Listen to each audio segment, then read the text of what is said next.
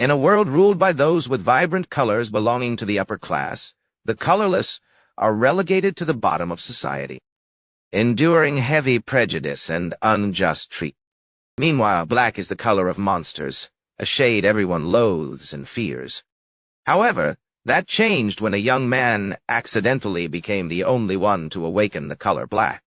Not only possessing a body, as hard as steel, so tough a monster's teeth would shatter upon biting it, he also awakened a skill. The great soul-absorbing art, capable of draining the colors of others. A hard counter skill that turns all those high-class elites into his prey. Originally a black person, a colorless person.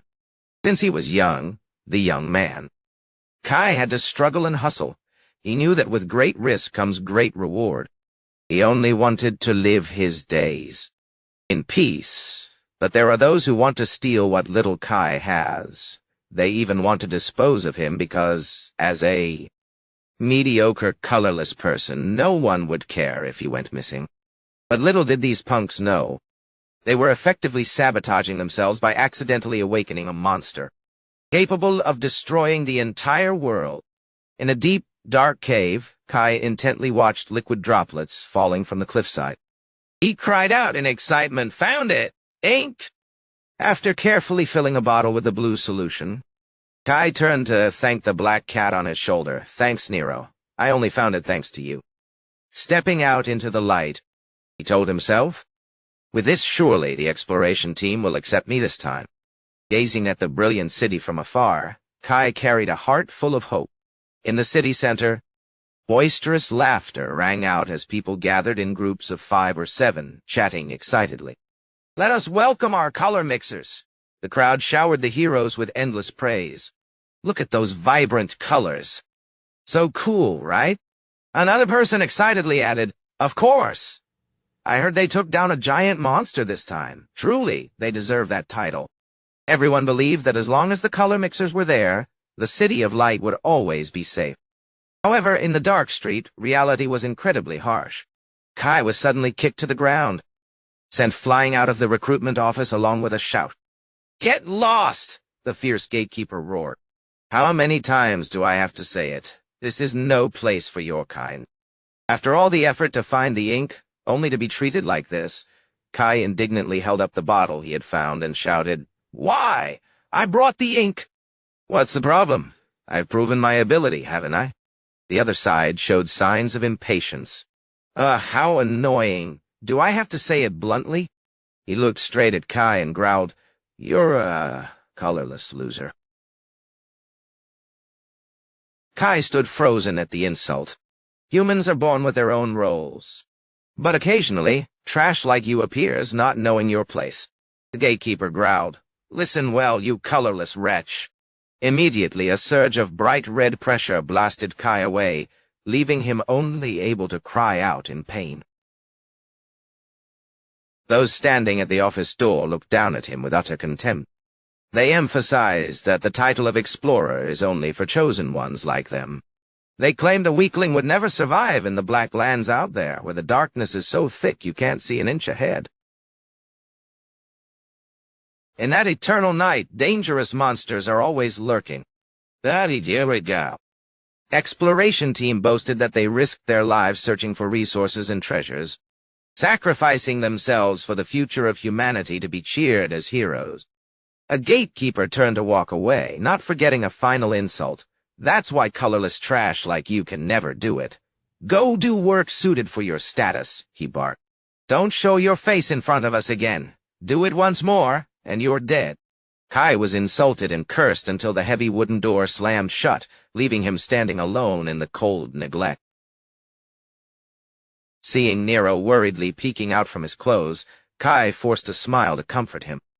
"It's okay, Nero. There are plenty of other places to try. I'm used to this." His eyes suddenly blazed with resolve. He told himself, "I will definitely become the best color mixer. I promised, didn't I?" Kai quickly urged Nero back into his shirt to avoid being spotted by others. He walked through the streets, telling himself he'd try his luck elsewhere. "I won't give up. I must persevere to the end." From above, A mysterious blue-haired man was silently observing Kai without the boy knowing. Kai stopped in the middle of the crowded street, taking out his notebook to check the next locations on his journey. Crossing off the last names in the notebook, he sighed in disappointment. Not here either, and not this place. Are they all dead ends today? After visiting a series of places with no luck, there was no other choice. He dejectedly trudged back to Mary's mechanical workshop. Stepping through the door, Kai spoke wearily. "Mary, I'm back." Mary, busy with her work, gave Kai a bright, welcoming smile. "Come in quickly. Why do you look like that? Failed again?" Kai could only nod in admission. "Yeah, something like that." At the same time, Nero the cat crawled out from his shirt, making Mary exclaim, "Nero too?" Mary felt angry on behalf of her friend. "Those people are truly blind. You're stronger than those average explorers." Kai sadly replied, "They won't accept a colorless person. What can I do?" Mary remained unconvinced. She insisted he was capable enough since he had successfully retrieved items from the Black Lands. But Kai remained humble. That was only possible thanks to Nero's help. Exhausted after a day of failure, he sluggishly took out the blue ink bottle and handed it to her. "Anyway, I got this for you." Mary cried out in delight. "Thanks! I'll pay you handsomely." As she poured the ink into the machine, she complained about the current ink shortage, calling it a disaster while prices continued to skyrocket.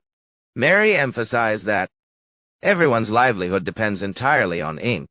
Mary suddenly remembered something and asked seriously, "Kai, have you thought about what I said the other day?" Seeing Kai still hesitating out of fear, she slammed a notice onto the table and shouted, "This is a great opportunity!" It was an application form for an S-rank exploration team. Kai stared at the paper in shock. An S-rank team? I thought I'd obviously fail, so I never dared to apply. Doubt swirled in Kai's head. Would his strength be enough to survive in such a place? But Mary interrupted his thoughts with sincere encouragement. "Kai, this is a great chance. Give it a shot. I heard they value ability. Maybe they'll recognize you." She looked him in the eye and reminded him of his burning dream. "You wanted to become a color mixer. You've said so since we were kids." Memories of childhood days standing in the rain came flooding back. Mary affirmed firmly, "We will always support you, no matter what you do." Her words made Kai's eyes light up once more with determination. He had been discouraged by the lack of respect, but hearing his friend's encouragement, Kai smiled resolutely. Now isn't the time to be picky. Holding the Dawn Exploration Team application firmly, he waved goodbye to Mary. "Thanks, Mary. I'll head over now." Mary smiled and waved back. "Yeah, be careful." Walking through a deserted alley, Kai told himself.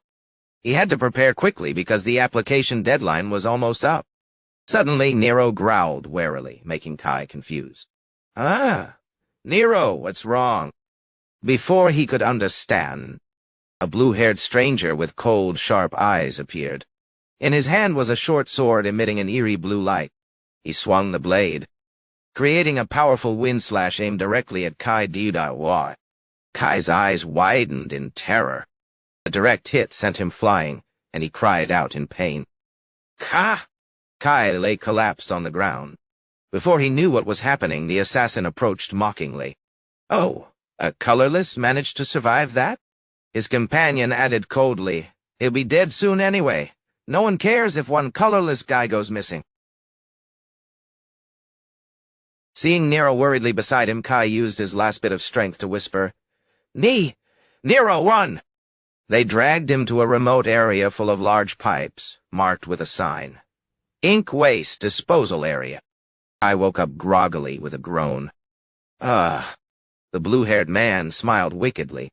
"Oh, you're awake. Unfortunately, you're being thrown down there since you're still alive." He dragged him to the edge of a pit filled with ink waste. A deadly solution formed when all ink colors are mixed together. He explained that this stuff is extremely dangerous. Anyone who falls in will vanish without a trace.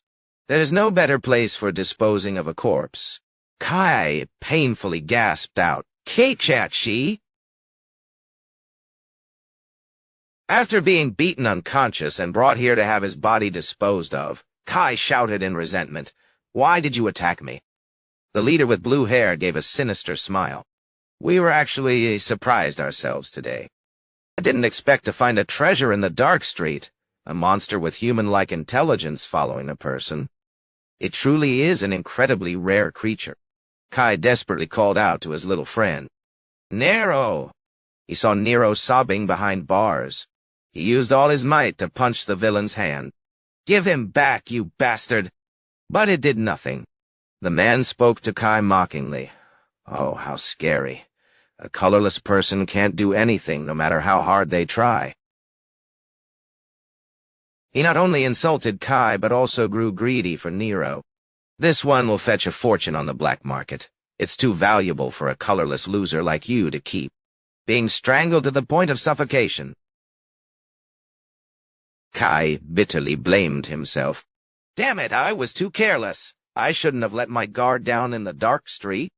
He realized with resentment that he was always discriminated against and despised, but he couldn't accept them stealing Nero, his only family. Rage exploded. Kai stared with hatred. "You bastards!" The moment Kai touched the opponent's hand, a strange black mist suddenly appeared. The blue-haired man's face paled in terror. "What is this? Something is pulling me in." Kai's entire body was covered in a terrifying black aura, making the man scream in disgust. How gross! He hurriedly shoved Kai away, sending him falling straight into the ink waste pit, then coldly brushed his hands. Well, that's that. Ignoring Nero's heart-wrenching cries, they laughed triumphantly. "We're rich now. Let's get to the black market." They turned and left, taking Nero without a second thought. In the deep darkness of the waste pit, Kai felt himself sinking. His only thought now was to save Nero, but his body was completely paralyzed, unable to move at will. He wondered, is this really how it ends? In such a senseless way? Between life and death, images of Marian memories with Nero flashed by. No, I still have that promise from that year. In the dark space, a mysterious voice echoed in Kai's head. "Kai, why are you just standing there? What the hell are you doing?" He wondered in confusion. Who is that? The voice urged him on. "Rise up. Do what you can. Do you plan to end it like this? Don't hesitate. Save Nero immediately." In his consciousness, Kai saw a figure beckoning him to accept his true power. His eyes suddenly blazed and the voice roared. "Take back your color!" A pitch-black energy exploded. A hand reached up powerfully from the bottom of the deep pit. Kai found himself standing in a strange, white void. He wondered in shock. What just happened? I was in the ink. Looking at his hands, now stained black, he tried to search his memory. I don't remember anything after that. More importantly, who am I? Drifting through thoughts, struggling with his identity and purpose. Suddenly, Nero's familiar cry echoed, snapping Kai back to reality. Seeing the two bastards carrying Nero's cage in the distance, he realized his only goal right now. "Nero, are you there?" "That's right. I have to save Nero." Kai's pitch-black hand reached out instantly. A massive pillar of ink erupted from the pit like a cyclone. The two assassins recoiled in terror. What is this? What the hell? They couldn't believe their eyes as all the ink in the pit vanished in an instant. From the black smoke, a terrifying figure stepped out, making them tremble. Then, something unidentifiable lunged out. The blue-haired man's eyes widened in horror, cold sweat pouring down. "No, it can't be. Is this a monster?" A giant hand of darkness lunged at them with terrifying speed. Until the moment they died, they never understood what happened to them. But I guess bad things happen to bad people, right? The scene was in ruins, with collapsed buildings and thick dust. A panicked witness shouted to a police officer. I saw it clearly. A hand this big suddenly emerged. It turned the whole area into a battlefield. The officer replied skeptically while taking notes. Yes, yes, I'm sure it did. Meanwhile, medics were carrying a gray, lifeless body on a stretcher. Standing nearby, Captain Red spoke up. Luckily, there were only 2 victims, right? The purple-haired girl with him, Eli added. Yes, both were B-rank explorers. Their reputation wasn't very good. She looked at the colorless corpse and wondered, I don't understand what could have happened to make them lose all their color, Captain. Red mused. That's important, but let's set it aside for now. We came here because of reports of a large monster appearing in the city. Recognizing their identities, the officer cried out in shock. Lord Color Mixer! Meeting a color mixer was like meeting an idol. He immediately bowed respectfully. It is an honor to meet you. I am in charge of the scene. Why would busy people like you come to the dark street? Captain Red replied calmly, Don't be tense. We just took a request to investigate the monster. I want to see the scene. Can you lead the way?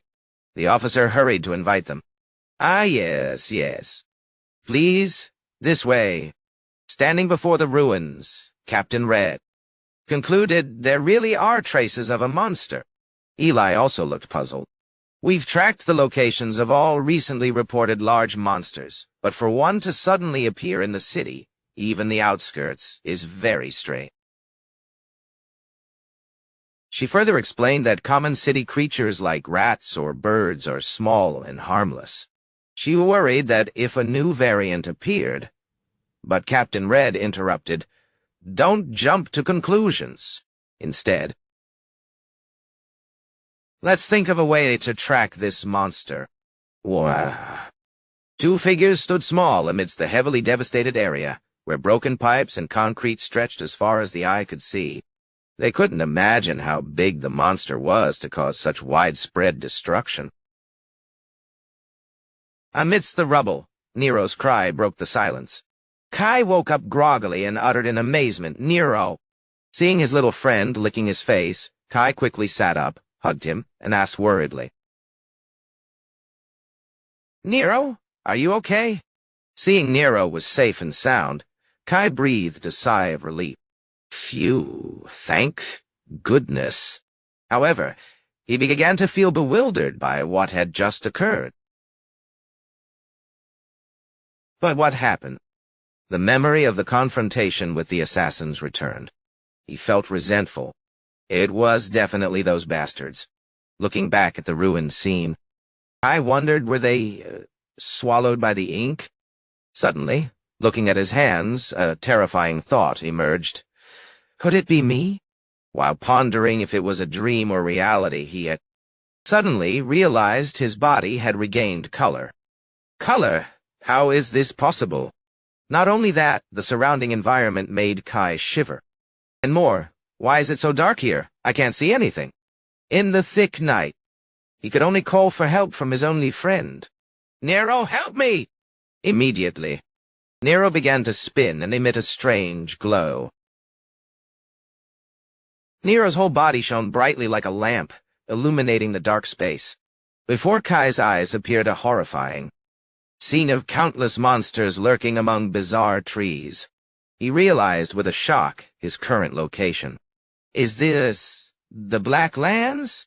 In the distance was the faint light of the city, while he stood in the middle of a black forest, a place where only B-rank explorers and above dared to set foot. Who brought him here? How was he still alive? While thinking and surveying the area, he suddenly shouted for Nero. He turned to find a way out because monsters had begun to surround them in the night. Nero glowed continuously to warn of danger, helping Kai dodged lethal attacks by a hair's breadth. He breathed a sigh of relief. Thanks, Nero. However, the darkness remained thick with countless lurking eyes. Nero transformed into a brilliant streak of light, guiding Kai up steep cliffs. While running, Kai wondered in amazement at the strange sensation he was feeling. Wow, what is this feeling? He noticed his body had become strangely light. Despite running continuously, Kai was full of energy and didn't feel tired at all. His speed and agility had reached an entirely different level. Kai felt power surging through his body as he made extraordinary leaps over chasms. Suddenly, a giant monster appeared right in his face, freezing him in his tracks. Kai realized in panic that there was no way back. Damn it, I'm going to die. He closed his eyes, resigning himself to fate before the jaws of death. But he forgot that he had leveled up tremendously. The monster intended to make a meal of him. But who would have thought it would bite down on a hand so hard that its teeth would shatter? I'm okay? I thought I was seriously injured. Kai stared at his feet and hands, telling himself in amazement, is this the power of color? Before he could celebrate and feel the power in his body, Nero immediately cried out a warning. Kai looked up and stood stunned before a massive silhouette looming toward him. It was a one-eyed monster with a pair of menacing long horns. Kai gasped in terror.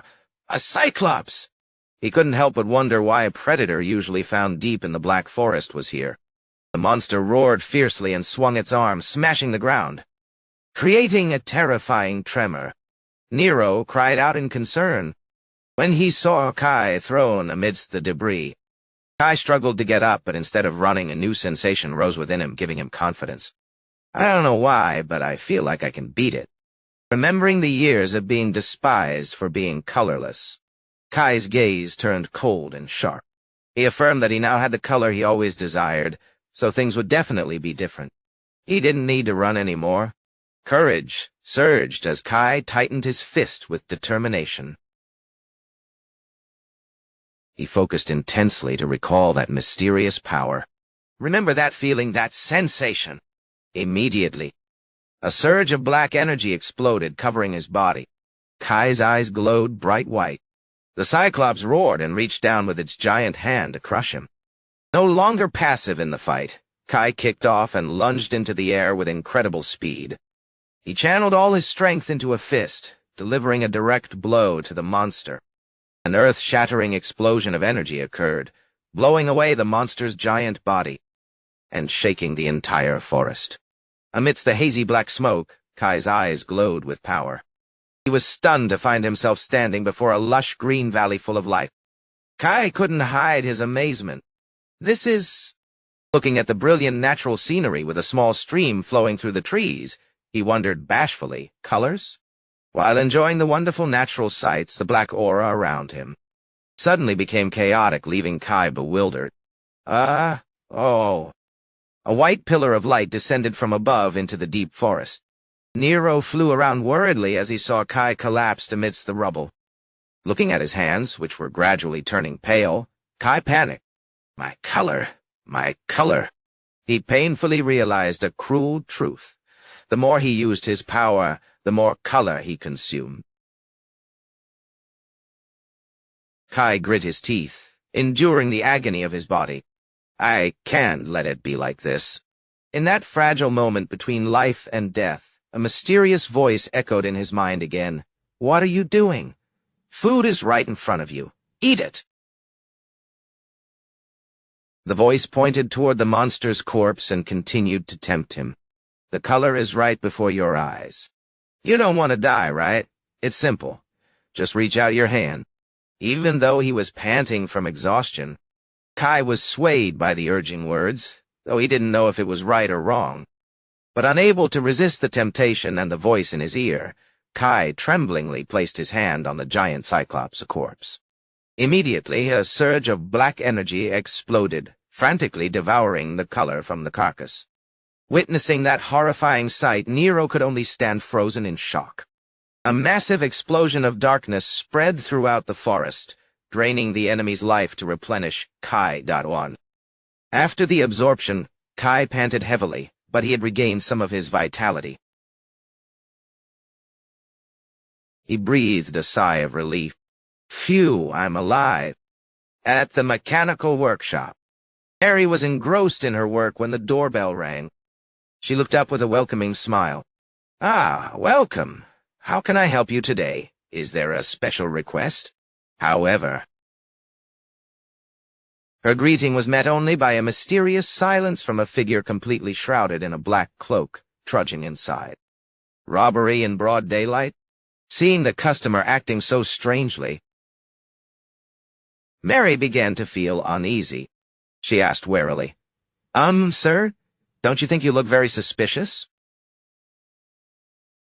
Realizing the figure continued to approach, Mary panicked, grabbed a large wrench, and shouted a warning, "Stop! Stop right there! If you take one more step, I'll shoot!" As the dark shadow suddenly closed in, Mary could only close her eyes and scream. But the stranger abruptly stopped and slowly pulled down the hood, revealing a gentle, smiling face. "Calm down, Mary. It's me." Knowing he had gone too far with the joke and scared his best friend, Kai scratched his head apologetically. "Sorry for making it so you almost didn't recognize me, haha." Mary stood frozen in shock. She stammered, "Kai?" After hearing Kai recount the entire story, Mary was so angry her whole body trembled. I am absolutely furious. I can't forgive those bastards." She brandished the tool in her hand indignantly. "They deserve to have their heads smashed with this hammer." Seeing his friend so agitated, Kai quickly calmed her down. "It's fine, Mary. I already got my revenge." Only then did Mary cool off. She sighed, looking at the wrench in her hand. "Yeah, that's true. I went a bit overboard, didn't I?" She looked at Kai with concern. "I was worried because I lost contact with you. I didn't expect something like this to happen. Anyway, I'm just glad you're safe." Kai smiled back. "Yeah, sorry for worrying you." However, she felt anxious for Kai. Surviving a fall into an ink waste pit and gaining a color was unbelievable. "But that black, that's the color of monsters. People will look at you with prejudice." Despite Mary's concern, Kai remained determined. He affirmed firmly, "That's in the past. What matters is I have a chance to become a color mixer." Kai decided to set everything aside to focus entirely on Thol. Recruitment exam for the Dawn Vanguard. He sincerely thanked Mary for helping him get back on time, then asked, "Could you lend me some clothes or spare gear? I promise to return them later." Though she complained it wasn't the first time, Mary still agreed with a smile. But consider this an investment in a future color mixer. She excitedly grabbed his hand and pulled him along. "Follow me! I happen to have the perfect gear for you." This friend is very thoughtful. It seems she had prepared for him in advance, right? Mary affirmed the new outfit would fit Kai perfectly. Donning the new attire, Kai and Nero headed straight to the exam site. It was a massive arena where thousands of people were crowding in. The atmosphere was thick with tension. The candidates around them couldn't hide their anxiety. "Phew, this is so stressful." "Why are there so many people?" Another tried to reassure themselves. "Don't panic, just stay calm. Competition this fierce would make anyone shake." They all carried the dream of joining the Dawn Vanguard, an S-rank team with the most impressive records for exploring the Black Lands. Everyone who came here hoped for a chance to shine and show their talent. Known as the Hope of the City of Light, this team gathered the most talented color mixers. However, Kai's greatest challenge was the array of powerful candidates gathered here. But the one stealing all the attention was Gale of the Windblade. He was judged as a guaranteed recruit thanks to his terrifying strength, capable of taking down hordes of crazed monsters alone. However, Gale was also infamous for his brutal personality, having been kicked off his old team for causing too much trouble. He didn't hesitate to use force to intimidate other candidates right on the spot, making them fearful and lose focus, draining their will to compete. This was a powerful psychological blow. Among the crowd, whispering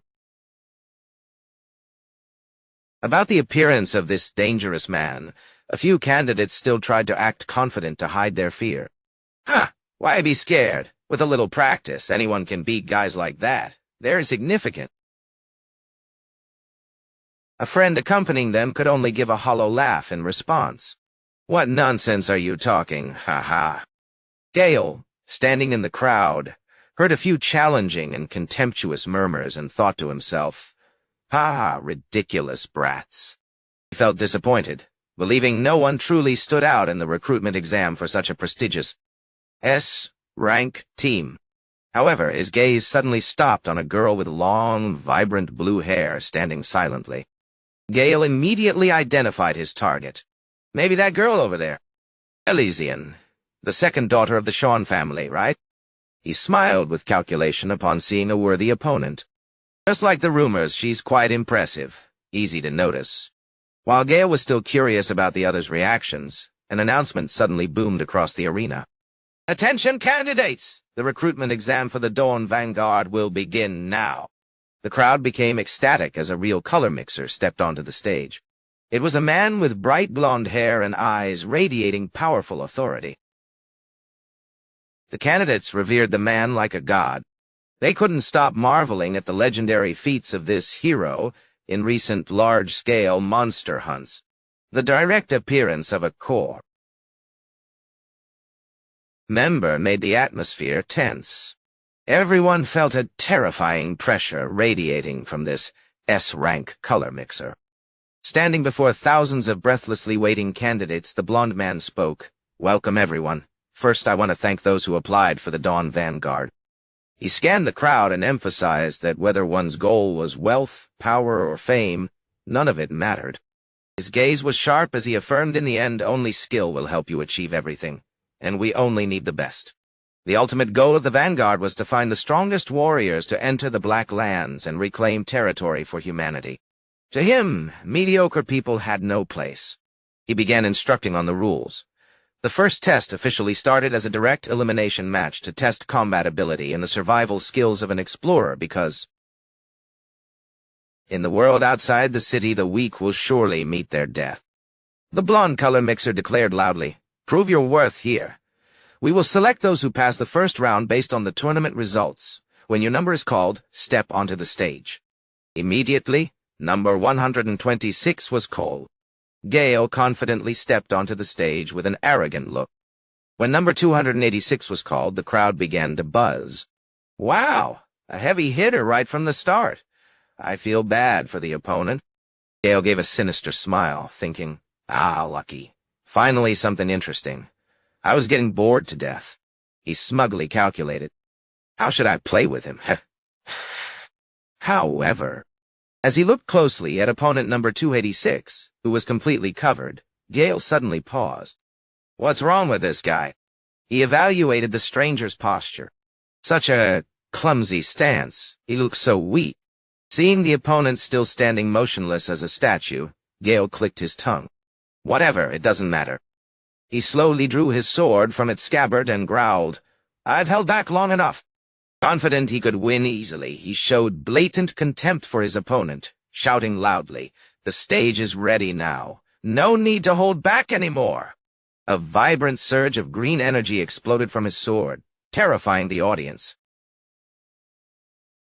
"Oh, what? It's the wind blade!" People couldn't help but marvel at his talent. To use a sword so masterfully at that age? Truly worthy of the name genius. With eyes glowing with killing intent, Gale challenged, "Ready yet? Try to block this. If you fail, I'll tear you apart." Gale stomped hard, shattering the arena floor, and lunged forward like a whirlwind dart. He swung a deadly blade path, creating sharp blue streaks of light aimed directly at the motionless young man. Gale closed in with terrifying speed,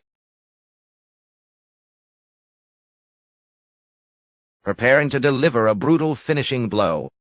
Kai threw a powerful direct punch that Gale couldn't react to in time. A shocking explosion occurred, sending the wind blade genius flying far away, to the utter astonishment of everyone. The crowd was stunned silent as they saw Gale pinned against the arena wall, forming a deep crater. That's the price for always acting arrogant and looking down on opponents. Now he has to swallow a bitter pill, right, everyone? Gale lay collapsed amidst the rubble, his whole body battered after just a single blow. He felt resentful, unable to understand how this could happen to a genius like him. Meanwhile, Kai also looked at his hand in shock and told himself, "You startled me by suddenly accelerating like that, causing chaos everywhere." Terrified whispers broke out across the stands. "Wait, is something wrong with my eyes? Black?" They panicked as they realized the anomaly. Black is the color of monsters. Both Captain Red and Eli were stunned by this unprecedented sight. Eli couldn't believe her eyes. She wondered if a human could possess that color, and if the power of black was what defeated Gale in the blink of an eye. They were reeling, wondering if this was a human or a monster. Kai stood alone in the middle of the stage, his legs still shrouded in a pitch-black mist. Seeing the strange attitude and terrifying silence of everyone, he began to feel flustered. Why are they reacting like that? Kai worriedly asked himself if he had done something wrong to make everyone look at him with such dread and prejudice. The competition continued. His opponents took the stage one by one. On the stage, Kai's opponent panicked, backed away, and shouted, "Don't come near me!" He swung his staff to summon a giant rock and hurled it forward, but Kai continued to trudge toward him. The man screamed in desperation, "I said, don't come closer!" Why isn't it having any effect? Despite the attack, Kai dashed through the stone fragments and delivered a powerful strike, sending the opponent flying along with a cry of pain. The announcement boomed across the arena. Winner number 286. Kai continuously took down subsequent opponents in a flash, making the referee repeatedly call out his name to the audience's amazement. Observing from high above, the blonde color mixer mused to himself, "This kid seems promising, the most outstanding of this bunch." After a period of observation, Kai had caught his eye. He noted that Kai was the first to possess such a strange black color and affirmed that rumors would spread quickly. "This is our chance to recruit him first." Then Captain Red appeared. Those around him hurried to bow. When asked why he was there, Red casually replied, "Just passing by," mentioning the previous monster investigation. Red sighed and admitted, that. No progress at all. It's a real headache. Finding that mysterious monster is harder than reaching the heavens. A total dead end." Seeing this, the judge excitedly introduced the new talents. "We can expect good results this time, sir." He emphasized that besides the young lady of the Shawn family, there was an extremely special candidate. Looking down at the stage, Red gasped, "Black?" The judge smugly continued, "I knew you'd notice. He even defeated a top candidate and is showing overwhelming performance." He believed that with this strength, Kai would definitely be recruited. Witnessing the familiar scene, Eli asked suspiciously, "Captain, could that kid be?" Red mused and confirmed, perhaps. A new color appearing right after that strange incident. It's too much of a coincidence. Watching from above, the color mixer thought to himself, "For now, let's just keep watching." They already had certain suspicions regarding Kai. As for finding the cause, we'll have to wait for an opportunity. Down on the stage, Kai stared at his hands, unable to hide his excitement over the streak of consecutive victories. He realized this power was incredible, and felt confident that becoming a color mixer was certainly possible. However, before that, he also had a failure. Drawing a lesson, Kai also silently reminded himself, "But I need to be careful. If I overuse the power like last time and suddenly lose my color, I'm finished." Suddenly, a violent ice explosion occurred right beside him, startling Kai. Stepping out from the cold mist was the girl with candidate number 17. Elysian.battle.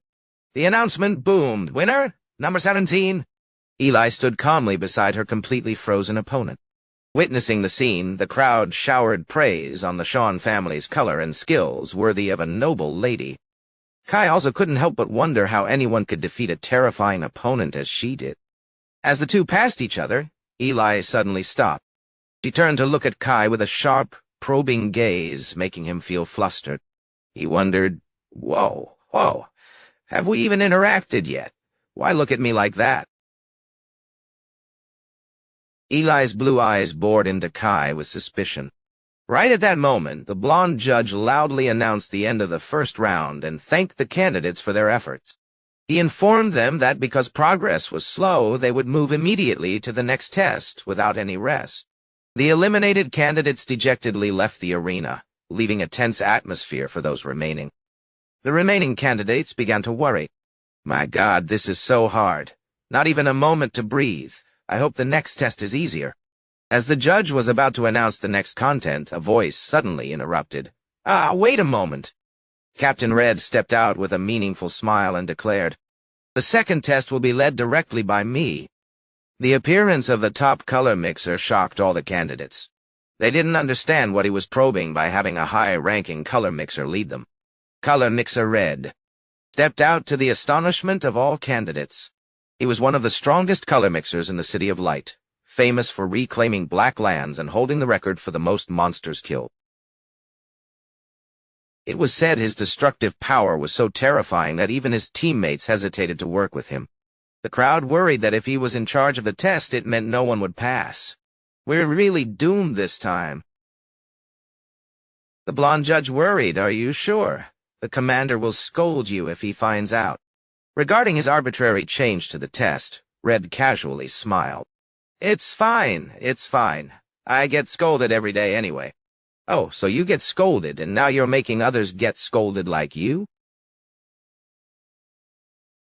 He turned to the candidates and declared, "The test is very simple." Red growled, "You just need to endure." Immediately, an earth-shattering surge of firepower exploded from his body. The heat waves swept through, terrifying the candidates. Red began to shroud each person in a glowing sphere of fire. To everyone's bewilderment, he explained, I am recreating the environment of an area I once went through. It's quite hot.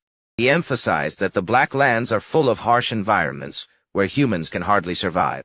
To Red, this challenge was merely a warm heater. He looked coldly at the crowd. Simple, right? Just endure the heat and you pass. But if you can't handle this, then from the start you weren't qualified to be explorers. Having just endured the color mixer's warm heater, the extreme heat made candidates scream. Too hot. You call this a warm heater?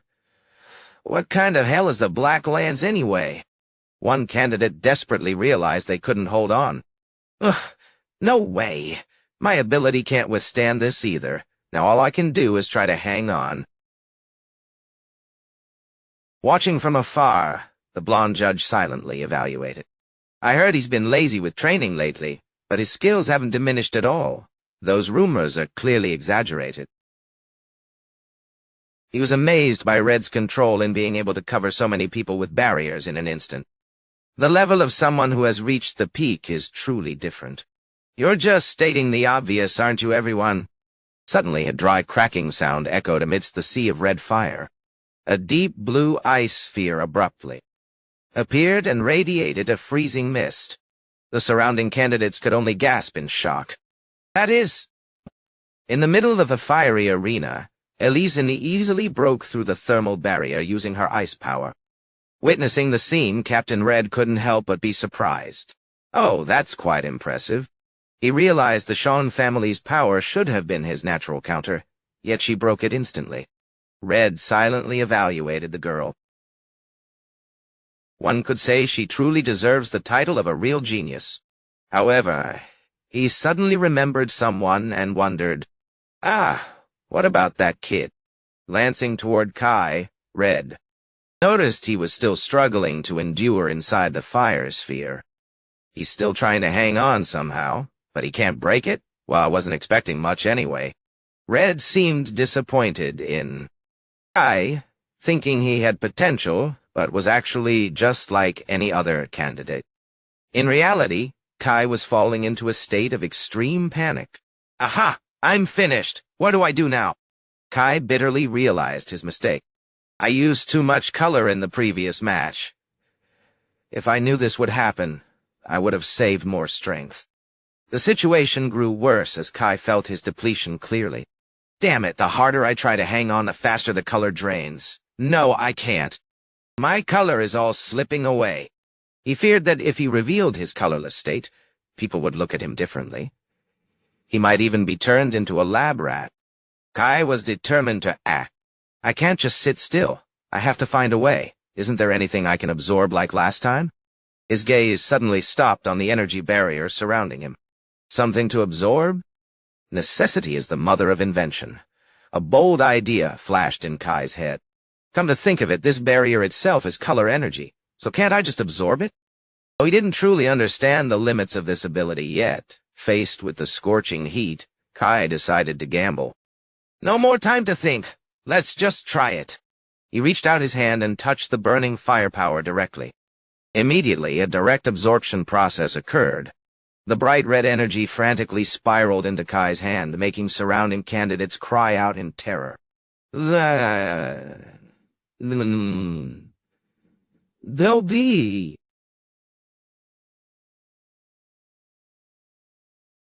Scene became chaotic with intertwined red and black streaks of light. Kai stood at the center of the energy explosion, leaving everyone stunned. What is this? What the hell is going on? Both Captain Red and the blonde judge were frozen by the unprecedented sight. After a moment of silent observation, Red broke into an excited smile. Looks like we've encountered a real madman this time. Red hadn't expected Kai to surprise him like this. Kai stood tall in the middle of the stage, his hands burning with a powerful black and red energy. The entire arena fell into a breathtakingly silent space. Every eye was fixed on the young man with candidate number 286. Kai began to feel flustered by the crowd's reaction. He broke into a cold sweat and told himself, this isn't going as planned. Looking at the stunned faces, he secretly worried, damn it, I've drawn too much attention. For Eli. This exam held immense importance. Amidst the crowd's amazed whispers about the appearance of an unprecedented black color, she silently vowed to prove the strength she had trained for so long for her family's reputation. Looking at Kai, people couldn't help but wonder in shock if that was truly a color a human could possess. Even if it was just a faint feeling, Eli couldn't suppress the rising unease. Since she was little, she had been taught to always be the best, and absolutely never allow herself to be inferior to anyone. Today, meeting a formidable opponent like Kai put her under pressure, the burden of her clan weighing her down. Eli told herself she couldn't let her older sister be disappointed, but she also had to admit that Kai was truly strong. Witnessing his powerful strikes, Eli realized that even if she fought seriously, she might not necessarily win. She felt a strange power from Kai, something that couldn't be explained by normal logic. Looking at Kai's back shrouded in black smoke, Eli wondered. But she quickly brushed it off and encouraged herself. When I fight Kai later, the result will be different.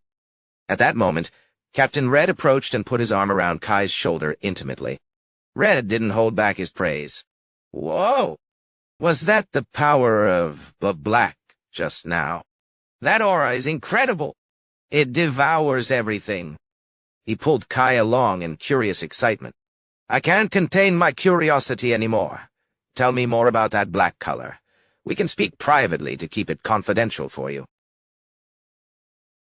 When Kai worriedly asked about the exam results, Red casually affirmed, don't worry. At this level you've passed. I'll handle it. Kai was stunned with amazement. He didn't expect becoming an explorer would happen so quickly. Suddenly the blonde judge shouted from behind, Hey!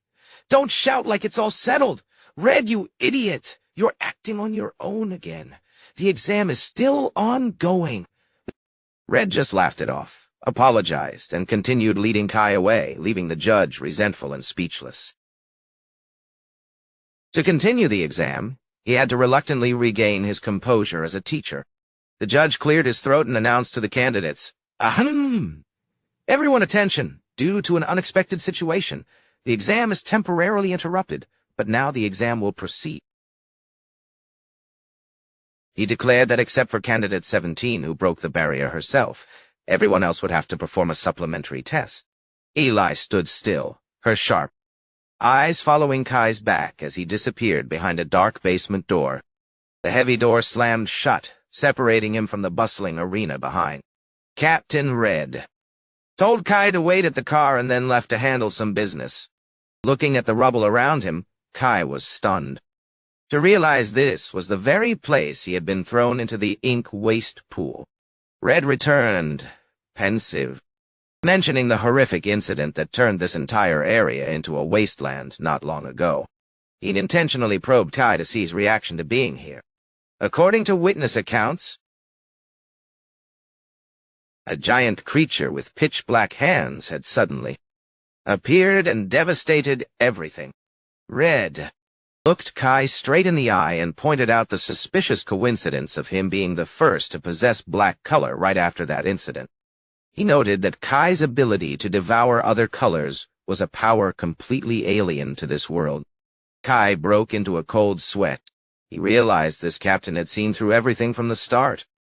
The thought of running flashed in Kai's mind, but he quickly understood he could never escape the hands of a man honored by the whole city as a hero.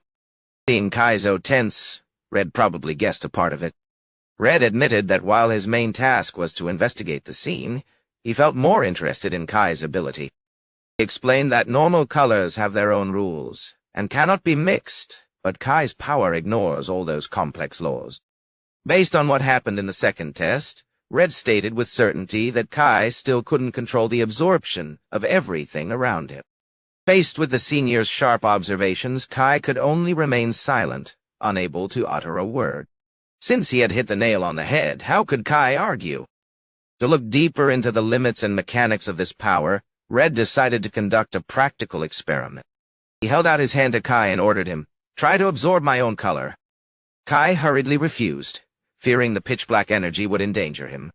However, Red only laughed at the rookie's worry, and affirmed he was too green to worry about someone like him. Red spoke in a low voice, warning that black is the symbol of the Black Lands, an evil force that specializes in devouring all things. He also didn't forget to remind him that allowing such a dangerous and uncontrollable ability to exist was unacceptable, as it could shake the very foundations of the City of Light. He revealed a terrifying secret. Though people don't know it yet, humanoid creatures still exist out there. Red's eyes glowed with a threatening light as he looked at Kai. "If you face them, Kai, in the worst-case scenario, we might have to deal with you right here." Kai felt a chill, but remained firm. "I understand. Fine. Let's try it." He reached out and gripped Red's arm, not forgetting to remind him, "But if anything happens, it's not my fault, okay?" Because in reality, he still hadn't mastered or controlled that power as he wished. The moment the two energies touched, a terrifying impulse erupted, shrouding both in a thick mist of energy. Red's firepower began to pour into Kai's body, making him scream out in agony. Own deep pain set in, sending Kai into a total panic. "So hot! Stop! Stop now! Damn it, I can't control it anymore!" He felt like boiling lava was rushing through his veins, burning every cell from the within. Power. The pressure from the captain was overwhelming, leaving Kai completely subdued. He realized with a shock. This staggering power. So this is the color of red. The man known as a hero? A heat like lava that melts everything it touches. It's truly terrifying. Standing at the epicenter of the sea of flames, Red calmly observed and silently evaluated. It was absorbing him incessantly, as if it were starving.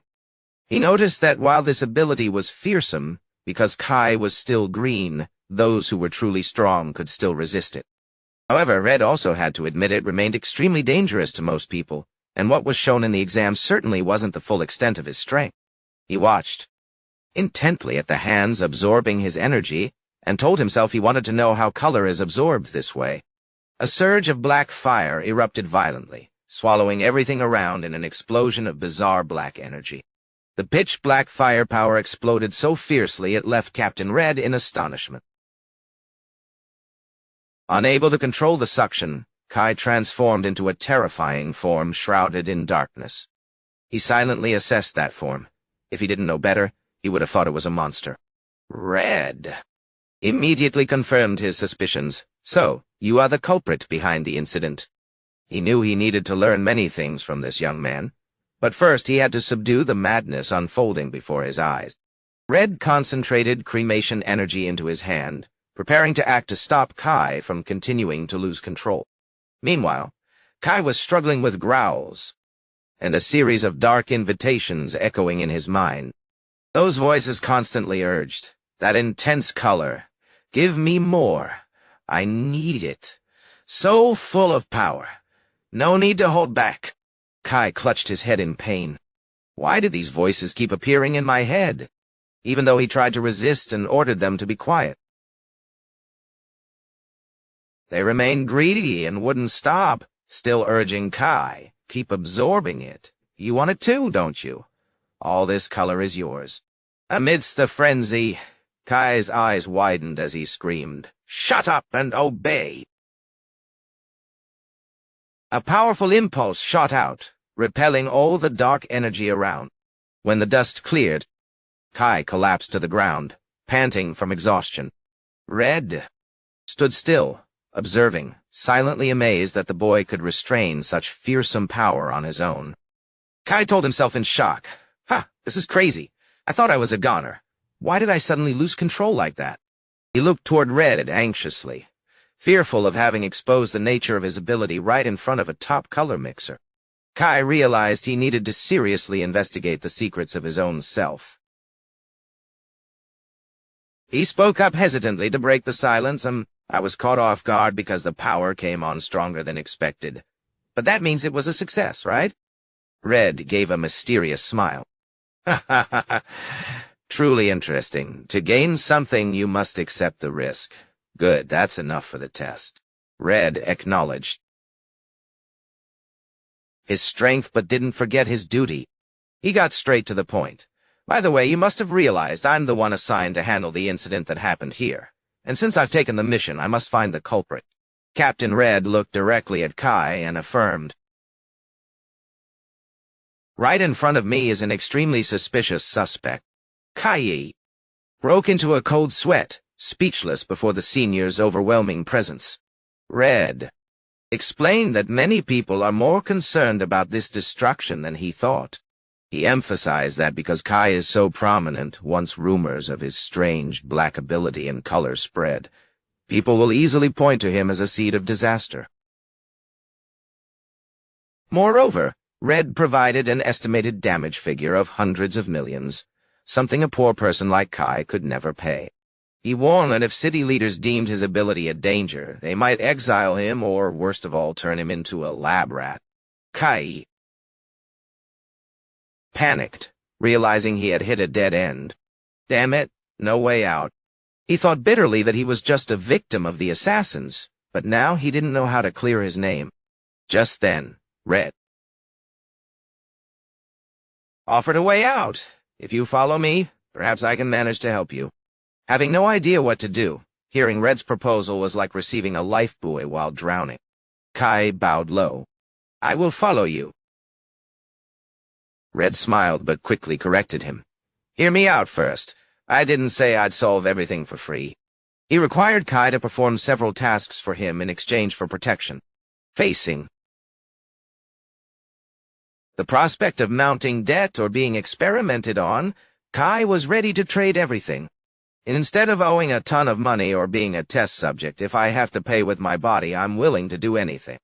He gave a forced smile and committed, yes, of course. I'll do anything you need. Red smirked mysteriously at his eagerness. Oh, everything. Kai was like a bewildered lamb lost from the flock, looking out the window of the exploration ship as it crossed the wasteland. Kai told himself emotionally, I've never been this far before. The engine roared loudly as the giant ship glided over the arid land. This is my first step as a pioneer. Suddenly, Gale spoke up, shattering his train of thought. Hey, you black-haired kid. He looked clearly annoyed. Seriously? You're getting on my nerves. Stop that stupid act and sit down. Got it? Kai silently observed his new teammates sitting opposite him. He realized the work of a pioneer was exactly what he expected. But having to be on a team with these people made him unable to believe his eyes. Is this really happening? It used to be just a dream. Now he was doing what he wanted, except his teammates weren't as friendly as he thought. It all started with Captain Red's offer not long ago. He had chosen an unexplored area and affirmed, "I'm going to need your help." Seeing Kai's worried face, Red laughed to reassure him. "Don't make that face. You're not going alone. Don't worry too much." He explained that all rookies would participate, and Kai was just one of them. Red announced the company would soon release the plan for this expedition. Specific details would be announced later, just don't be late. Before turning away, he warned sternly, "And remember to show up at the appointed place, understood?" Red was enthusiastic about having him go, though it was unclear if he wanted to support him or had some other scheme. Back to the present, when Kai stepped onto the ship, Eli and Gale were already waiting there. He understood that Red's previous intervention had messed up the initial testing process. Therefore, to ensure fairness, all other candidates were given an extra chance. That's how the others passed the supplementary test to be on this trip, especially Eli, the highest scorer, who personally requested to join Red's team. To prove her strength. Standing opposite Kai, Gale radiated killing intent and gritted his teeth in resentment. "I can't believe I suffered humiliation because of that kid." Still unable to swallow the bitter defeat, he gritted his teeth and told himself, "I was only careless for a second. Don't look down on others like that, pal. There's always a higher mountain." He glared at Kai threateningly. "Next time, don't expect to be that lucky again. When this expedition ends, you just wait. Be prepared then." "Yeah?" Gale smugly asserted that if Lavin weren't standing right behind him, he would have crushed Kai on the spot. However, Eli coldly threw a wet blanket on him. "Forget it. Either way, you'll just lose to him again. You're just wasting your breath. Kai is far beyond your level." Gale could only blurt out in shock, "What?" Kai wondered in confusion if Eli was on Gale's side, but she suddenly declared, "And I'm the one who will fight Kai first." To Kai's astonishment, Eli affirmed that the two had reached an agreement through eye contact. Earlier, she turned to Gale with a sharp gaze. "If you've lost, just be quiet and wait your turn." Standing between two rivals full of killing intent, Kai could only break into a nervous sweat. "Ugh, I don't know if this is okay. Why did I have to open my mouth? Now I've offended both of them." The exploration ship glided powerfully over the darkening sea, gradually, leaving the city lights to head straight into the Black Lands. Stepping onto the pioneer outpost, Aurora, Kai was overwhelmed by the bustle and scale of the place. He silently compared it to his previous solo trips. "When I came to the Black Lands last time, I always prepared alone. I had no idea SRANK companies worked on such a large scale. The supplies, infrastructure, everything." While he was absorbed in observing, Kai was startled by a hand gently poking his cheek. "What are you thinking about?" Recognizing his close friend, Kai cried out in joy, "Mary, you're here?" Mary replied with a smile, "Hee, of course. I have to be here for Kai's first mission," the best friend said while opening her coat to reveal. The black cat curled up. "Nero is here too, Kai." Kai took his little friend and sincerely thanked Mary for taking care of him. Mary shared excitedly that this was a great opportunity for her to show off her skills and gain experience at a prestigious company like Aurora. Suddenly, a loudspeaker announcement echoed across the base, requesting everyone to gather to prepare to enter the Black Lands as planned. Kai hurriedly handed Nero back to his friend. "I have to go. Take care of Nero for me." Mary grabbed Nero and smiled reassuringly. "Don't worry." Mary was anxious as her friend went on his first mission without experience. She warned, "Don't do anything reckless." Kai smiled and waved goodbye. "See you later." Mary hugged Nero and gently comforted him. "Nero, don't be sad." Suddenly, the black cat broke free from her arms and dashed away. Mary screamed in shock, "Nero!" She watched in horror as Nero slipped into Kai's shadow and disappeared completely. Mary could only stammer in shock. "Huh? What is happening? Kai, wait!" Unable to call out to tell her friend the cat had followed, Kai merged into the crowd of explorers, telling himself it wouldn't be a big deal, right? Ahead of them was the border outpost, the place separated from the deadly black lands. An orange-haired female commander gave a loud order, "Get ready. We are about to enter the black lands." She emphasized to the whole team, "Remember, safety is always first." According to scout reports, unknown dangerous creatures have appeared in Sector 21. Even the carcass of an A-rank creature was found. This is proof of the extreme harshness of this place. Commander Arancia required everyone to stay vigilant. Just then, a subordinate rushed up to report to her. Seeing his serious face, she asked, "What's wrong?" The soldier stammered, Team Leader Red is leading the rookies elsewhere. They left the formation without permission." Arancia's eyes widened in rage at her colleague's lack of discipline. He always works according to his whims, leaving everyone in a passive state like this. Red has a bit of a weird personality, doesn't he? The soldier reminded Arancia that she was currently the only one in command here. Arancia clutched her head in exhaustion. "Ah, him again." The soldier pleaded, "Please, Senior, just as long as you bring the rookies back safely." Meanwhile, at a dark and treacherous mountain pass, Red was quietly leading Kai, Eli, and Gale deep inside. Noticing something unusual, Gale spoke up. "Team Leader, it seems our team is going elsewhere. The whole team knows the itinerary has changed from the original plan." Kai asked Captain Red worriedly, "Is this journey really safe?" Red calmly explained that their destination was very special, and that the group currently consisted of promising rookies. Kai wondered why Gale and Eli were coming along when he thought this was a private mission. Gale snapped, "You think I'd let someone like you go ahead?" Eli also coldly affirmed she didn't want Kai to enjoy all the benefits of Red's training.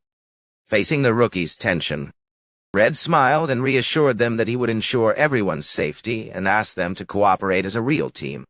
Hearing the senior, the rookies fell silent and stopped arguing. They focused on the goal ahead. The group began to go deep into the dark black lands, where monsters constantly lunged out to attack from all sides. Eli swung her ice sword, creating sharp slashes that took down enemies in an instant. She realized the harshness of this place as the air was stifling and monsters appeared non-stop. Completely different from a normal training session. Eli checked her energy measuring device and reminded herself to calculate carefully so as not to run out too early. She silently determined not to let herself be left behind by Kai. Observing Kai standing by a monster's corpse, Eli suddenly asked why he didn't use any items, even during the previous recruitment exam. Kai awkwardly admitted that because they were too expensive, he had never owned or used one. Instead, he believed he could overcome everything with his own strength. He would rise from nothing because he was so poor. Gale, standing nearby, was shocked by the fact that Kai had never used an item.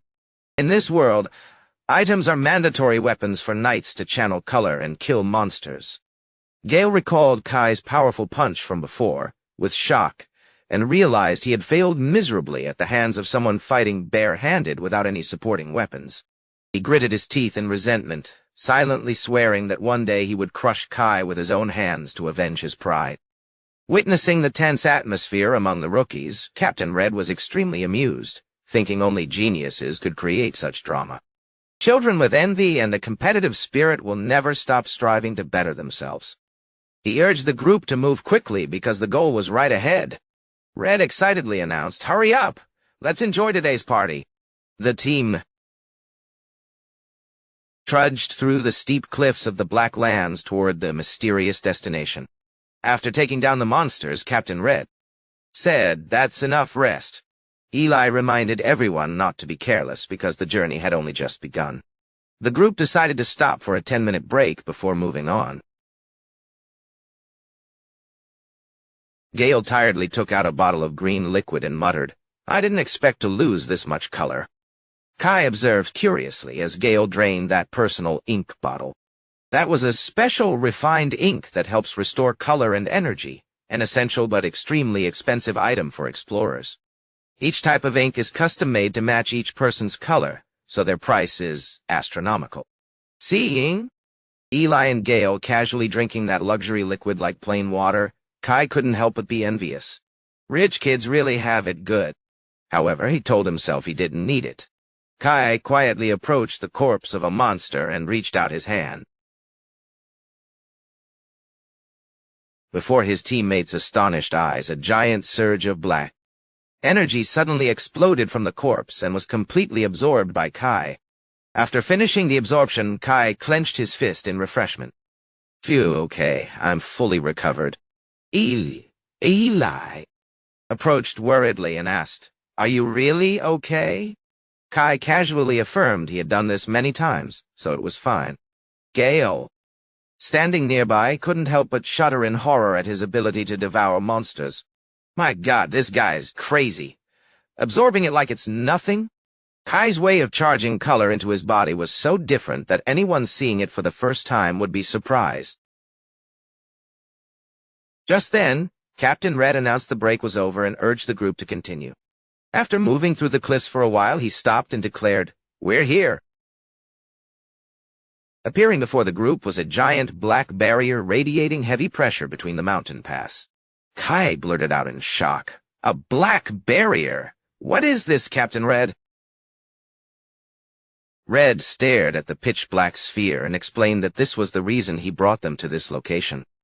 He began to accumulate a glowing surge of fire energy in his palm and coldly ordered, "See for yourself." Captain Red launched a powerful blast of fire aimed directly at the black sphere.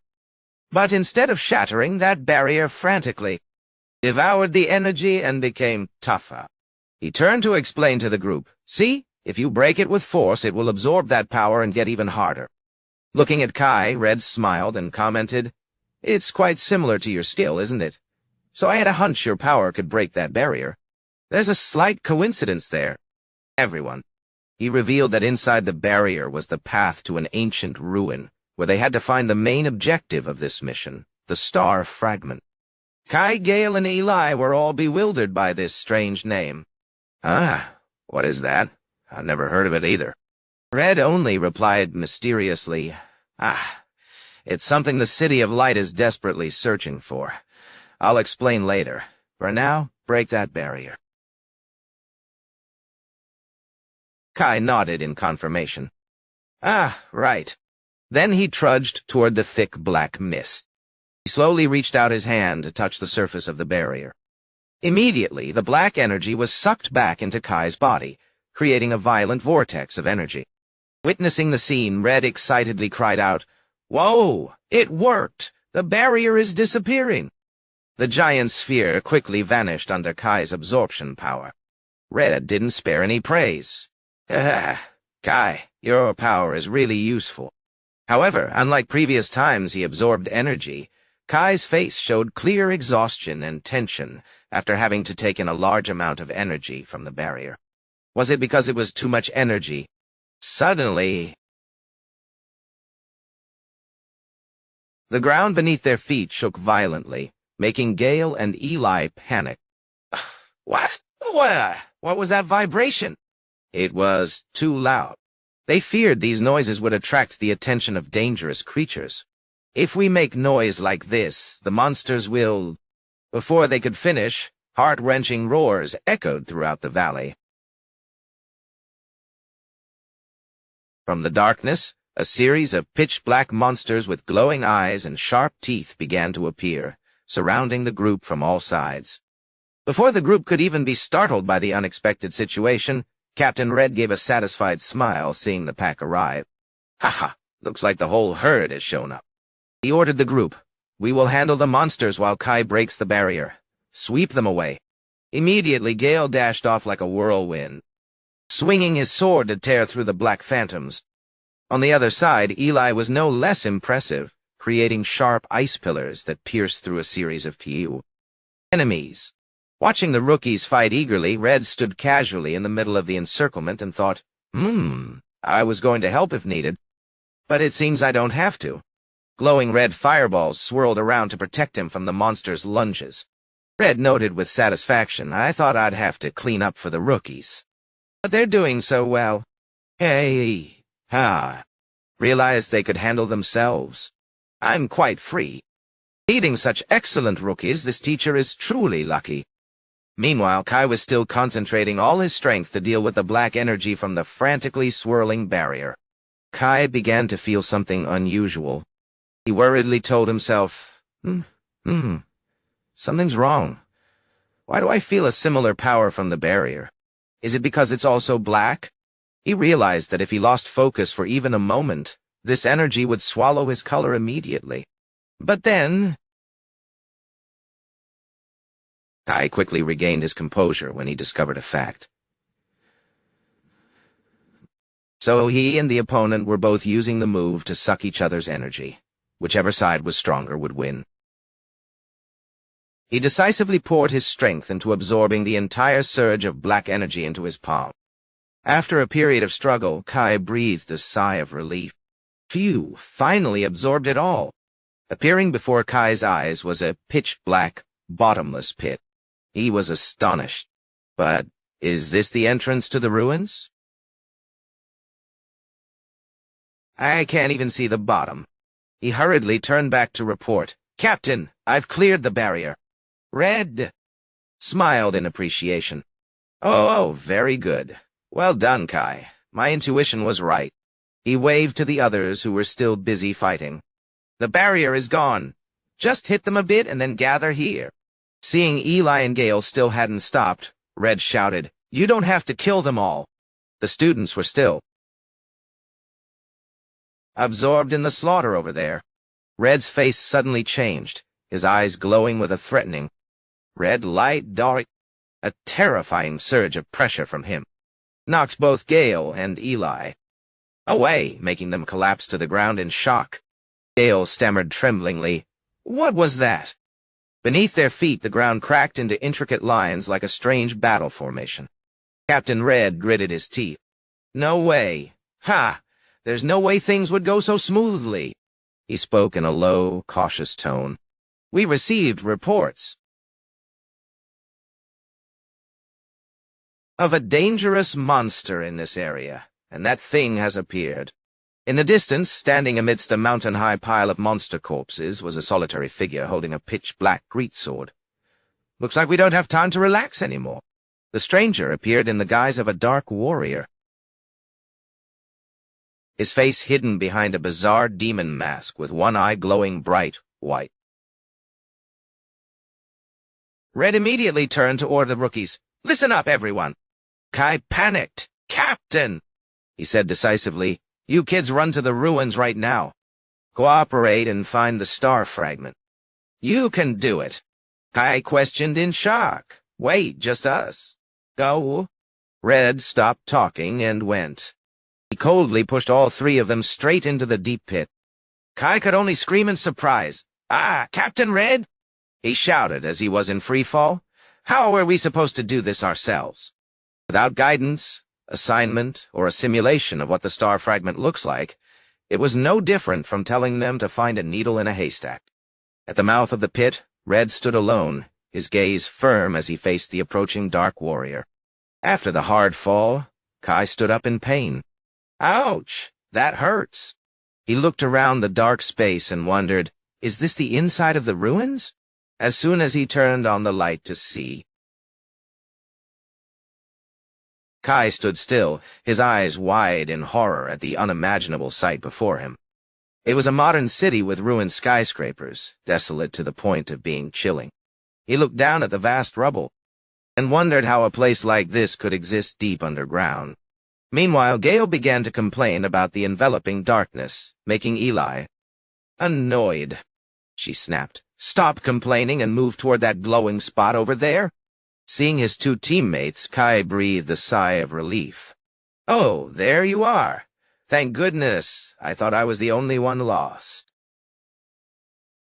The three bats finally found each other.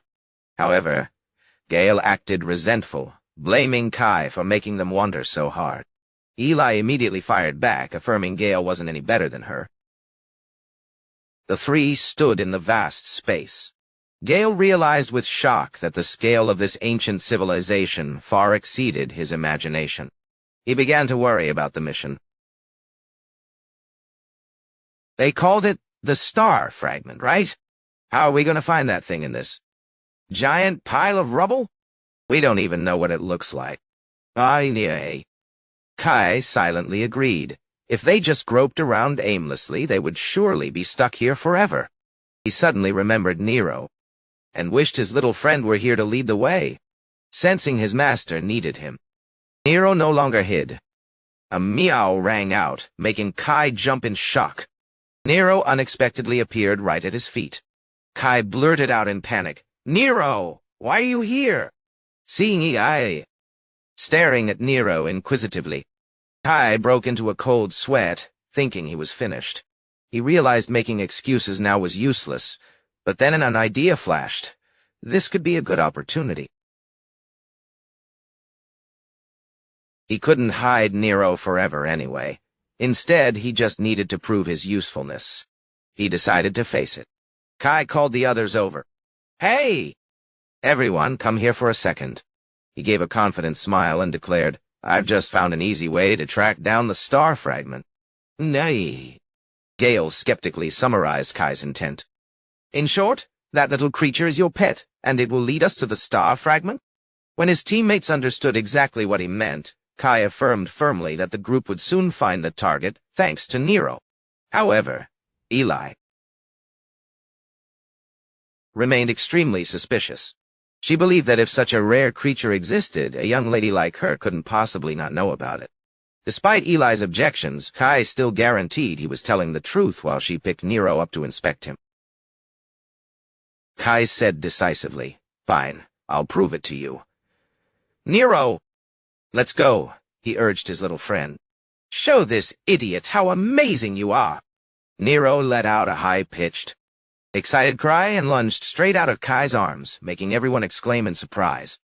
Immediately, its body swirled into a brilliant beam of white light, illuminating the dark space. Witnessing this miraculous transformation, both Gale and Eli stood frozen, unable to believe their eyes. For the first time in their lives, they saw a glowing cat. Nero took the lead, creating a shimmering trail of light to guide the group across the ruins. Gale was still in shock. Impossible. A creature that obeys humans and even has special powers? I've never heard of such a thing. Where on earth did he get it? Ignoring Gale's curiosity, Kai focused on following Nero and asked, "Nero, can you feel it?" "The star fragment is somewhere around here, right?" Seeing Nero respond with a familiar cry, Kai smiled trustingly. "I'm counting on you, Nero. Concentrating intensely." Its eyes glowed, leading the group deeper into the maze of rubble. Kai cried out expectantly. "Oh, did he find something?" The light from Nero stretched out, pointing directly to a dark entrance leading deep underground. Looking into the deep tunnel, Kai began to worry. "Huh? Over there?" For people afraid of heights or depths, witnessing this sight was exhausting. He looked down into the abyss hesitantly. "We've already gone quite deep. How much further do we have to go?" Seeing Kai hesitate, Gale smirked mockingly. "Why hesitate? If you're scared, you can stay behind." His pride stung, Kai snapped back. "Who said I was scared?" Then he decisively stepped forward. "All right, I'm going in." Inside was a long hallway with soaring walls, looking like a giant, ancient research facility. Kai observed his surroundings in amazement. "This area is larger than I thought. What was this place used for?" Suddenly, Nero abruptly changed flight direction, making Kai excited. Nero changed direction. He definitely found something. The little cat dashed toward a large door at the end of the hallway. A loud thud echoed as a giant metal footing crushed the ground, leaving Kai stunned. In front of the group, a giant machine was looming out of the shadows. Gale admitted in surprise he really did find it. But as for what he found, the three of them didn't know yet. What is that thing? Kai couldn't believe his eyes. He realized this thing was nothing like any normal creature they had ever faced. A beam of light swept over Eli, displaying her characteristic blue color code. Immediately after, it was Gale's turn to be scanned, and his green color code also appeared on the machine's screen. Kai quickly recognized its intent. Scanning codes! Hack! It's checking our colors! As the light began to cover Kai, he held his breath, waiting for the result. Color code 0, absolute black, appeared, causing the machine system to go into red alert. It coldly issued an announcement. Black witch color detect. Classification. Threat. Commencing elimination in 1 second. Warning. The machine dealt a 1,000-pound punch toward Kai, leaving his teammates only enough time to scream in terror. Kai was knocked far away. This thing? You scanned me and then hit me immediately? Damn it, that's too dangerous. An unexpected attack like that could easily kill me. Seeing the opponent had no intention of stopping, he growled, Either way, you struck first, so get ready to take a beating. Kai lunged straight ahead, delivering a direct punch against the machine's steel. And died. A violent shock occurred. Kai gritted his teeth, enduring the pressure. Why is this thing so hard, too? He wondered indignantly what on earth this thing was to have such terrifying power. Gale and Eli immediately rushed in to support, but their sharp sword strokes seemed useless against the reinforced steel armor. Eli realized that even though she concentrated her color power, it was like a mosquito bite on stainless steel. He didn't have a single scratch. She thought that perhaps because the opponent wasn't a living being, her attacks lost their effectiveness. Observing closely, she discovered an ink core located right in the middle of the machine's chest and told herself, is that ink in its core? If that's the weakness, I have to attack there. Meanwhile, Kai constantly had to dodge the enemy's 1,000-pound swipes. He bitterly realized that normal attacks were completely ineffective and wondered how to escape this situation. Amidst the peril, Kai suddenly had the idea to shroud himself in black like last time. However, fearing it would consume too much energy, he decided to concentrate all his power into his fist. A surge of black energy swirled frantically around Kai's hand. He gathered his strength for a decisive blow. Now scan this! You just scanned me like I was trash! The direct punch landed straight on the machine's chest, creating an earth-shattering explosion.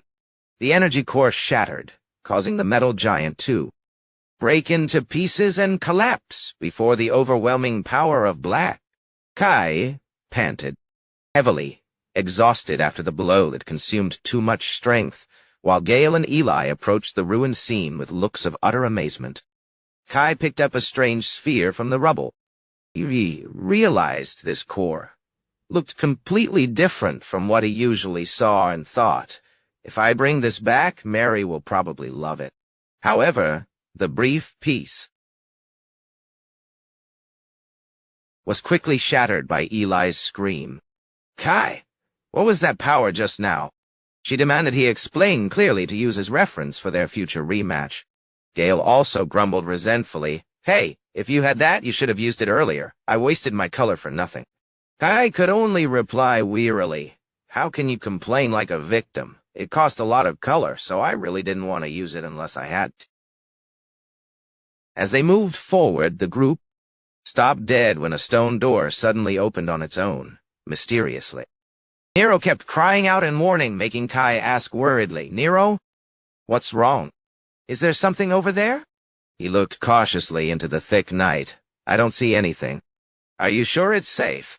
The moment his hand touched the pitch-black surface, Kai recognized the similarity. It's just like the barrier we saw up there. Suddenly, a giant surge of black energy exploded and frantically sucked everything inside, terrifying the group. Whoa! It's sucking everything in, Gale shouted. Damn it. Why did you touch it? Eli only had time to warn, everyone, watch out. Desperate screams rang out as all three were pulled into the void. After being swallowed, the group fell into a dark space. Gale groaned. Oh, now what? This is horrible. It's so dark I can't see anything. While Kai was checking on everyone, Gale looked down at his hands in shock. Huh? My color! He realized with panic the grim reality. My color is gone. Appearing before Kai was the horrific sight of both Gale and Eli having lost all their color, leaving only a dull gray. Gale trembled, unable to believe his eyes. What the hell? What the hell is happening? They had never imagined a time when they would become colorless like this. Their minds were in total panic. At the Eastern Government Building, the director was furiously slamming a report onto the desk and shouting. He harshly questioned his subordinate. Have you found that kid's whereabouts yet? The secretary tremblingly reported that the teenager was currently on an exploration mission with Captain Red. Red even told the director not to interfere in unnecessary matters, making him even more furious. The director gritted his teeth in concern. Damn it, that's Black. Doesn't he know how dangerous it is, yet he dares to take it onto the battlefield? Black is something very mysterious. Why was he so afraid? He affirmed that although Red is a true hero, this action had gone too far. The director's fear stemmed from the fact that a freakish creature had just appeared in the city, making council members panic, fearing the Black Wave had begun. He scratched his head in frustration, because he didn't know how to explain it to avoid being blamed while solving nothing. In his rage, a mocking voice rang out. Ha ha! Looks like our director is throwing a tantrum again today. The girl's teasing broke the tense atmosphere in the office. It was Camellia, captain of the Dawn Vanguard. She casually advised him to calm down to avoid returning to the hospital. Camellia affirmed she understood his concern, but Red isn't the type to act without thinking. Camellia believed Red is a reliable protector, and maybe this dangerous person would bring us unexpected results. She slowly took a sip of tea and emphasized, what we need to do now isn't to panic or worry, but to trust him. However, the taste of the tea didn't seem right, making her grimace. Ooh, how unpleasant. The director wasn't any better, looking at the spilled sugar cubes. He admitted that if Red were there, the worst-case scenario wouldn't happen, but he still couldn't understand how people could drink this stuff. He snapped, Camellia, focus on the conversation. The girl could only laugh in response. Yeah, I'm not deaf, I know. Yet another girl with a personality just as strange as Senior Red's. Camellia understood the director's vigilance toward Black was due to an obsession with the Black Witch and the Black Wave of the past. He recalled the painful history when humanity was nearly destroyed by freakish creatures, leaving the world plunged in darkness and turned into the Black Land. Camellia warned that although the city has experienced many waves, disaster will surely strike again given the unusual appearance of monsters and the black-colored one recently. She believed they needed to prepare a lot of power for the future. Camille advised the director to utilize everything, including Black, and find a way to convince the council more skillfully. The director could only sigh wearily. Aha, sounds easy, but doing it is hard. Looking at Kai's file, the director silently determined to do his best because perhaps in the future, the entire City of Light would have to rely on this kid.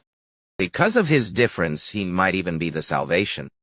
Returning to reality in the dark space, Kai wondered in shock what was happening. Gale screamed in panic as he realized all their colors had completely vanished. He turned to question why Kai alone still kept his color. Kai could only tell himself that perhaps because he originally possessed Black, he wasn't affected. While Gale and Eli felt as if their strength had been drained to the point of exhaustion, Kai felt fine. He realized this wasn't the first time he had been in a state of color loss since entering this space. A strange feeling enveloped Kai. He focused his mind and began to see a magical white light appearing right before his eyes. Around them, countless characters suddenly appeared. floating along with eerie whispers echoing throughout the space. Unable to stand the eerie sound like hypnotic words, Gale roared, demanding the hidden figure reveal themselves immediately. Kai realized these sounds were very similar to the whispers he had heard before, but with a different nuance. An ill omen struck, making Kai believe something strange was about to happen right behind them. A black shadow with long hair silently took shape from the void. Kai's eyes widened in horror as he faced the freakish creature that had just appeared. Gale and Eli were also frozen in fear at its terrifying form. Without any warning, this pitch-black entity suddenly closed in on the group. The three of them didn't know how it came so fast and unexpectedly, only standing rooted to the spot, eyes wide as they stared at it. It slowly extended a long finger and pointed straight at Kai's face. The moment that finger touched his forehead, Kai's eyes glowed bright white in utter shock. A giant purple-black vortex suddenly appeared, swallowing the city into the void amidst a blood-red sky. Phantoms and giant monsters emerged from the ruins, destroying everything in their path. A pitch-black sun reigned high above, surrounded by skeletal monsters with countless eyes lurking. Amidst that chaos, a girl with blank white eyes appeared mysteriously. Kai looked into the endless void in shock. He wondered unconsciously, is this my memory? Or is it reality? Who am I? Where do I come from? Endless questions appeared in his head. Then, from within the blinding light, a voice rang out. All right, I need to name you. Your name is Kai. That silhouette urged him to go find his own color and light. And, Kai snapped awake. He clutched his head and screamed in pain. Ha! The pain reached his very soul, making him collapse. Breathing heavily, damn it. What was that sight? It makes me feel so uneasy.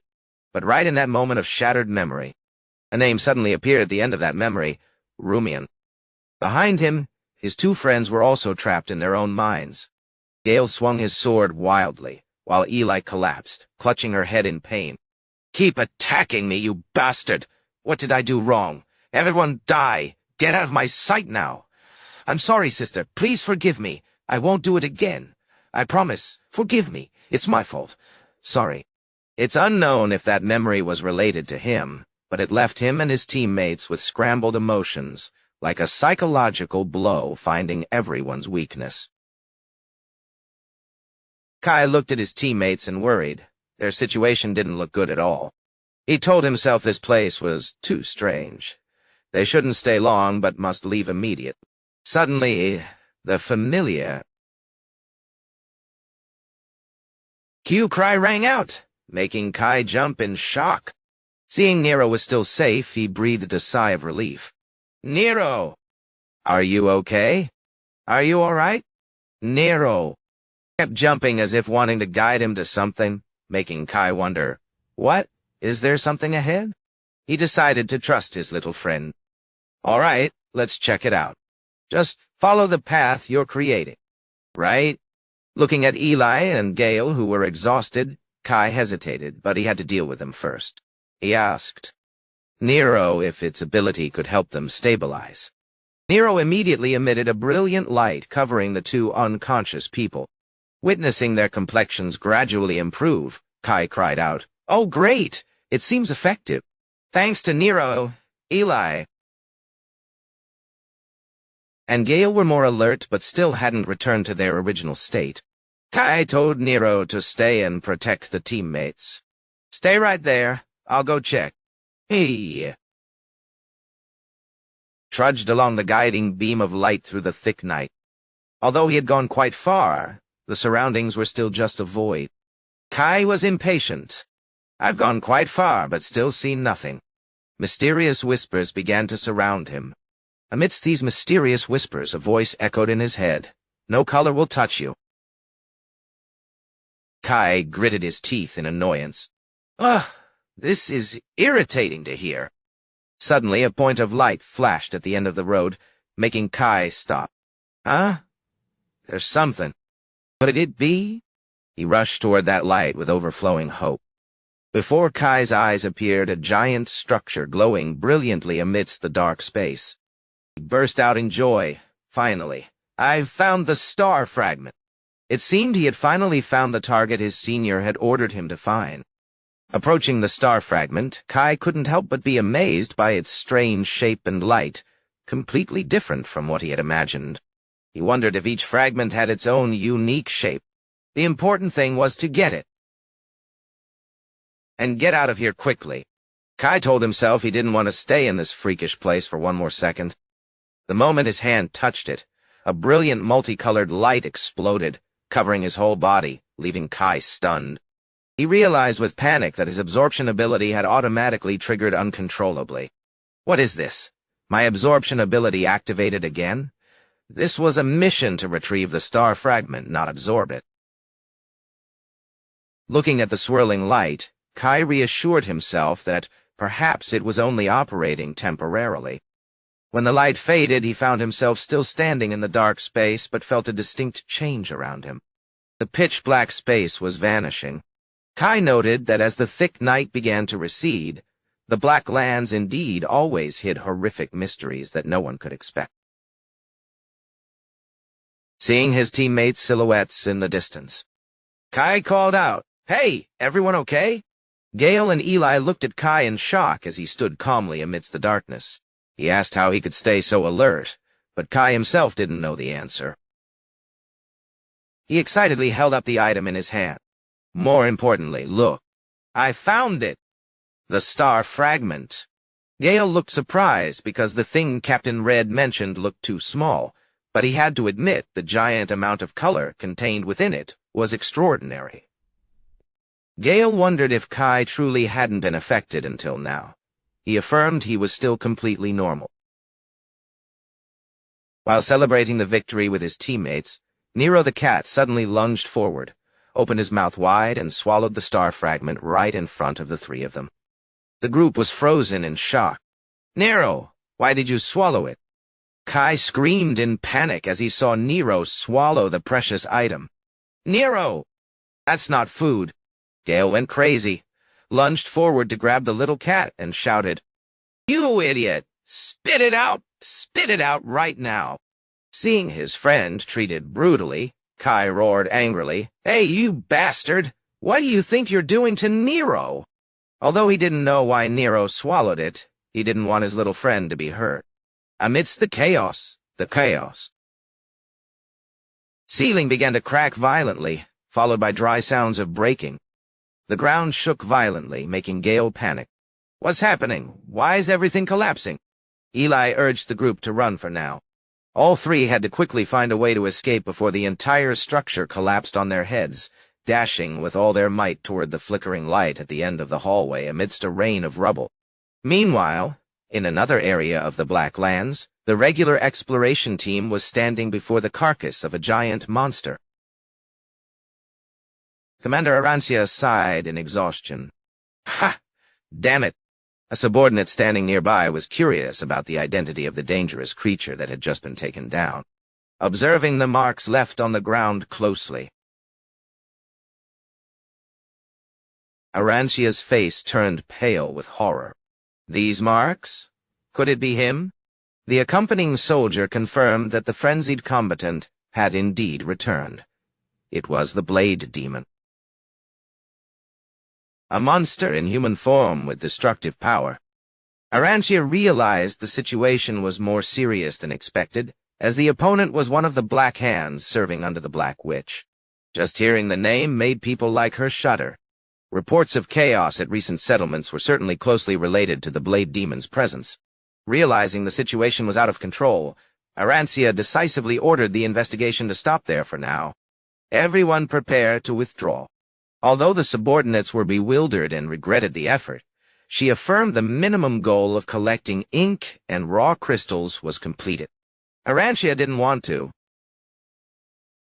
risk further because the main purpose of this trip was just for the rookies to get used to the Black Lands. She didn't want inexperienced rookies to lose their lives senselessly. Suddenly, a violent vibration rang out, making the female commander jump in shock. Arancia looked in shock at the brilliant red firepower exploding from afar and realized it was Captain Red's color.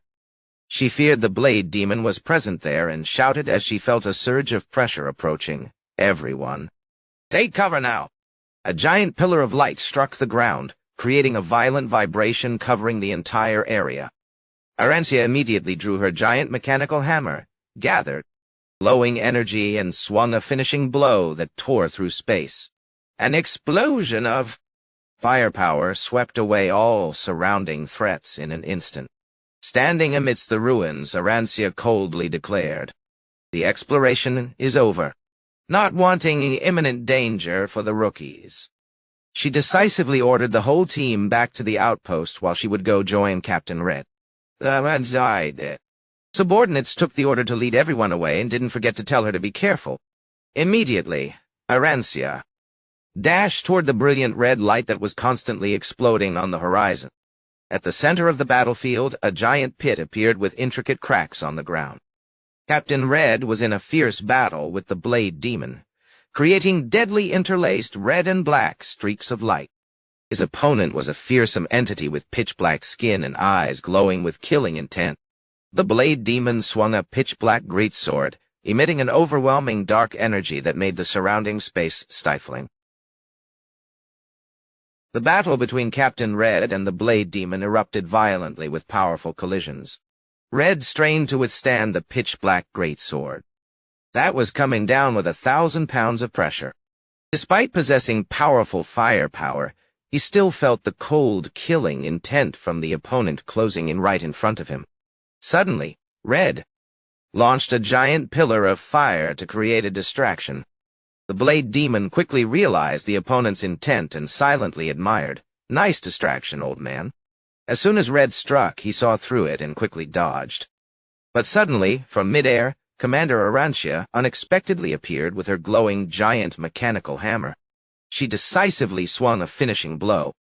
"Let's see if you can dodge this." Facing the pressure from above, the blade demon wasn't fazed but growled a challenge. Then, "Let's see." An earth-shattering blow landed directly on the target, causing the ground to shatter and be plunged into thick dust. Arancia stood firmly amidst the ruined scene and spoke, "I'm late, aren't I?" Seeing reinforcements in time, Red breathed a sigh of relief. He gave a characteristic smile and joked, "Phew, almost died." "When will you stop joking, Captain?" Arancia immediately brushed off her colleague's playfulness. "Don't say those stupid things." She looked pensively toward the pit where the enemy's black shadow was still looming. "My blow hit him, but it's probably not enough." Amidst the rubble, the blade demon still stood tall with glowing, threatening, blank white eyes. Captain Red encouraged Arancia that if she used her color, dealing with that bastard would be much easier. However, he also didn't forget to warn her absolutely not to be careless when facing him. Arancia admitted she was lucky to arrive in time because no color mixer wanted to see Red have to use his full strength to fight. Red decisively ended the conversation. "Ha! Enough talk!" He affirmed Arancia's presence would help them destroy one of the Black Witch's black hands immediately. Arancia activated her power, creating glowing orange energy circles beneath her feet. On the other side, the blade demon seemed to sense something approaching. It seemed it also had a weakness. It had to be more cautious with one more opponent. Meanwhile, below the cliff, Gale was grumbling and shouting, "Hey! Don't push me! I almost fell." Kai snapped back. "Then don't be slow. Climb up fast." Both were straining to climb out of the dark. Deep pit to return to the surface. Kai gathered his strength to grab the edge of a rock and cried out, "Yes, finally made it." Stepping onto the surface, he breathed a sigh of relief because he had finally escaped the ancient ruins. Kai told himself this was the first time he felt happy to see the Black Lands and affirmed he would never go back there again. However, the joy was short-lived. Kai realized with shock that he had just gone from the frying pan into the fire. "Ah, what?" Captain Red gritted his teeth and cursed as the blade demon suddenly launched an attack.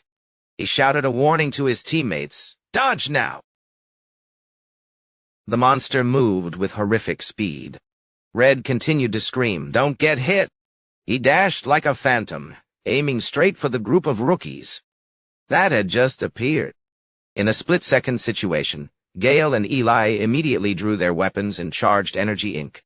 Both launched a direct intercepting blow at the Blade Demon to protect themselves. Gale and Eli were completely dazed by the opponent's overwhelming strength. Gale's sword was shattered into pieces like crystal, making him exclaim in horror, "What on earth is this?" He destroyed reinforced metal with just one strike. In despair, Gale realized death was near. "I'm going to die." Just as the Blade Demon's blade swung down, Kai unexpectedly lunged out to block the blow, taking the fatal strike for his teammates. Kai collapsed. Gale and Eli screamed in pain, "Kai, you!" They didn't expect the teammate they had viewed with envy and no friendliness to use his body to save them. The monster coldly stepped over Kai's fading body and grabbed Eli's neck tightly. Gale lay collapsed on the ground, only able to watch his teammate threatened in helplessness. The Blade Demon remained arrogant. He growled an order, "Make way for me and don't follow." He began to make a mysterious demand. "Where is the key? Give it to me." Looking at the choking Eli, he coldly threatened, "If you don't want to, I will kill her." Having a hostage? He issued demands that made Captain Red grit his teeth in rage, his eyes glowing with a deadly red light.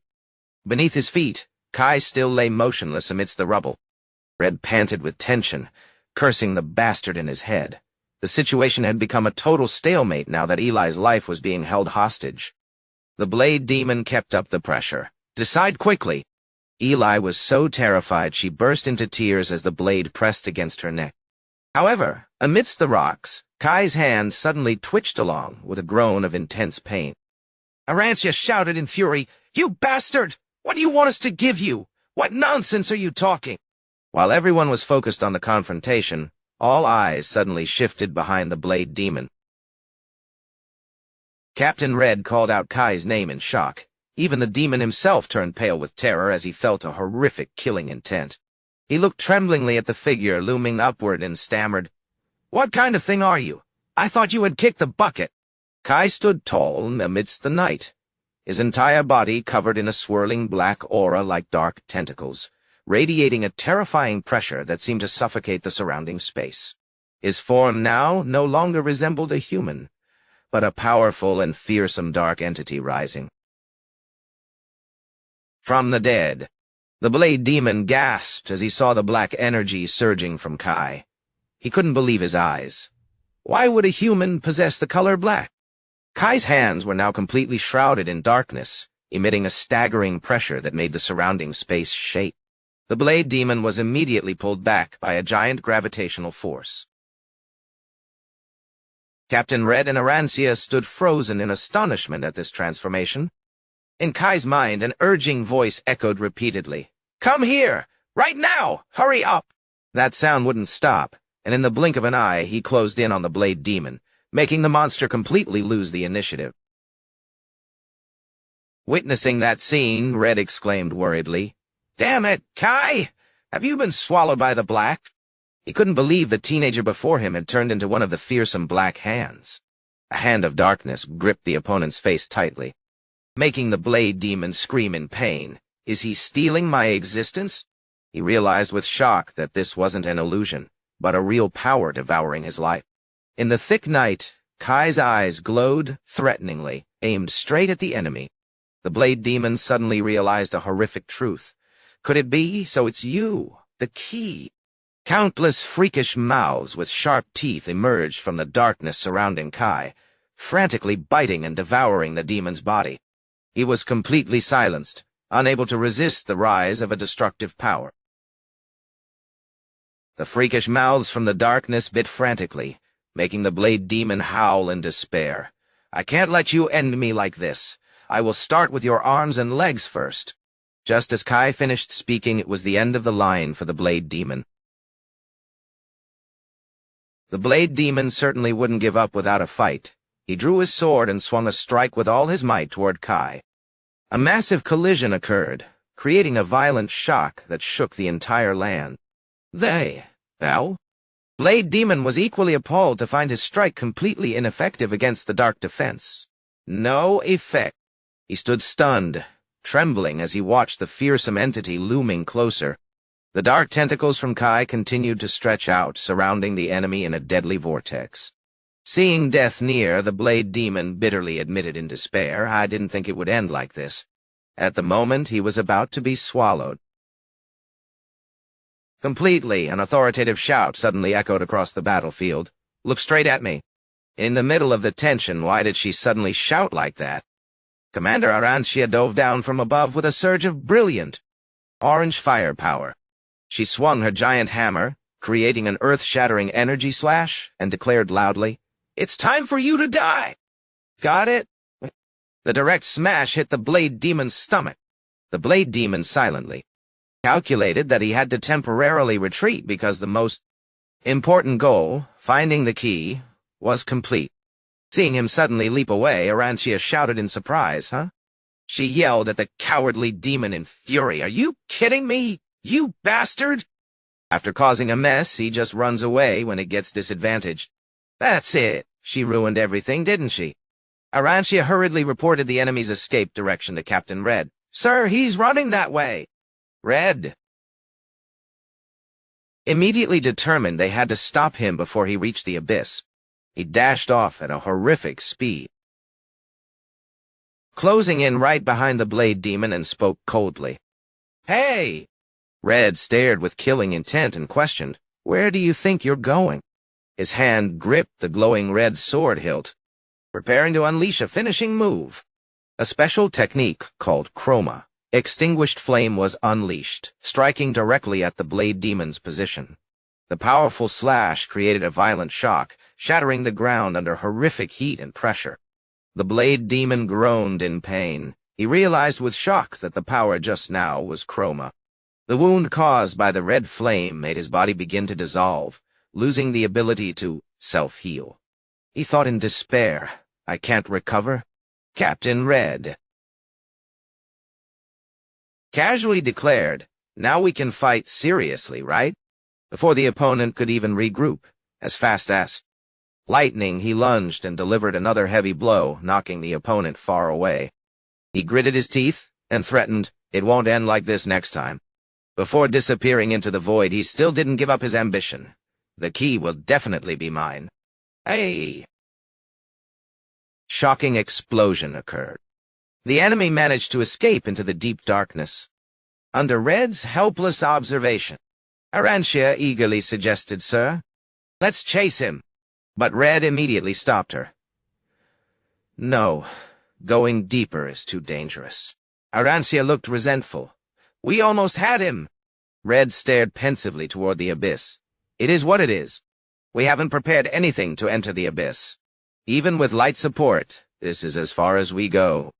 Darani. He felt frustrated that the Black Lands accidentally became a shield for the enemy. The group of rookies approached. "Sorry for just getting in the way." Red reassured them, "No, I'm glad everyone is alive. Encountering that thing without any casualties is lucky enough." However, his gaze quickly turned to concern as he looked at Kai. More importantly, what do we do with him? Seeing Kai still standing silently in the black mist, Red wondered if he was still conscious. He was secretly terrified, realizing Kai's power had reached a dangerous level beyond control. If he couldn't master his power, would he harm his loved ones? That was the most worrying thing. Suddenly, Red noticed something unusual. "What's that?"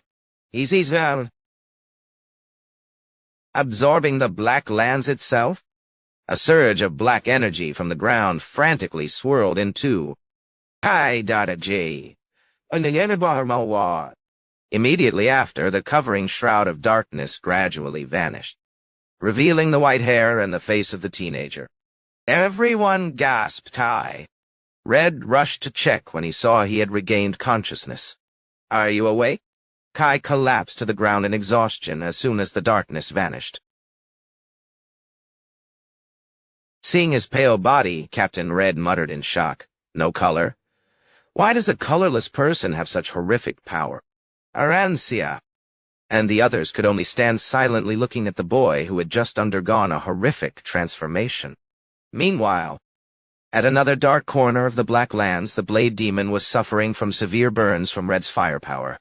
Two blue-haired girls with heterochromatic eyes appeared, mocking the glowing red wounds on his body. She laughed. Did you fight with Red? Whoa, you actually survived a battle with that monster? She kept mocking the Blade Demon's obsession with fighting. But seriously, why are you so obsessed with fighting? Watching you fight is so funny, I'm going to burst a lung here. Zaza! Facing the mockery, the Blade Demon only replied coldly, "Shut up and get lost." The blue-haired girl continued to ramble about Red's excessive power and affirmed that someone who burns themselves to fight like him will self-destruct sooner or later. While teasing the Blade Demon, she suddenly remembered something very important and hurriedly asked, "Hey, why didn't you answer my question from earlier? You noticed it too, didn't you? The fact that the Black Witch's veil has opened? You saw it, right?" She frantically wanted to know how that veil was opened. Despite the pressure from his comrade, the Blade Demon remained absolutely silent. He thought to himself, "You idiot! Do you think I'll tell you?" In his heart, the Blade Demon was plotting his own plan. He understood that once the Key's identity as Kai was revealed, their side would be at a disadvantage. His selfishness rose, he decided. I will take it for myself. Realizing the Blade Demon was intentionally hiding something, the blue-haired girl smiled wickedly. Do you realize that trying to hide it only makes things more obvious? Puhuhi, what an idiot. She confidently affirmed she would find the answer herself without him. Based on the Blade Demon's reaction, she was certain that the veil-opening event was closely related to the people in the city. To track clues, she decided to continue deploying the monsters to attack as before. A giant and fearsome dark entity began to rise from the abyss at her command. She declared then, "Let's start preparing to raise a tide." Returning from the Black Lands, the City of Light appeared brilliant, but the atmosphere in the hospital room was extremely heavy. Captain Red, Gale, and Eli stood silently by Kai's hospital bed. Looking at the teenager still lying unconscious, he thought, I have no face to look at everyone. He bitterly remembered his own boast that he wouldn't let anyone get seriously hurt.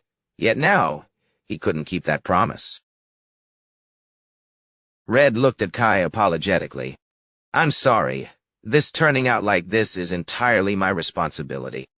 He pulled out a pocket watch and stared at it, a feeling of helplessness enveloping his mind. Whether it was then or now, I still haven't been able to change anything. A top color mixer like him was insulting himself. What kind of hero is as foolish as me?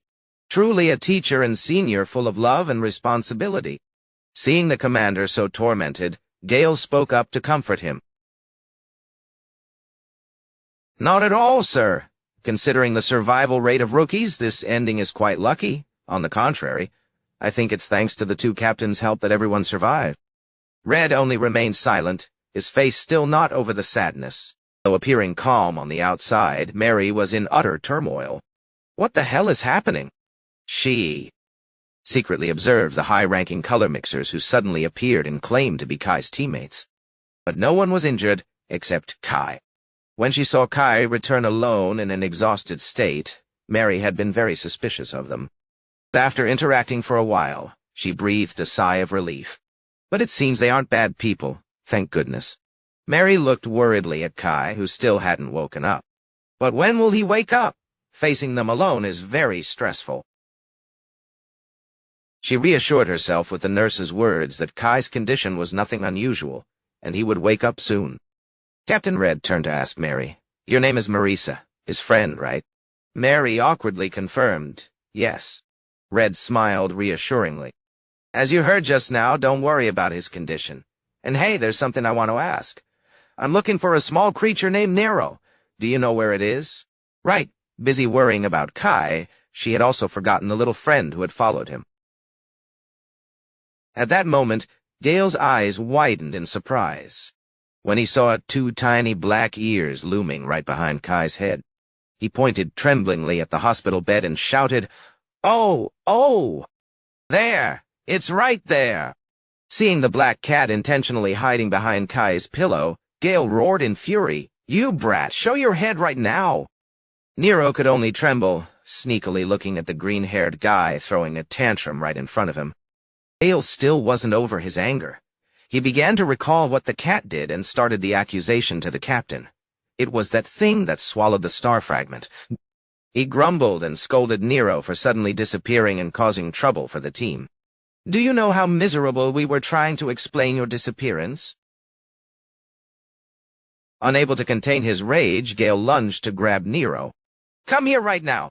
However, the agile cat lunged to dodge, making Gale miss and get kicked straight in the face. "This little brat of a cat!" Mary quickly caught Nero in her arms to protect him. Mary was happy to see her little friend was still safe. "Nero, I was worried to death. So you were hiding in his shadow?" She hugged it tightly and breathed a sigh of relief. "It's good that you're safe." Witnessing that scene, Captain Red suddenly paused with a thoughtful look. He felt a strange energy. "What is this? Is this familiar feeling just an illusion?" Suddenly, Nero opened his mouth wide, emitting a brilliant light right on Mary's hand, making her panic. Mary stared blankly at the floating object. "Oh, it spit it out." Captain Red approached, relieved that he no longer had a headache trying to figure out how to retrieve this precious item. He caught the brilliant fragment and murmured, "The star fragment. Finally found another piece." Looking at the glowing item in his hand, the captain's eyes suddenly became sad. He thought bitterly to himself, "We had to sacrifice so much to get this." The cat hadn't swallowed that fragment for itself, but wanted to protect its master along with that fragment. Meanwhile, Kai was still sinking deep into a horrific nightmare. In the thick darkness, he felt a massive threat. Danger. The image of the Blade Demon returned hauntingly, making Kai worry for his teammates. Eli and Gale can't handle it. His fighting spirit rose, urging himself to wake up immediately. "I have to get out." A fearsome image of half-human, half-demon face appeared in his subconscious. Suddenly, Kai's eyes widened as he sat bolt upright in the hospital bed, breathing heavily. He looked around blankly when he saw Captain Red, holding the glowing star fragment with Eli, Gale, and Mary standing nearby. Kai wondered in shock, "Where is this? Why am I here?" Looking down at his hands, he was devastated to realize he had become a colorless person. Kai was extremely worried. "No, wait. The important thing is I've become colorless now? What the hell is this? Damn it, how am I supposed to manage now?" He began to panic, fearing all sorts of things.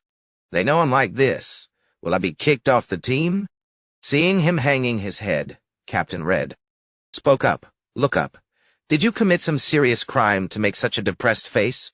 He casually affirmed that no matter what condition Kai was in, he didn't care. The most important thing to Red was that the group had achieved an excellent record right from their first expedition. Looking at the brilliant star fragment in his hand, Red gave a meaningful smile. "I didn't expect everyone to accomplish this much. From now on, I'll use you like a slave. Get ready, Kai." Red declared loudly, "Welcome to the Red Team."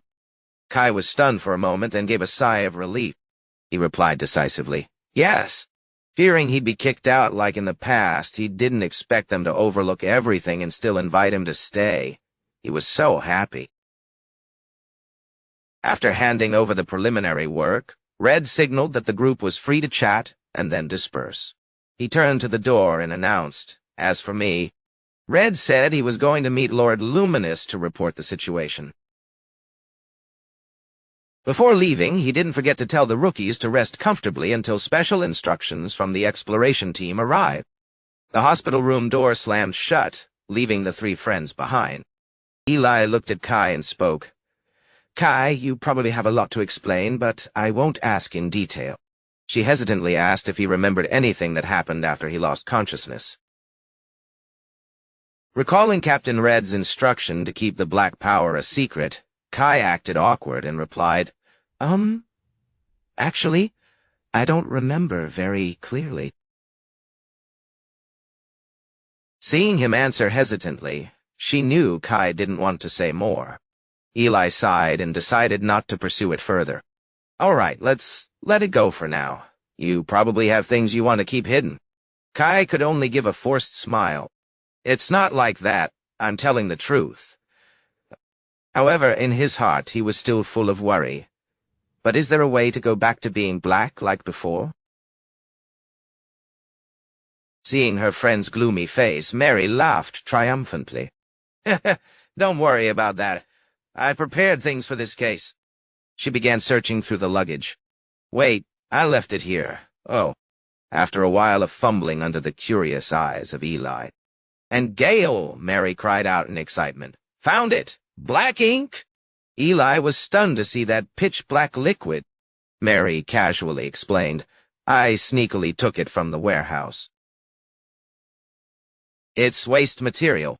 Looking at the thick ink bottle in Kai's hand, Eli couldn't help but be horrified. What is this? Calling it ink isn't even right. This is clearly just garbage. Why bring such dangerous stuff back? Contrary to Eli's concern, Kai was extremely joyful. Oh, it's truly Marissa, my special ink. Only Marissa and he knew that his color originated from what was called waste. He casually picked up the ink bottle, intending to drink it, making Eli panic. Are you serious? It's no different from poison? Ignoring all warnings, Kai drained the pitch-black bottle into his mouth. Kai breathed a sigh of relief. Phew, now I feel some life. Immediately, a surge of black energy covered his hair, turning it back to its original jet-black color. He clenched his fist in excitement. Great, recovery complete. Mary clapped in approval and didn't forget to tell Kai. That's still not enough, right? There's more in my room. Come over later to top up. Kai smiled and replied, Oh, really? Thanks, Marissa. The color Kai uses really is neither expensive nor rare, is it? Witnessing the two's interaction, Gale spoke up coldly, cutting them off. Are you done with the nonsense? He turned to walk away and left a blunt remark. I'm going home. However, Gale suddenly stopped, his sharp eyes piercing Kai. And hey, your arm, it's back to normal, right? A series of questions appeared in Gale's head. He knew well that such rapid body recovery could only be done by specialized healing color mixers. He stared at Kai's previously severely injured arm and wondered how he could do that, unable to contain his curiosity any longer. Plus a bit of a guilty conscience because Kai saved him and got hurt, Gale turned back to demand. All right, answer me. Why did you lung out to take the blow from me back then? Gale gritted his teeth and stared at Kai, waiting for a satisfactory answer. Kai awkwardly scratched his neck and replied hesitantly, Well, maybe because I felt everyone was in danger, so... Kinda, Mori what? He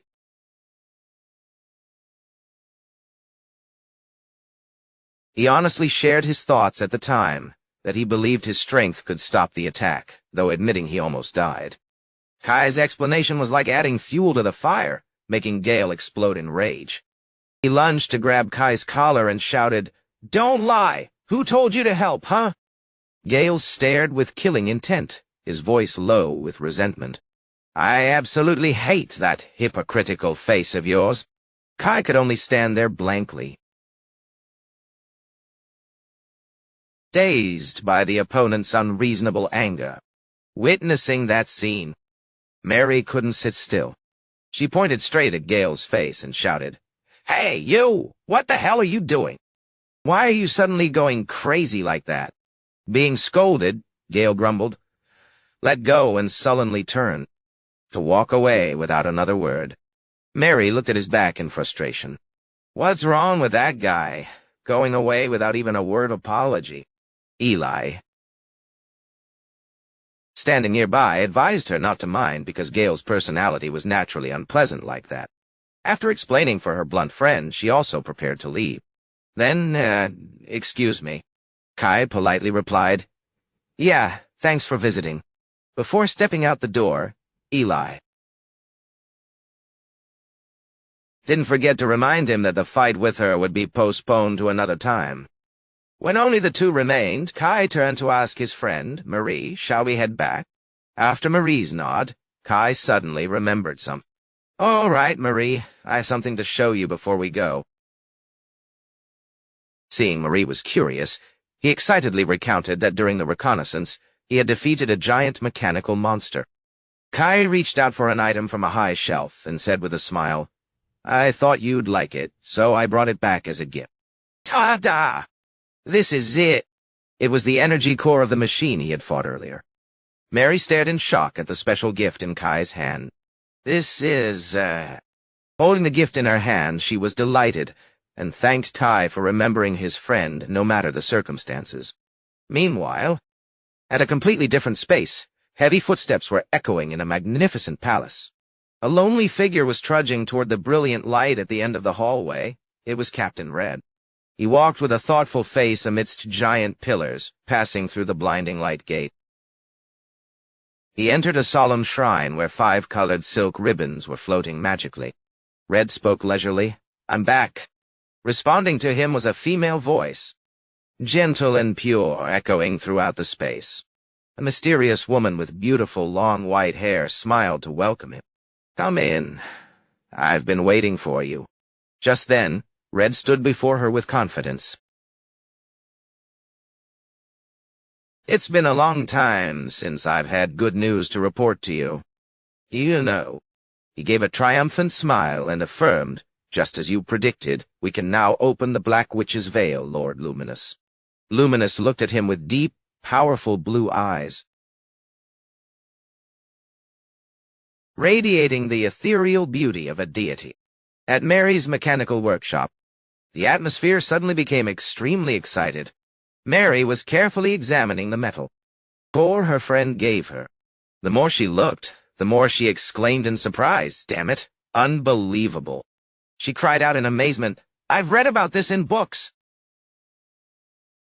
This is definitely the technology of an ancient civilization. Mary explained that this was a device using ink as fuel. Though it sounded normal, its efficiency was extremely astonishing. She didn't stop praising. With just a bit of faded ink, it could maintain the operation of a golem for all this time? Their technology is truly amazing. Contrary to his friend's excitement, Kai acted skeptical. To me, it looks no different from normal energy cores. Is it really as special as you say? Mary immediately countered, of course it is. She stated that even famous Vanguard teams rarely find this in ruins. If they're lucky, they see it once a year. Mary's eyes were dreamy as she imagined a world full of lost ancient technology. Seeing that, Kai practically suggested, so it's extremely valuable? If it's an artifact, we could sell it for a cutthroat price. Just teasing his friend about turning it into money, he made Mary explode in rage. She shouted, "Ha! You're such an idiot. People who don't understand technology always talk nonsense like that." She affirmed that a true technician like her would never waste a research opportunity just to make money. Mary was decisive. Of course I'll take it apart to study it. Why would I sell it? A confident smile returned to her lips as she promised. All right, just wait and see. Ideas are flowing in my head right now. I'll create a perfect set of equipment specifically for you. That metal piece attracted her strangely. No longer caring about anything around her, she began murmuring calculations. Seeing his friend so happy, Kai smiled and told himself that bringing the energy core back was a completely right decision. He whispered, "Let's go, Nero," then turned to say goodbye to Mary. "I'll be back later." However, Mary suddenly called him back. "Wait, Kai! Hold on!" Her face became serious as she revealed, "I just remembered someone is looking for you." Kai was blank. "Me?" Mary recounted what happened when she went deep into the shadow area to find recovery ink for him. Mary recalled the moment being stopped by strangers she had never seen before. Initially, she thought they were just thugs from elsewhere, but the truth was much scarier. But they knew exactly who we were and took the initiative to approach. Mary recounted, A mysterious man in dark glasses had directly asked her. "You're Mary Kai's friend, right?"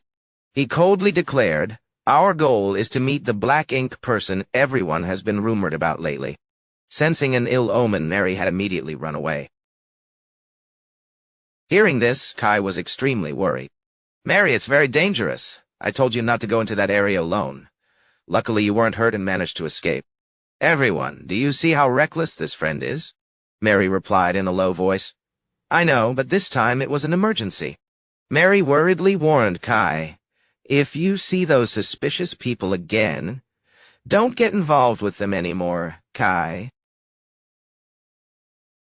Kai nodded in confirmation, then said goodbye to his friend to head home. Walking on the street, he thought that although he was a bit worried, this area was quite safe, so surely nothing major would happen. Kai told himself if their goal was really him, sooner or later they would find him when needed. Kai tiredly trudged through the brightly lit city. He just wanted to get home quickly to rest after the long series of days. However, he suddenly realized more wanderers seemed to be appearing lately. Even people who usually hide underground have now shown up. Kai wondered what was happening. Could it be that the gangs were purging each other again? Suddenly, Nero's cry made him jump. He turned back to ask, "Nero, what's wrong?" Following the direction Nero pointed into a dark alley, Kai was hesitant. "Over there.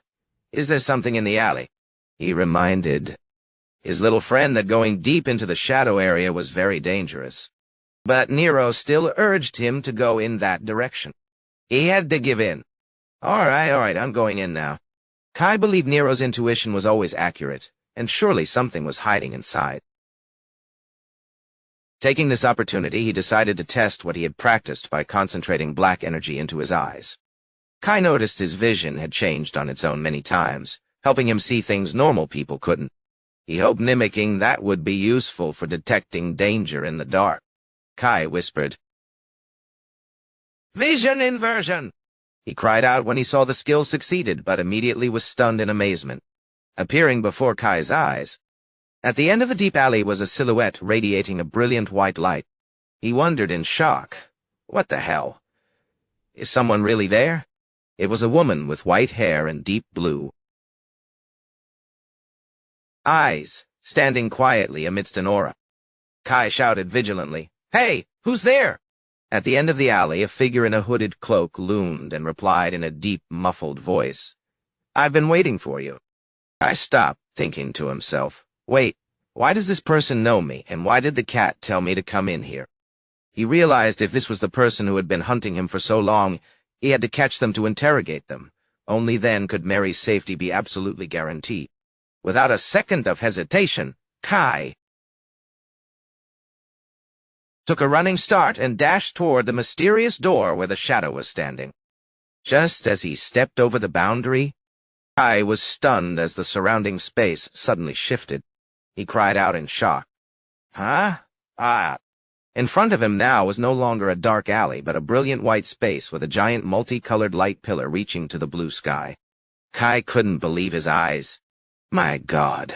1 second ago it was an alley. He looked around in confusion, wondering if he had truly stepped into another dimension.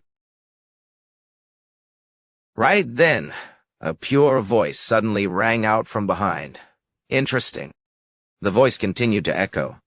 "I didn't intend to reveal myself this early." Kai spun around and stood frozen, seeing a beautiful woman with long white hair standing right beside him. She casually commented, "You should feel proud. Not everyone is lucky enough to find me." Kai jumped back in panic. Who are you?" The woman gave a mysterious smile, her eyes radiating authority. "Pleasure to meet you, descendant of the Black Ink. I am Celestia." Descendant of the Black Ink. That's him! But what Kai noticed wasn't that, but the ethereal beauty of the opponent. Her whole body was shimmering with all sorts of colors. He was stunned. Realizing this was the first time in his life he had seen someone shine so brilliantly and purely. A shocking thought flashed in Kai's head. Then, is this a luminous? He couldn't understand why the head of the noble city would take the initiative to find a colorless person like him. Seeing Celestia standing majestically with a scepter, Kai shuddered, wondering just how long she had been secretly watching him. Kai stood frozen, eyes wide with horror. In his mind, the eerie whispers rang out again, full of temptation. That light, I want it. Swallow it. Countless invisible dark hands were frantically reaching toward the brilliant Celestia. The mysterious voice roared repeatedly, urging, "Closer!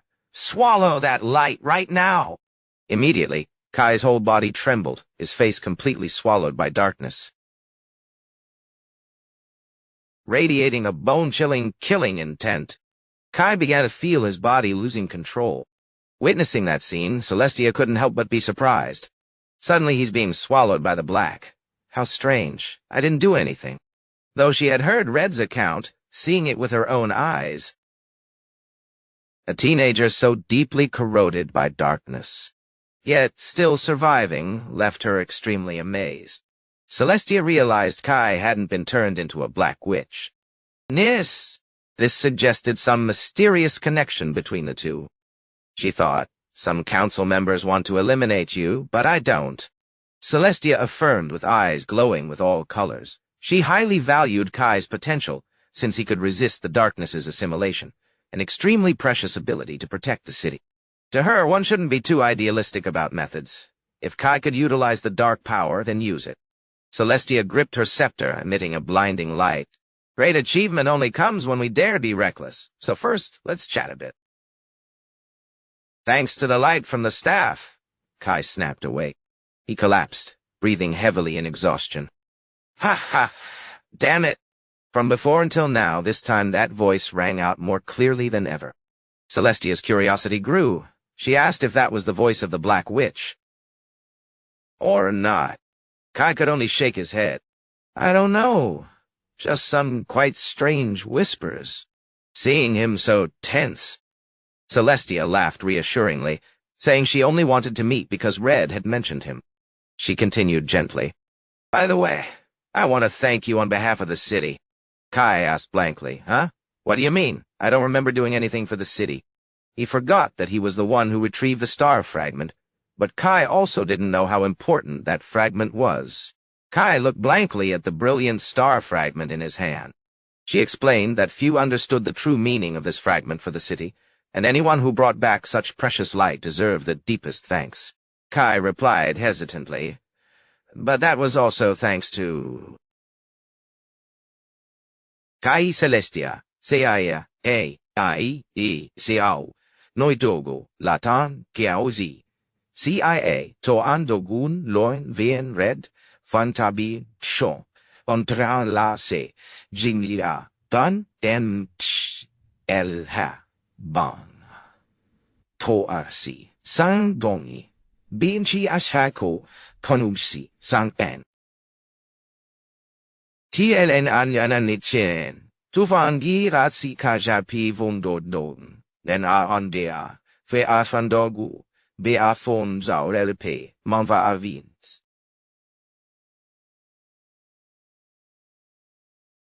Lien TLC, Chun, Dogu, Vau, Ao, Ai, El, En, Bong, Ti, Shin, La.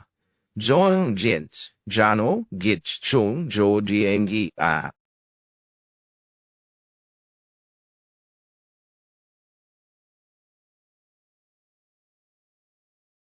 The city only collected about 10 fragments that were lying out in the open. I was confused and asked, I get it, but why are you explaining all this to me? I didn't even know what those fragments were used for. Well, if you aren't curious, you should still let us explain it so we understand, right? He wondered why both Captain Red and Celestia valued them so much. Celestia realized she should have said this first, instead of explaining. Showing him would be clearer. She told Kai absolutely not to reveal this to anyone because only a few people in the city knew about it. A blinding light exploded, enveloping the space, leaving Kai astonished. Whoa, the space just changed. Celestia reassured him that this was just where she lived, and... Kai was the first person to witness this. She held the star fragment high, asking him to look closely.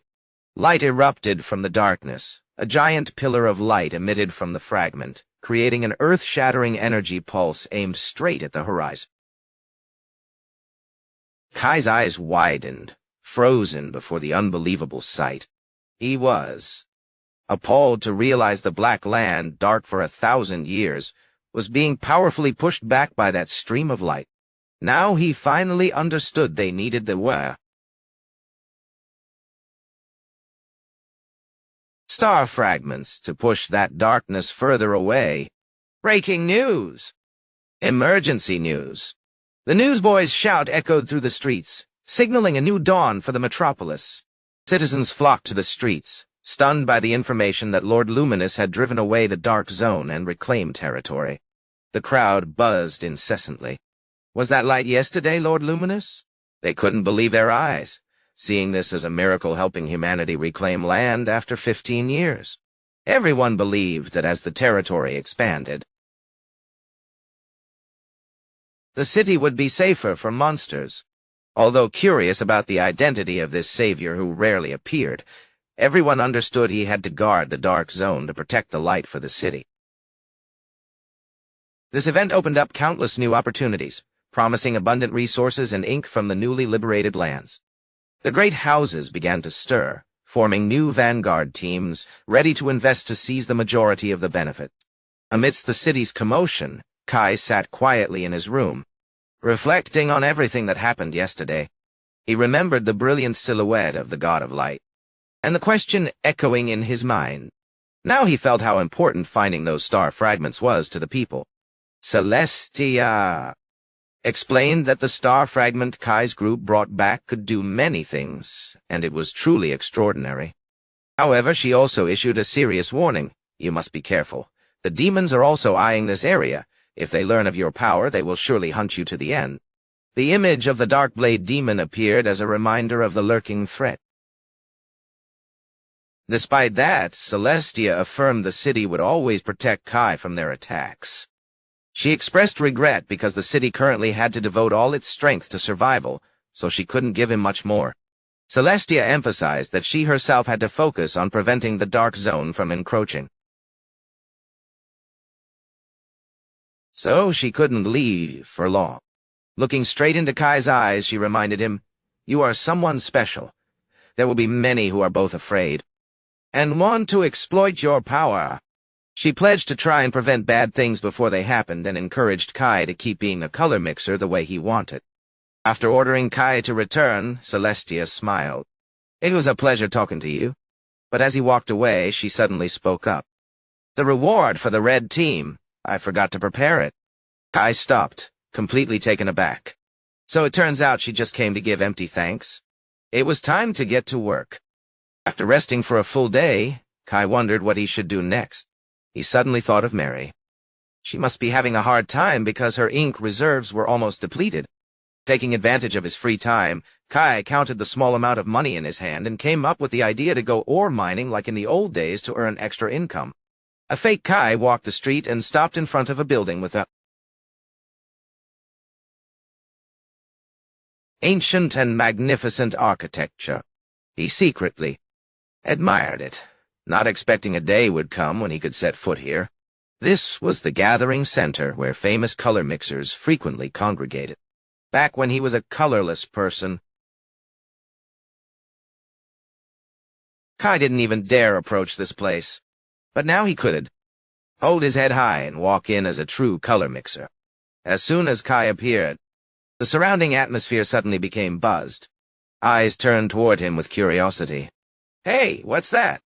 This was the first time he appeared here as a color mixer, but his color was a bit strange to them. Whispers echoed across the hall. "Is that Black Shadow a black color owner?" Another person affirmed, "That's right. He's the first black color owner." Someone else acted wary. "Really? Seeing him up close is even creepier." The crowd didn't stop gossiping about Kai's strangeness. Some even felt annoyed and wondered what the Dawn team was plotting. They were curious about the true power of Black and recalled his great feat in the recent expedition. Rumors that Kai was about to be officially rewarded by the Vanguard team also began to spread, making everyone even more curious. How did he catch Mr. Red's eye? From above, a young man with brilliant red hair was interestedly observing Kai's jet-black back and exclaimed, "Wow, completely black, so eye-catching." Hearing them describe him as completely black like that, I naturally thought of crows, didn't I? A woman standing behind him reminded him to stop acting like a child and take his seat. He just laughed it off, admitting he was just curious to see what the person Mr. Red chose would be like. The red-haired guy turned to ask. Arantia, who was standing by the window, by the way, Arantia was at the scene too. What do you think? Is he as worthy as the rumors say? Arantia pondered for a long while before replying. He left an impression. But at the same time, there are some points that cause an indescribable worry. The image of Kai in a state of being, swallowed by darkness, haunted her mind. Arantia affirmed they definitely needed to monitor this teenager further. Her comment made the red-haired guy feel even more excited and curious about the black user. In the middle of the large hall, Kai kept trudging along, ignoring the whispers about him, because in reality, his color was very strange to everyone. Kai stepped to the gathering center's reception desk with expectation. The staff member welcomed him with a smile. "Hello? Is this your first time at the gathering center?" Kai nodded in confirmation. "Yes. Is there any work suitable for me? I want to try my hand." The staff member gave him a form and reminded him, "You haven't received your official badge yet, right? Please fill in your information here." She further explained that new color mixers could take low-risk missions like mining ink or killing small-sized monsters. Kai's appearance immediately caused those around him to start whispering maliciously. One person spoke with contempt. "Look at that color. Disgusting." Another was skeptical. "How can there be a black color? Is he even human?" Someone else even used harsh words. "He looks like those monsters. What are those idiots excited about?" A red-haired man sitting nearby couldn't hide his annoyance when asked, "Right, bro?" He growled in his throat, "Yeah." The envy of the red-haired man was clear on his face. His gaze was fixed on the back of Kai with hatred. That black-headed guy is such an eyesore. He felt frustrated since Kai was sent on the recent exploration mission. In his eyes, Kai was just a lucky kid who caught the attention of superiors, which was why he dared to act so cocky. He couldn't accept that a rookie with no experience dared to appear before him looking like that. His anger erupted. He stood up and rallied his gang. "Hey guys, don't let that disgusting color defile the city." He incited the whole group. "Let's go purify it right now." Hearing the provocation, those who didn't like Kai from the start agreed one by one and went to find him. Meanwhile, at a dark mine, Kai was diligently performing his mining work. He cried out in excitement when he found glowing rock clusters. "Great, truly great, another batch." Cherishing the rare raw ink cluster in his hand, Kai and Nero couldn't help but be proud. "This is the first time we've earned this much." He was surprised because he heard mining output had been decreasing lately. Kai silently calculated. Used as fuel or weapons like ink, this should sell for a good price. He smiled happily, thinking of his friend's reaction. "Marine will be so happy, won't she?" Kai focused his power to activate his special eyes. He told himself, thanks to these eyes, collecting resources will be much easier. With the ability to see through the night, he affirmed that no matter how dark or hard to see it was, these eyes could see everything clearly. His eyes were no different from a mineral-finding scanner. Looking toward the shimmering light streaks in the night, Kai also reminded himself that although this skill was very useful, it consumed too much color energy and couldn't be maintained for long. Kai looked at Nero and said, "Nero, at this rate, I probably don't need you to step in, right?" The cat only replied with a meow. Looking at the bags of raw ink harvested, Kai told himself, Finished much faster than expected. If I go back early after earning this much, I'll probably be noticed. Let's find something to kill time first. He picked up a crystal and had the idea to try training the power he had stored for so long to see how it went. Kai began to analyze. First is the main ability, ink absorption. I have to touch it directly to use it. Sometimes I even lose control without intending to absorb.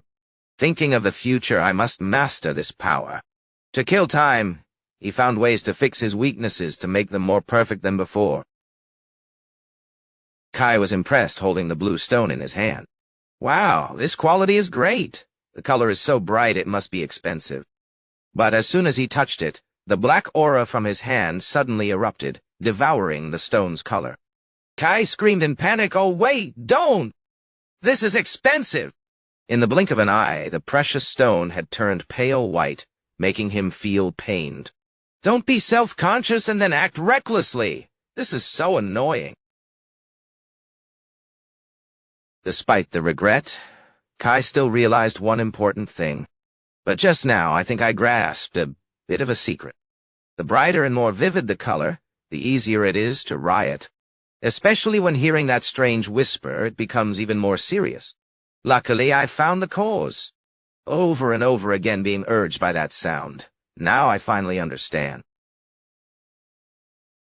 He reminded himself, this time, stay calm. Don't let it control me. Was the color I absorbed just a mixture that turned black? Then Kai began to deduce. Each color probably has its own properties. Let's try using it another way. Black is originally a synthesis of all colors, isn't it? Maybe I can use every color like Lord Luminous. Let's visualize that moment again. Red is like Team Leader Red. Does it feel like this? He began to remember what the senior did and mimicked it. A warmth like burning heat spread across his body. A surge of brilliant red firepower began to gather on Kai's hand. But then it quickly vanished, surprising him. Huh? No, it's much harder than I thought. Kai wasn't discouraged. All right, no one can be good right from the start.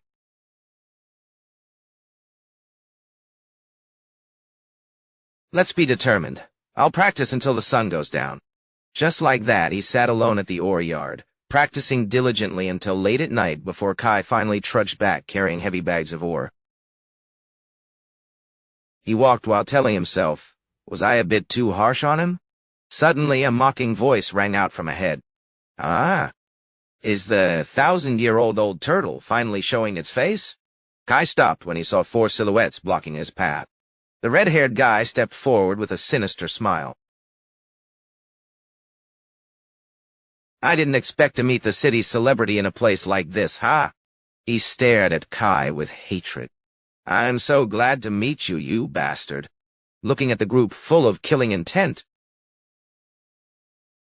Kai was alert, wondering what on earth they were planning to do.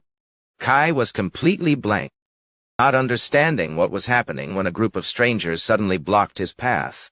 One guy named Grab approached. Hey kid, we've been waiting for you forever. We thought you were hiding in some corner. Kai remained calm even as the guy continued to push. You really don't know how to respect your seniors at all.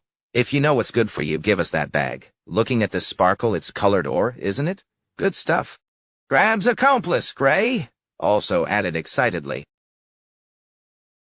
While the leader, Manch, looked interested, his eyes becoming malicious. The luck of a rookie like you isn't bad. But hogging it all yourself is too greedy. If you're smart enough to reveal where you mined this, maybe I'll go easy on you. Watch out, though. We aren't responsible if you accidentally lose your life.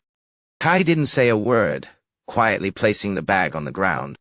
Seeing that, Grab laughed triumphantly, thinking his opponent was scared. But before he could finish his sentence, he took a powerful punch straight to the face and collapsed backward. The remaining 2 were panicked. What are you doing? Kai casually adjusted his fist and replied coldly, There are always pieces of trash like you guys. Don't waste my time anymore. Come at me all at once. I have to get back early. Mary is waiting.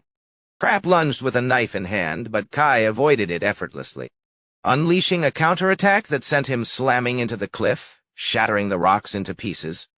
The remaining lackey tried to sneak attack from behind, but Kai was as fast as lightning, catching his wrist, twisting it, then kicking his support leg in a split second. The second one also lay collapsed on the ground with his head hitting the hard floor. Greed comes with a price, Kai thought, intending to step forward to deal with the last one. And suddenly a red bullet tore through the air toward him. Luckily, he had turned on his micro-step movement to dodge it. Otherwise, it would have been bad guys. It left a deep hole on the cliff. Long-range gun. Manch stood there, his gun barrel still smoking, smirking triumphantly. You dodged it? Pity. I intended to send you off with just one shot. I've heard of your reputation for a long time. The kid with the measly black color backed by the first black user.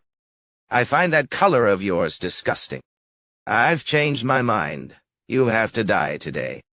Munch fired bullets continuously.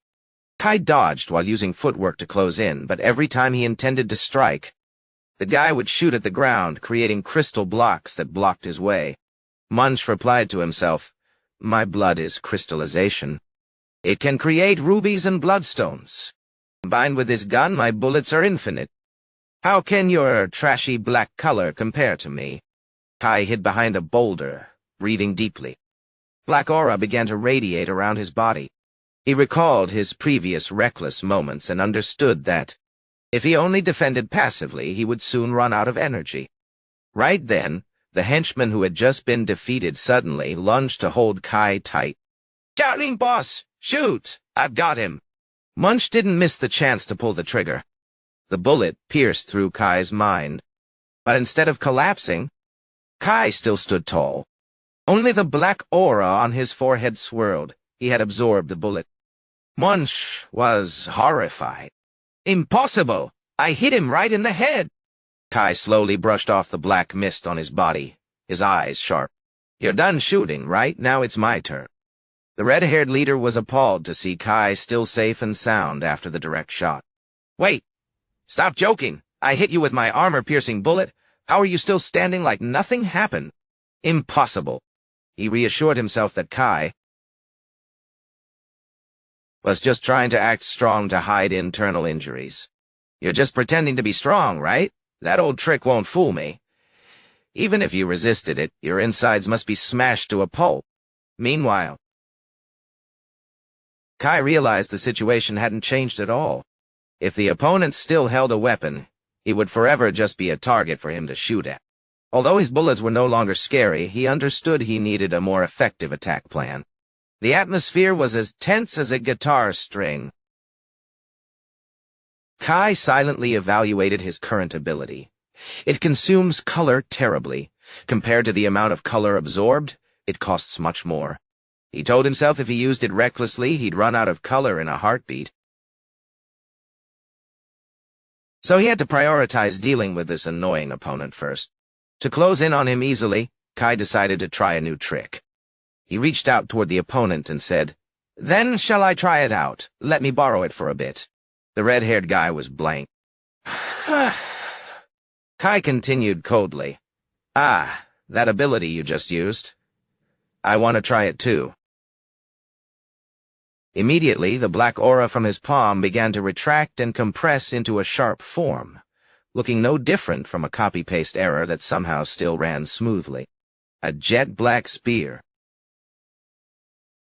Thick with energy appeared, making the leader absolutely terrified. What? Kai seemed extremely excited to see he actually succeeded. Oh man, I really did it! Before, I only knew how to throw random punches. But if I have this, I can counter my weakness.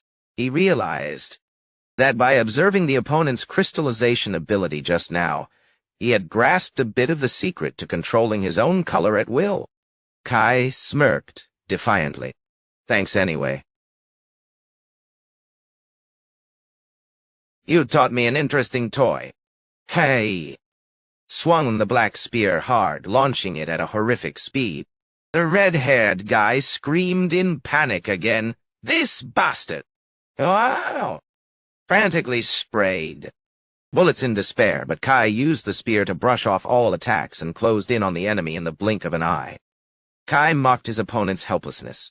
I told you it was useless. He brandished the jet-black spear and challenged, since we're fighting anyway. Then be my training partner for a bit. Kai lunged into the air, delivering a heavy blow to the ground, terrifying the red-haired guy. Why? Why is this happening? How can this be? The leader was appalled to realize Kai was simulating his own attack. Copying my technique exactly. Kai excitedly said, should I try transforming it a bit? He transformed the Sao black aura into a giant blade, then swung a lethal blow, shattering the opponent's weapon, leaving him frozen in shock. His expression could be made into a meme, when you realize you just taught the boss how to hit you. Looking at the scrap metal at his feet, the red-haired guy was in despair. No, it can't be. My custom gun! He couldn't believe his cherished weapon had shattered after just one slash.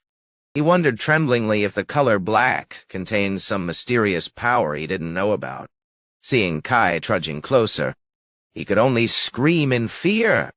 This is not normal at all, you freakish monster! Kai panted, feeling the exhaustion. Phew. Truly tiring. This ability consumes immense energy. Using it just once left me like this. However, he was still satisfied with the destructive power it brought.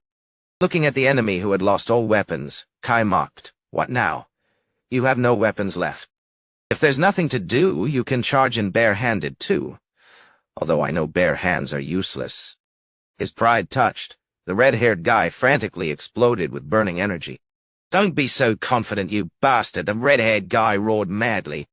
A series of brilliant red crystal pillars suddenly pierced the ground. He shouted, seeing me only shooting guns, you thought that's all I could do? He affirmed his color could create both ruby and red iron ore, and even without a gun, he was strong enough to finish Kai. With eyes full of killing intent, the leader lunged like a wild beast with a powerful attack. His aura flared up intensely, looking no different from turning on max-level spite mode after being cornered. He unleashed a rain of sharp crystals aimed straight at the target. The continuous attacks forced Kai to retreat repeatedly to defend. The ruby pieces collided powerfully, creating blinding explosions right next to Kai's body. At the critical moment, Kai gathered black energy to form a jet-black shield enveloping his arm. The solid shadow shield completely blocked the red-haired guy's rain of crystals. Not stopping at defense, Kai used his black power to crush the crystal blocks lunging at him. He dashed through the brilliant red energy sea, closing in on the opponent with incredible speed. Witnessing the enemy pierce through his attack, the leader's eyes widened in terror. Before he could recover, Kai was right in front of him with a fist, already charged with power. The distance was eliminated in a blink. A thunderous punch pinned straight into his stomach, making the red-haired guy groan in pain. Ah! Kai coldly grabbed his collar, lifted him up, then exerted force, slamming the opponent hard onto the ground. Completely subdued by Kai's overwhelming power, Kai pinned the leader to the ground and coldly asked if he was ready to give up yet. He emphasized this was the end the guy brought upon himself, so don't blame anyone. The red-haired guy was appalled at the horrific power of a rookie. He felt Kai's existence was completely contrary to common sense. I tremblingly screamed, calling Kai a disgusting monster because of the black color he was using. He affirmed Kai's power was completely freakish and not human. In his eyes, everything about Kai was abnormal to a terrifying degree. He mockingly asked if Kai ever found himself weird, carrying that unlucky black color and yet still being able to live so carefree. He laughed manically and declared Kai was just a monster in human skin. Facing the insults, Kai remained silent, his gaze becoming sharp, cold, and full of pressure. He squeezed the collar of the leader, making him so terrified he broke into a cold sweat. Kai's eyes glowed, staring at the opponent like a predator observing a pathetic prey. Suddenly, Kai laughed mockingly. He realized the opponent who seemed so dangerous a moment ago was now only capable of using words to attack. Kai affirmed he understood the guy's thoughts clearly. He gripped the red-haired guy's neck and declared that if he was that interested in his power, then he would show him the full extent of it. The leader panicked, unable to understand Kai's intention. Accidentally clicked to see the boss's full power, and there's no back button. Kai coldly declared fairness. When the opponent craved his things, he also had the right to take away theirs. Despite the desperate pleas to stop, the black aura from Kai's hand exploded powerfully. A shadow explosion occurred, frantically swallowing the red-haired guy, who only had time to scream in pain before sinking into the night. Even the world had to hold its breath before the true nightmare began. Kai sat pensively on the pile of thugs' bodies. He worriedly asked himself, what should I do? Initially, he planned to just leave this place and run straight home, but feared if he left the scene like this, a big problem would occur. Kai understood that although people were curious about the strange color, most hated and feared black. He feared if he absorbed all the color and left them severely injured. When the matter came to light, everyone would consider him a terrifying monster. No way. Absolutely not. I can't leave like this. Kai panicked and searched through his bag. He told himself he had to do something because he had tried so hard until now. Suddenly, Kai cheered when he found a bottle of specialized ink. That's right. I have this. He roughly squeezed the leader's mouth and poured the ink in. Hey, you! Open your mouth! Seeing his complexion gradually improve, Kai breathed a sigh of relief. Oh! It seems the color is gradually recovering. He continued to force the others to drink ink, then quickly left the scene. The scene right now was as chaotic as a field emergency room, just that the doctor was a bit more violent than necessary. At the city's east gate, the gate guard was panicked, seeing two foul thugs tied up tight in a faded state. He was appalled. Huh? What is this? Why were they left in a faded state like that? People around buzzed with gossip, thinking they had used up all their energy in the dark zone. Meanwhile, Kai had covered himself up and snuck away from behind. He told himself, phew, luckily I wasn't caught. He realized pumping specialized ink helped them recover part of their color, enough for him to get away with the deed. Kai thought to himself that if anything big happened, Captain Red would surely help him. Truly the type to commit a crime, handle the aftermath himself, then sneak away, so professional it's suspicious. Kai went to the mechanical workshop and called out, Mary! Mary! Mary was busy and turned back to scold Kai. What have you been doing for the past few days? Kai scratched his head and laughed it off. Haha, sorry, I just went to take a mission at the gathering center. Seeing her friend's excited face, Mary asked curiously, What is it? Is there some good news?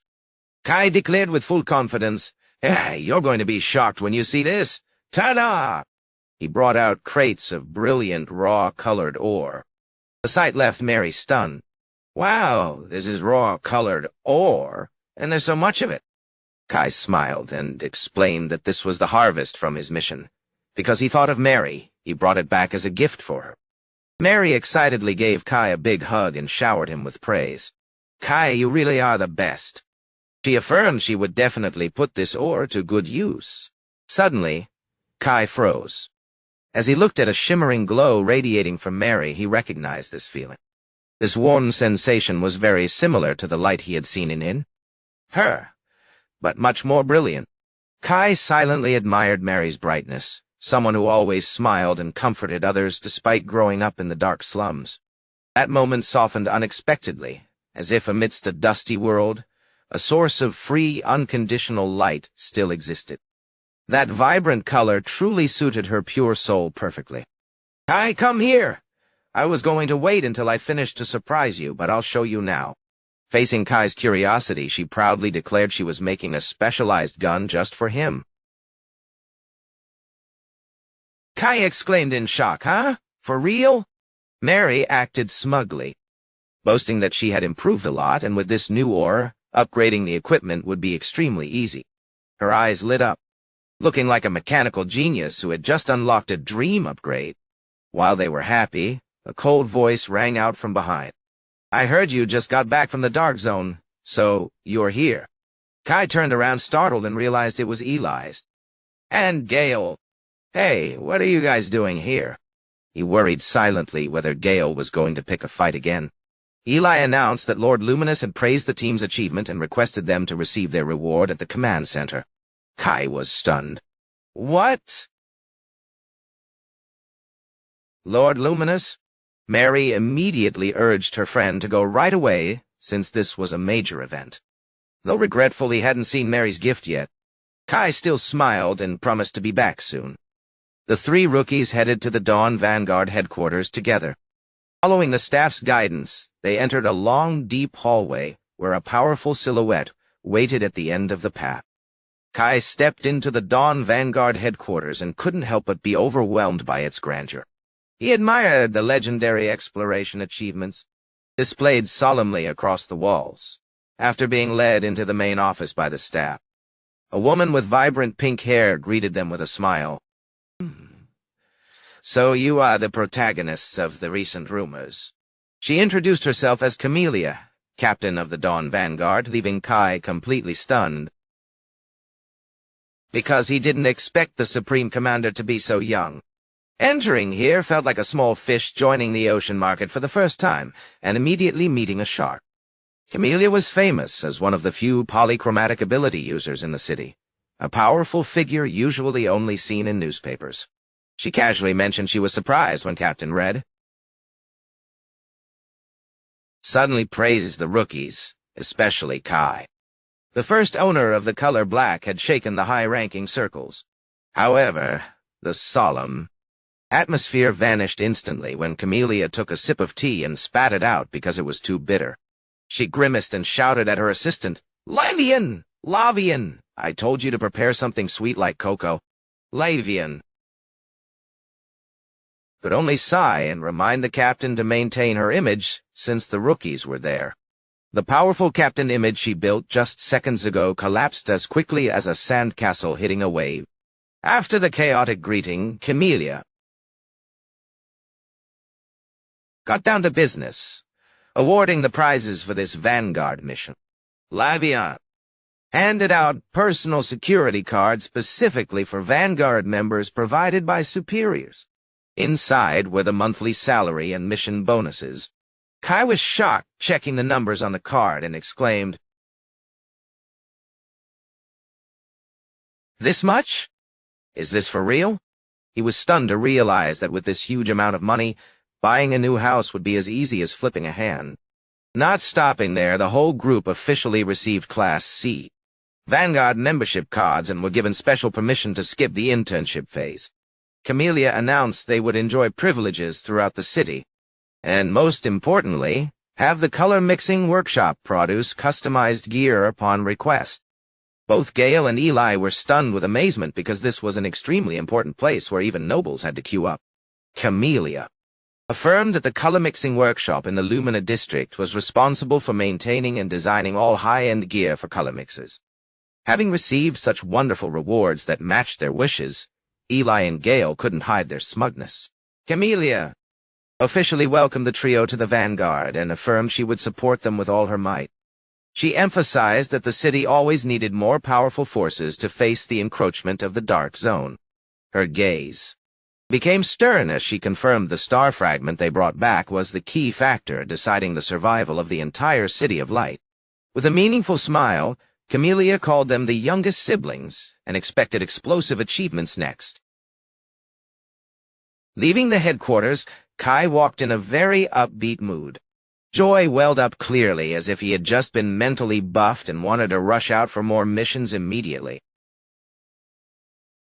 He whispered to Nero that today was truly a day of good things. Kai still hadn't gotten over the surprise of being promoted to Class C so quickly. Recalling the rewards and his friend's support, he told himself that the decision to join the Vanguard was completely wise. Kai was eager to tell these happy stories too. Mary right away, knowing his friend would be very excited. However, as soon as he arrived at the workshop, Kai froze, seeing the door wide open. He stepped in and called for Mary with growing unease. Before his eyes was a scene of ruin with machinery and tools scattered across the floor amidst the enveloping darkness. The joy from a moment ago hadn't even cooled before being doused with a bucket of cold water. The scene transition was so harsh, it made his heart sink. Kai stood frozen, his eyes wide with shock and fear. East of the military fortress, the night sky was torn apart by the shrieks of monsters. A commander frantically ordered, "Monsters from the abyss are swarming in. That illusion! Reinforcements! Everyone this way!" Amidst the chaotic battlefield, the sound of clashing weapons was deafening. They screamed in despair, "Aim for the big ones first!" When will this nightmare end? Despite their efforts to fight back, facing the relentless attacks, the soldiers' morale gradually crumbled. From a high cliff, a girl with mysterious green hair quietly observed the devastated scene and broke into a sinister laugh. "Ha ha ha! That's right! Keep struggling! Struggle all you want!" She mocked human weakness. "To be honest, if you can't even handle this little thing, I'll be very disappointed." To her, this attack was just a dull opening act. She affirmed, but this is still not enough." Watching the rampaging monsters, the girl clicked her tongue in boredom. "Beating small fish like this is just a waste of time. To completely level this hateful city, I must use a more certain method." Her eyes flashed with calculating light. Perhaps I'll have to take another trip down there." Standing next to her, the blade demon with cold white hair spoke up. "Going down to the city to meet what? Planning to go to your death?" He mocked his companion's overconfidence.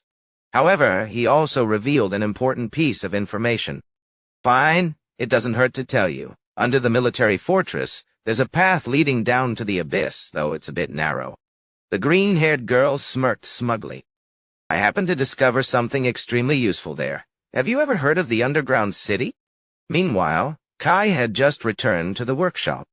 What met his eyes was a scene of ruin. Furniture was smashed to bits and lay scattered all over the floor. A bad premonition hit him. Kai frantically rushed inside and shouted, "Marine!" Kai rushed into the workshop, yelling, "Marine! Where are you?" He ran through every corner, searching in vain. Marine, looking at the upturned furniture, Kai realized even in the office, there was no sign of his friend. A dark thought flashed. Could she have been kidnapped by someone? Looking at the tools strewn on the floor, he clenched his fists in indignation. Who could it be? Kai's silhouette stretched long in the silent room. He turned his teeth. Which bastard? Memories of Mary's smile and the image of her in danger surfaced, making him feel terrified. Kai told himself, if something like last time happens again, then... Suddenly a meow sound rang out, pulling him back to reality. The emotions were peaking when they were cut off. A tense movie scene interrupted by an NPC breaking the mood. Kai snapped out of it and looked around. Nero? He saw the black cat poking its head out from a gap under the floor. Nero quickly hopped onto the table as if trying to guide him. Kai stepped closer, full of questions. What is it? Before him was a mechanical device lying among the tools. This is... He recognized it as a personal item that Marine had mentioned. Seeing Nero repeatedly signaling, a bad premonition hit him. If Nero ran here, then... Nero's expression was so serious that if he could talk, he would have been spamming emergency alerts by now. Kai immediately activated his inverted eyes skill. A white light covered the space, helping him see the remaining energy traces. He recognized a familiar aura. It's the same color as the one radiating from her body. Kai silently understood his little friend's intent. I don't blame you for purposefully showing me this. Though his heart was on fire, hoping Marine was safe, Kai still tried to steady himself. Oh, stay calm. I have to cast aside unnecessary emotions now. He determined the person behind this must be the bastards who had targeted him before. Recalling Mary's warning about the mysterious group hunting them, They're using her as bait, then. Kai grit his teeth in indignation, looked into the void, and muttered, "You pieces of trash brought this on yourselves." At this moment, only extreme worry for his best friend Marine remained. "Wait for me a bit, I'm coming to save you right now." Kai's gaze landed on the item Marine was halfway through making on the table. "And this thing, I'll make full use of it." He decisively put on the mechanical glove, ready for the upcoming life-and-death battle. His determination rose so high that one could tell this wasn't just a fight. He was going to get her back at all costs. The glove fit perfectly. Kai felt a new surge of power rolling through every fiber of his being. Fits so well. The efficiency has increased visibly. I can feel the difference immediately. Streams of jet-black aura began to cover his arm. Kai confidently affirmed, "Even if I have to fight for a long time, it won't be a problem." He turned to signal his little friend. "Let's go, Nero." The feeling of getting high-tier loot was palpable, the type where you want to test your damage immediately after equipping it. "Time to save Marine!" Kai walked with an air of determination. His silhouette trudged into the dark and narrow alleys of the slums, between mossy walls and old pipes. Kai brushed past wanderers lying exhausted and depleted on the roadside. He didn't care about the scrutinizing looks or the gloomy atmosphere, focusing intensely on his sole objective ahead. At a turn, Kai froze when he noticed something unusual. The color traces had vanished. His gaze stopped before a bottomless pit with an iron ladder leading underground. "The way down there? So there's a new secret entrance closer than I thought." Stepping down below, Kai was stunned to see countless wanderers gathering in the dark space. No wonder the number of wanderers increased abnormally lately. Suddenly, a large silhouette blocked his path and laughed out loud triumphantly. "Aha! See? I told you so, didn't I? Lucky you stopped." Kai stood opposite the group of strangers. The leader grit his teeth. He growled, "Don't tell me you've forgotten my face already." He looked at Kai with hatred and reminded him that although they weren't close, there was still a debt to settle. The air was as tense as a wire. All that was missing was a ping sound to know someone was about to disappear. Unfazed by the threat, Kai asked coldly and directly,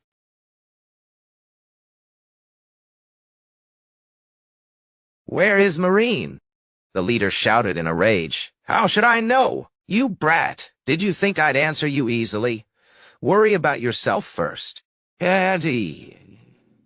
How bitterly recalled the pathetic moment he was defeated and affirmed Kai was the cause of his downfall. To recover some strength, he had to do the dirtiest jobs and accept being a pawn at the bottom of the organization. He snarled, "The reason I endured until now was to wait for this day of revenge. Do you know how much I hate you?" Though he had orders from Lord Balance to capture him alive, he affirmed he didn't need to keep Kai's bones intact. He ordered his accomplices, "You have to pay me back with interest. Everyone, attack him!" The thugs lunged with weapons, but Kai only quietly gathered black aura in his palm. A jet-black blade appeared. He coldly declared, "I don't have time to waste here." And no need for mercy anymore. He was so fast that a security camera would probably only record a blur with a loading caption. Kai dashed off like a ghost. The shadow blade tore through space and struck down those in his way in a flash. Kai's horrific speed caused the crowd to completely break formation. The leader cried out in terror, "Are you crazy? What kind of monster is this?" He hurriedly activated his weapon, unleashing a brilliant green energy slash to stop him. However, Kai faced it calmly and used his bare hand to stop that surge of power right in front of the enemy. The green-haired leader's eyes widened in horror when he realized Kai's strength had completely transformed.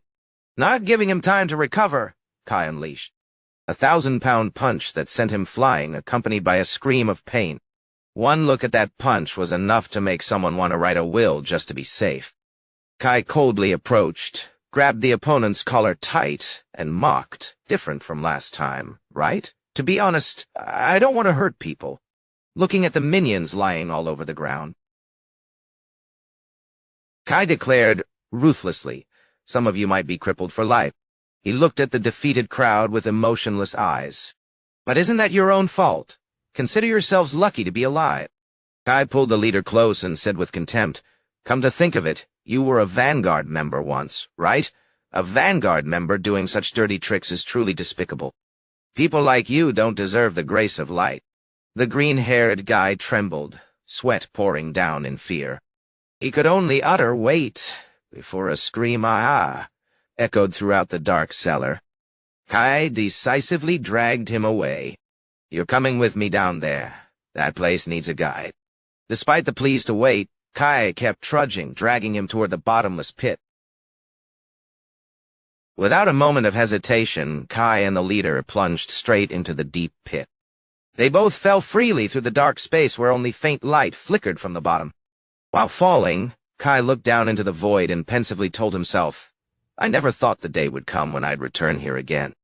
What appeared before them was a majestic and overwhelming view of the underground city. Between giant pillars and a complex pipe system, a brilliant city of lights stretched endlessly underground. Kai and the guide were dwarfed by the vast space, heading straight toward the center of the mysterious underground world. Kai exerted force, pushing the guide's shoulder, and snarled, "Hurry up! And don't even think about doing anything stupid." The man could only grit his teeth and endure. "Again? Did you think you'd survive poking at the boss's group? What can you do all by yourself?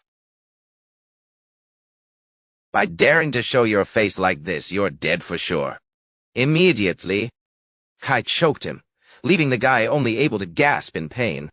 Kai's gaze glowed threateningly. "Your mouth is still this tough? Proves you don't understand your situation yet. Shut up and guide me properly. Before I actually kill you, if anything happens to Marine, even a little bit, then prepare yourselves for the worst." His voice was terrifyingly calm, the kind where you don't know whether to tremble or just write an apology letter quickly. The guide trembled. I understand." The two walked amidst the crowded streets of the underground city. Whispers rang out everywhere. "Are you guys fighting internally? That person has a strange color." "Shh, don't go near them." Kai looked around and silently remarked that nothing here had changed, not even a bit. The underground city was like the shadow under a lamp, where Luminous's light couldn't reach, and it had become a den for thugs. There were no laws here. Colorless people had to rely on underground mines because it was the only way to live for those with nowhere left to go. Kai stood still when he realized this was where he met Marine for the first time. The guide peeked at Kai and cursed silently. "Damn it, you bastard!" He gave a sinister smile. "Make yourself comfortable. Anyway, my goal was only to bring you to the base. You walked into the trap yourself, idiot. This place will be your grave." They just stopped in front of an old building, when a deep voice rang out, "Finally, you've arrived." Strangers stepped out from the shadows. The leader snarled, "I've waited for you so long, I'm about to grow roots." Amidst the buzzing crowd in the underground city, jeers aimed straight at Kai were relentless. "Whoa. Really black, huh? Another mocked. What kind of dark color is that? Like a piece of ore? Or did you fall into an ink tank?" "Ha ha ha ha!" The leader with black glasses and a top had spoke coldly, "So you finally made it here." Seeing this, the guide frantically ran over. "Big brother," he immediately reported. "I brought the black-colored one as ordered." Seeing his subordinate back in a colorless pale state, the leader snarled, "Your color disappeared again? I told you already, didn't I? A person without color is worthless." Even though the guide trembled and begged that it was out of his control, he still coldly declared, "The opportunity is past. That means your value ends here." He spoke so decisively that one just wanted to ask if a liquidation report needed signing.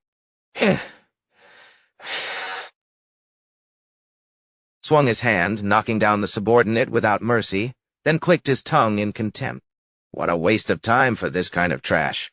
Facing that cruelty, Kai remained calm. Nothing had changed. "You still act the same." No different at all. He looked straight at the opponent and said decisively, "I've come here, so you better answer. Where is Marine?" The big brother smirked arrogantly. Huh? Still don't understand the situation. Think carefully about who has the upper hand now. That smile was so confident, it was as if he had already booked a ticket to watch Kai fail. He mocked that if Kai had just backed down and cooperated, from the start, everything would be settled. He snarled threateningly, "The more you don't cooperate, the harder it is to find that Marine or whatever. Don't you know?" He laughed manically. "By now, who knows what might have happened?" Ha ha ha! Killing intent exploded from Kai. He coldly declared, "Fine then, I'll level this place to the ground." Kai's eyes glowed a stark white. Black aura frantically poured from his arm, forming a jet-black energy cyclone that enveloped his entire body. The leader cried out in terror. What on earth? A horrific explosion shook the entire area, blowing the minions away. Amidst the rubble, Kai stood tall, facing hundreds of surrounding silhouettes. The noise was so loud it disturbed the top leader's office. "A subordinate frantically ran in to report, boss. It's bad, boss. The black guy. The one we're looking for. He's going crazy." He urged his big brother to go check the situation immediately. The branch leader with long hair and glasses screamed in despair, "Stop him! Hold him back for me, you idiots!" He ordered his subordinates to try and hold out and buy time until superiors arrived. However, facing Kai's overwhelming power, the thugs were just like punching bags for him to vent his anger on. Hitting them this easily, even the punching bags at the gym would probably quit collectively. One by one they were tossed into the air, making the commander gasp in shock. "He's clearly a monster. What the hell is going on here? What are you still fooling around for?" A deep, powerful voice rang out. Seeing a large silhouette with tangled tattoos appear, the long-haired guy cheered joyfully. "Ah, he's here."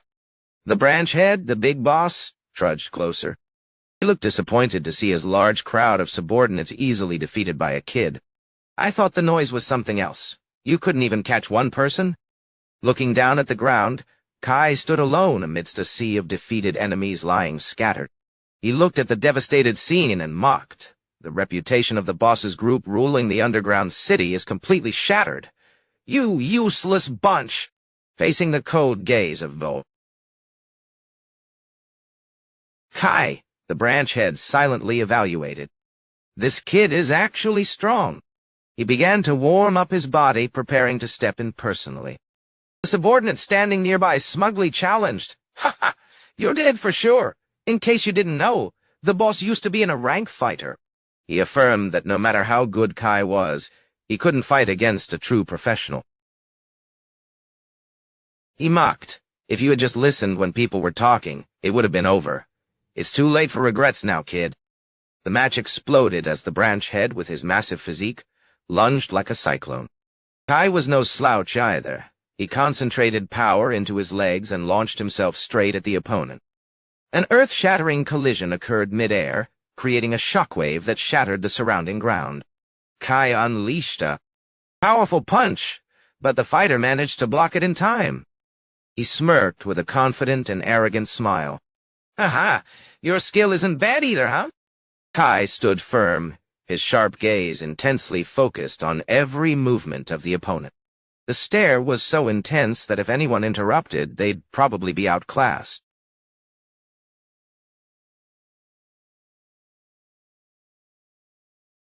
Instantly, the branch head snarled and declared, "Now it's my turn." He focused all his strength into his giant tattooed arm. A punch with 1,000 pounds of pressure landed straight, leaving Kai no time to dodge as he was blown away, crashing through stone walls. Kai struggled to get up amidst the rubble. He clutched his trembling arm and tried to regulate his breathing. Not giving Kai any time to rest, the fighter continued to lunge, intending to deliver a finishing blow. However, Kai quickly stepped aside to dodge and unexpectedly closed in, bringing his hand-wearing mechanical glove into direct contact with the opponent's chest. Kai concentrated all black aura, activating a direct attack that left the branch head stunned and terrified. He frantically wondered, "What is this?" A cold sensation ran down his spine, making him appalled to realize something inside him was flowing away.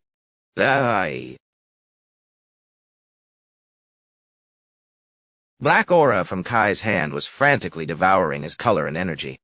The fighter grit his teeth and cursed, damn it, then screamed in agony. He stared at Kai with indignation and roared, "What kind of trick are you playing?" The branch leader smirked mockingly. "Black, huh?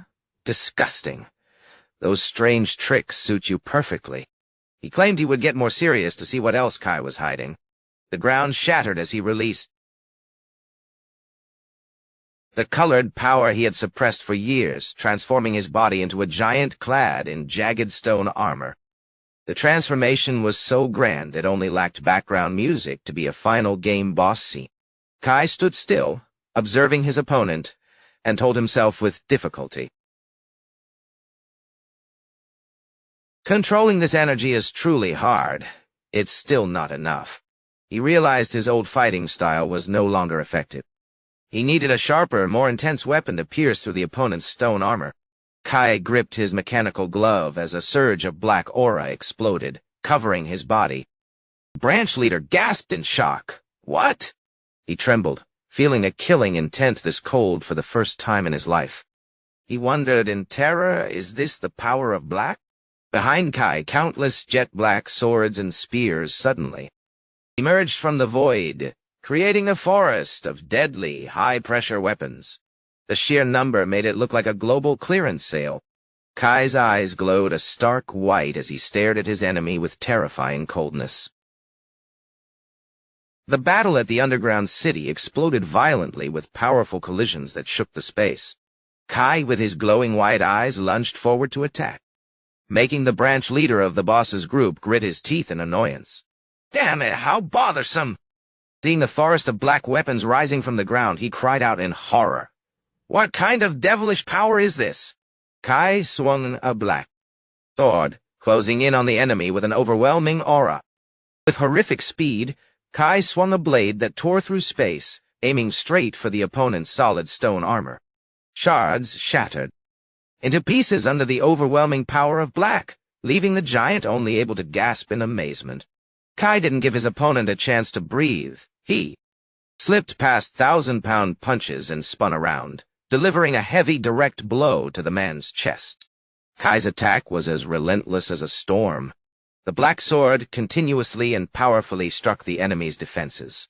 The branch leader groaned in pain and realized Kai's intention. "This brat, he's only aiming for my head." The chain of attacks was as fast as spamming skills without a cooldown, though the fighter tried to fight back. Kai moved with extreme fluidity, continuously unleashing razor-sharp slashes. Large chunks of the stone armor surrounding the leader's head shattered. He trembled, realizing his enhanced body, which he was so proud of, was being easily destroyed by Kai as if it were nothing. He terrifiedly assessed that although those black swords were brittle, each was as dangerous as a straw frantically sucking his color dry. In despair and wounded pride, the shadow manager roared, "Damn it! I'm the manager of the darkness. I can't lose to this brat." He put all his strength into creating a giant stone spike from his arm and lunged frantically. "A black-colored guy like you dares to." The branch leader roared maniacally. "I don't care what Blank said anymore." He swung a giant fist and shouted, "Die!" A swing of the arm that just by looking at it was enough to make someone want to quit their job permanently. An ultimate move called Corner of Destruction exploded, creating an earth-shattering shockwave that leveled the surrounding buildings and left a deep crater in the ground. As the dust cleared, the fighter was stunned to see Kai still standing firm. "What?" He couldn't believe his eyes when he saw his strongest attack block. "You blocked it." The sturdy stone armor on his arm began to crumble and fall off to the horror of its owner. The branch leader panicked utterly. "What is this?" He realized his energy was frantically being sucked into Kai's black vortex. "My color is being sucked away!" The situation shifted so fast he didn't even understand what happened before realizing he was truly being erased. He wondered in shock how many abilities Kai actually possessed, able to both create weapons and absorb the opponent's color. Though terrified, he tried to stay calm and calculated, using his last bit of strength to counterattack, but then he suddenly froze in confusion. "Hey!" The fighter panicked, putting his hand to his face and screaming, "What? I can't see!" Taking advantage of the opponent's panic from losing sight, Kai dashed forward with horrific speed. He delivered a 1,000-pound punch directly to the face, sending the giant flying. The branch leader collapsed to the ground, only able to groan in pain. Feeling the power in his body gradually fading, he wondered in despair, "Why? Am I going to die like this? Just because he's black?" In his dying breath, he grit his teeth and cursed the damn brat for using black like a poison. Facing that rage, Kai only coldly replied with a contemptuous question. "So what?" A short answer, but the mental damage was definitely boss level. Kai didn't bother with ethics. He snarled, "Why should I fight fair?" Saying that, he brutally trampled on the enemy, making him cry out in pain. Kai coldly declared, "Now you won't be able to resist when I absorb you, right?" He grabbed the manager's neck, frantically draining the last bit of color, making him scream piteously. "Whoa!" Witnessing that horrific scene, the glasses-wearing subordinate standing nearby could only tremble in fear. The manager has been defeated." He looked at Kai with terror-filled eyes and shouted, "You damn monster!" Amidst the rubble, Kai stood tall with his glowing white eyes, radiating the pressure of a terrifying entity. The manager, now completely faded, lay motionless like a soulless corpse. The air was so silent that even fear had to tread lightly. Kai walked away somberly, leaving behind utter terror for the survivors. He slightly glanced back, his face hidden in the shadows, exuding a cold aura that made those facing him afraid to breathe. Meanwhile, in another dark space, Mary groggily woke up with a moan. Ugh.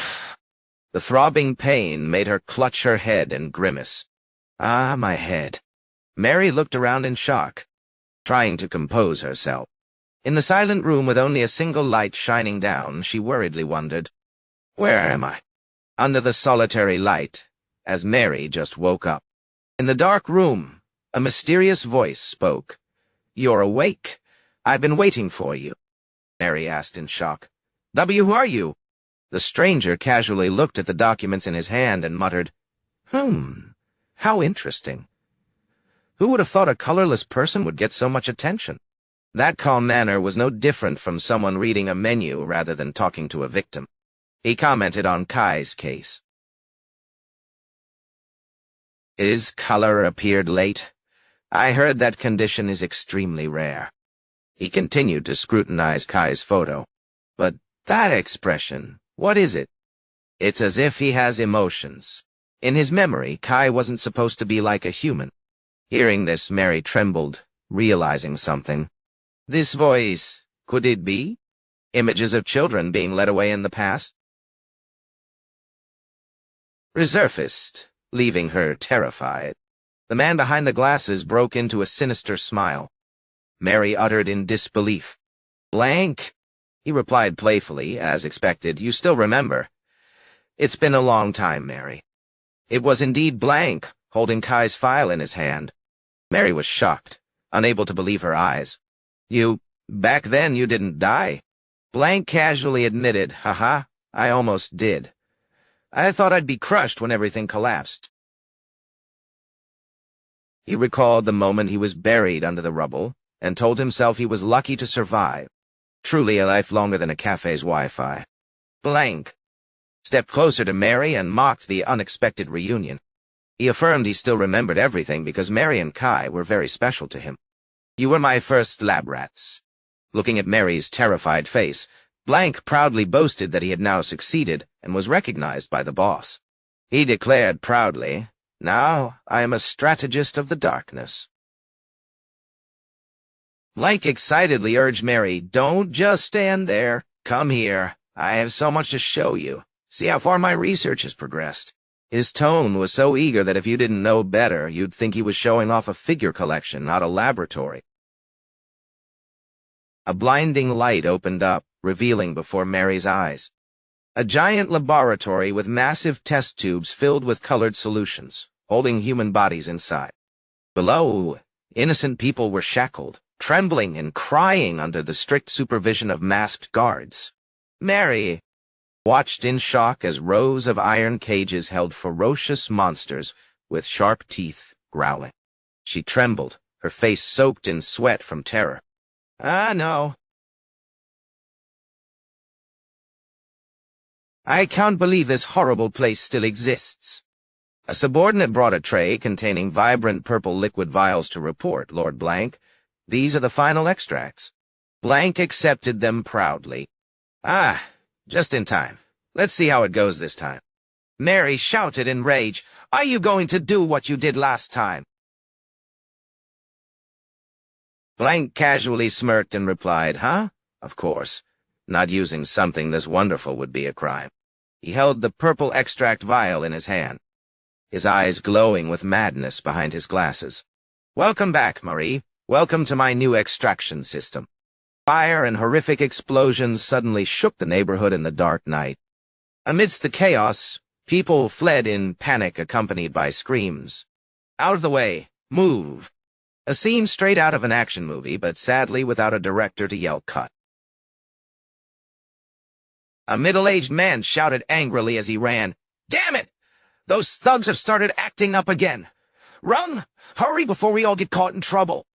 Meanwhile, Kai strode out from the smoke and dust, coldly dragging two unconscious enemies. He approached a dark tunnel and demanded of the trembling man before him, "You said Marine was taken here, right?"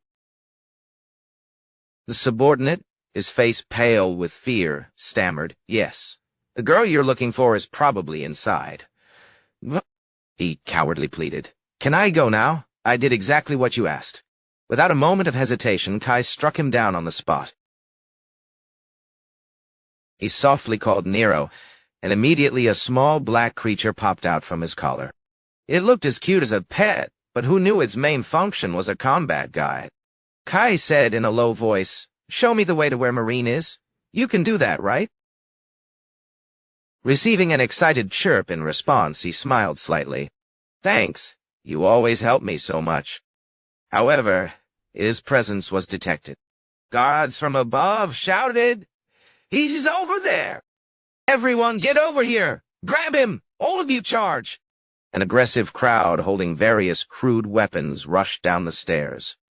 "I don't have time to waste dealing with small fry like you. If I delay any longer, Marine will be in danger." He happened to have prepared a suitable move. Undeterred, Kai channeled maximum dark power into his mechanical arm and declared clearly, "I'll break through the whole thing in one go!" He swung his arm, unleashing the ultimate destruction punch. The punch carried horrific power, sweeping away all obstacles and creating an explosion that shook the underground structure. The guards could only scream in despair, "No way! Stop that madman at all costs! Someone stop this crazy monster!" Amidst the rubble, Kai, with a sharp gaze, was still lunging forward like an arrow. Meanwhile, deep inside the laboratory, "You really are a true madman. What on earth are you going crazy for?" Marine grit her teeth and shouted in rage, "Why do you still continue to commit these horrible acts?" Blank turned slightly, pretending to be surprised. What's wrong, Marine?" "Why do you have such an angry face? There's no need to be so threatening toward me." He walked casually and continued in a morbid tone, "Honestly, I feel very grateful to you all. Thanks to you acting as test subjects, my research has made such a leap forward." A tone of gratitude that made one want to slap him back into reality. Blank pointed toward a giant machine. "Oh, look that way. The extraction process is being carried out right now. Witnessing it with your own eyes is always better than just hearing an explanation, right?" Nearby, two soldiers were brutally dragging an elderly man toward the machine chamber.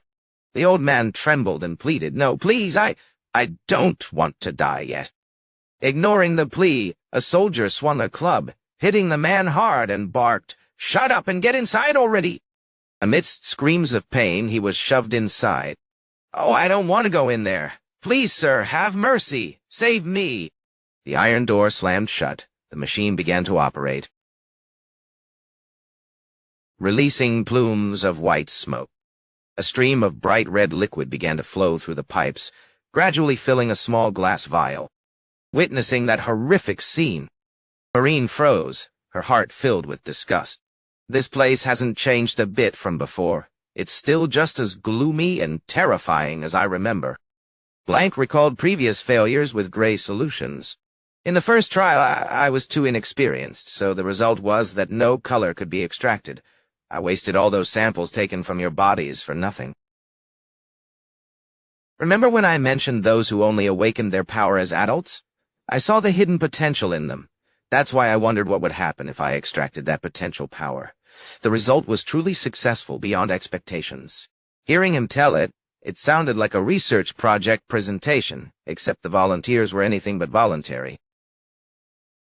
Not just humans, even large mutant creatures became a source of materials for him. It doesn't stop at humans. I can even extract it from monsters. Don't you think I'm brilliant? Who would have thought that worthless trash could be transformed into such magical and magnificent colors? I firmly believe this is their soul, their core essence, and I have the right to extract it to use in any way I want. Actually, I'm doing a good deed, helping them bring out the value that was buried so it can shine most brilliantly. Blank proudly held the vial high and declared, "My extraction ability, along with years of relentless research, has finally come to fruition. And what you see is the result, the hybrid seed." He gazed infatuatedly at the swirling purple liquid. Currently, I'm still exploring what other applications it can have. Not long ago, I realized that signal-emitting monsters are often attracted to these colors. Though I can't control them absolutely, it still provides a certain effect. Witnessing this madness, Maureen shouted in rage, "You people are truly a bunch of perverts. Everyone has gone crazy. How can you casually say such disgusting things with such an emotionless face? Taking living people and shoving them into that extraction machine just to create this freakish thing. Do you think the city government will let you freely do these evil things without punishment?" Her anger flared up intensely. Facing the accusations, Blank only broke into a sinister smile. "Oh, I expected you'd react so strongly. However, I honestly don't see anything wrong with this. Well, it seems my work has gone too far for this era, so people like you aren't at the level to understand it. What a shame." Maureen couldn't take any more. She screamed in his face. "Shut your filthy mouth! You're nothing more than a perverted murderer, soul and essence. What a joke. If you want to extract color so badly, why don't you pull it out of your own corpse? Your color must be filthy and disgusting. It's the color of a madman who only indulges in deviant pleasures." A direct counterattack. No beating around the bush. She hated him and said it plainly. Blank's face suddenly darkened. He asked back, "Do you really think so?" "Actually, I've already checked. So I understand it better than anyone." Maureen was stunned. "What did you say?" Blank slowly took off his glove while explaining. "I've been regularly performing extractions from my own body. I'm the one who created it. Would I not experience it myself first? This is the research result I've poured my entire life's passion into. As soon as I achieved success, the first thing I did was try extracting a sample from myself. The testing the product before selling approach sounds dedicated, but in this case it just sends shivers down the spine." He revealed a mechanical arm and a left eye glowing with a magical purple hue. "Oh, how beautiful my own color is. Currently, I am cherishing and protecting it very carefully. Who knows? Maybe it will be helpful to me in the future." Marine clutched her head in horror and despair. Hey, I'm begging you. Please shut your mouth for once. I don't care about your crazy stories. Don't make me listen to another word. Blank laughed delightedly. I got a bit too excited and forgot. But anyway, since we're chatting, do you want to hear more? I heard that Kai fellow has already set foot in this underground city. At the mention of Kai's name, Marine's eyes widened in shock. Blank proudly affirmed, just as I predicted. Kidnapping you was the perfect bait to lure the first owner of Black out into the open. He mocked, recalling the past where Kai always followed her without leaving her side. To him, Marine was the perfect prey to lure Kai to his death. Blank was confident that even if Kai possessed special powers, he couldn't possibly withstand the large number of subordinates surrounding him outside. He ordered his men, "Take her away quickly. We'll meet again when Kai appears." Marine struggled in rage. "You lunatics! Let me go! Don't you dare touch me!" Blank casually turned his back and walked away to prepare for the honored guest, while checking the batch of hybrid seeds about to be delivered to a big client. However, a horrific sound suddenly shook the entire space. Blank muttered in confusion. That loud, vibrating noise? What on earth is it? Immediately after, the ceiling collapsed, creating a violent explosion. Guards screamed in terror. "Ah, careful! The ceiling is collapsing!" Dust filled the lab to Blank's bewilderment. What the hell is going on? From above, a dark silhouette landed heavily amidst the rubble. Marine was stunned, unable to believe her eyes as the familiar figure emerged through the smoke. Kai appeared in an arrogant stance, his sharp gaze fixed straight at the enemy. A classic main character entrance, on screen, and no introduction needed to know who's the center of attention. Marine burst out in joy, calling his name loudly. Kai!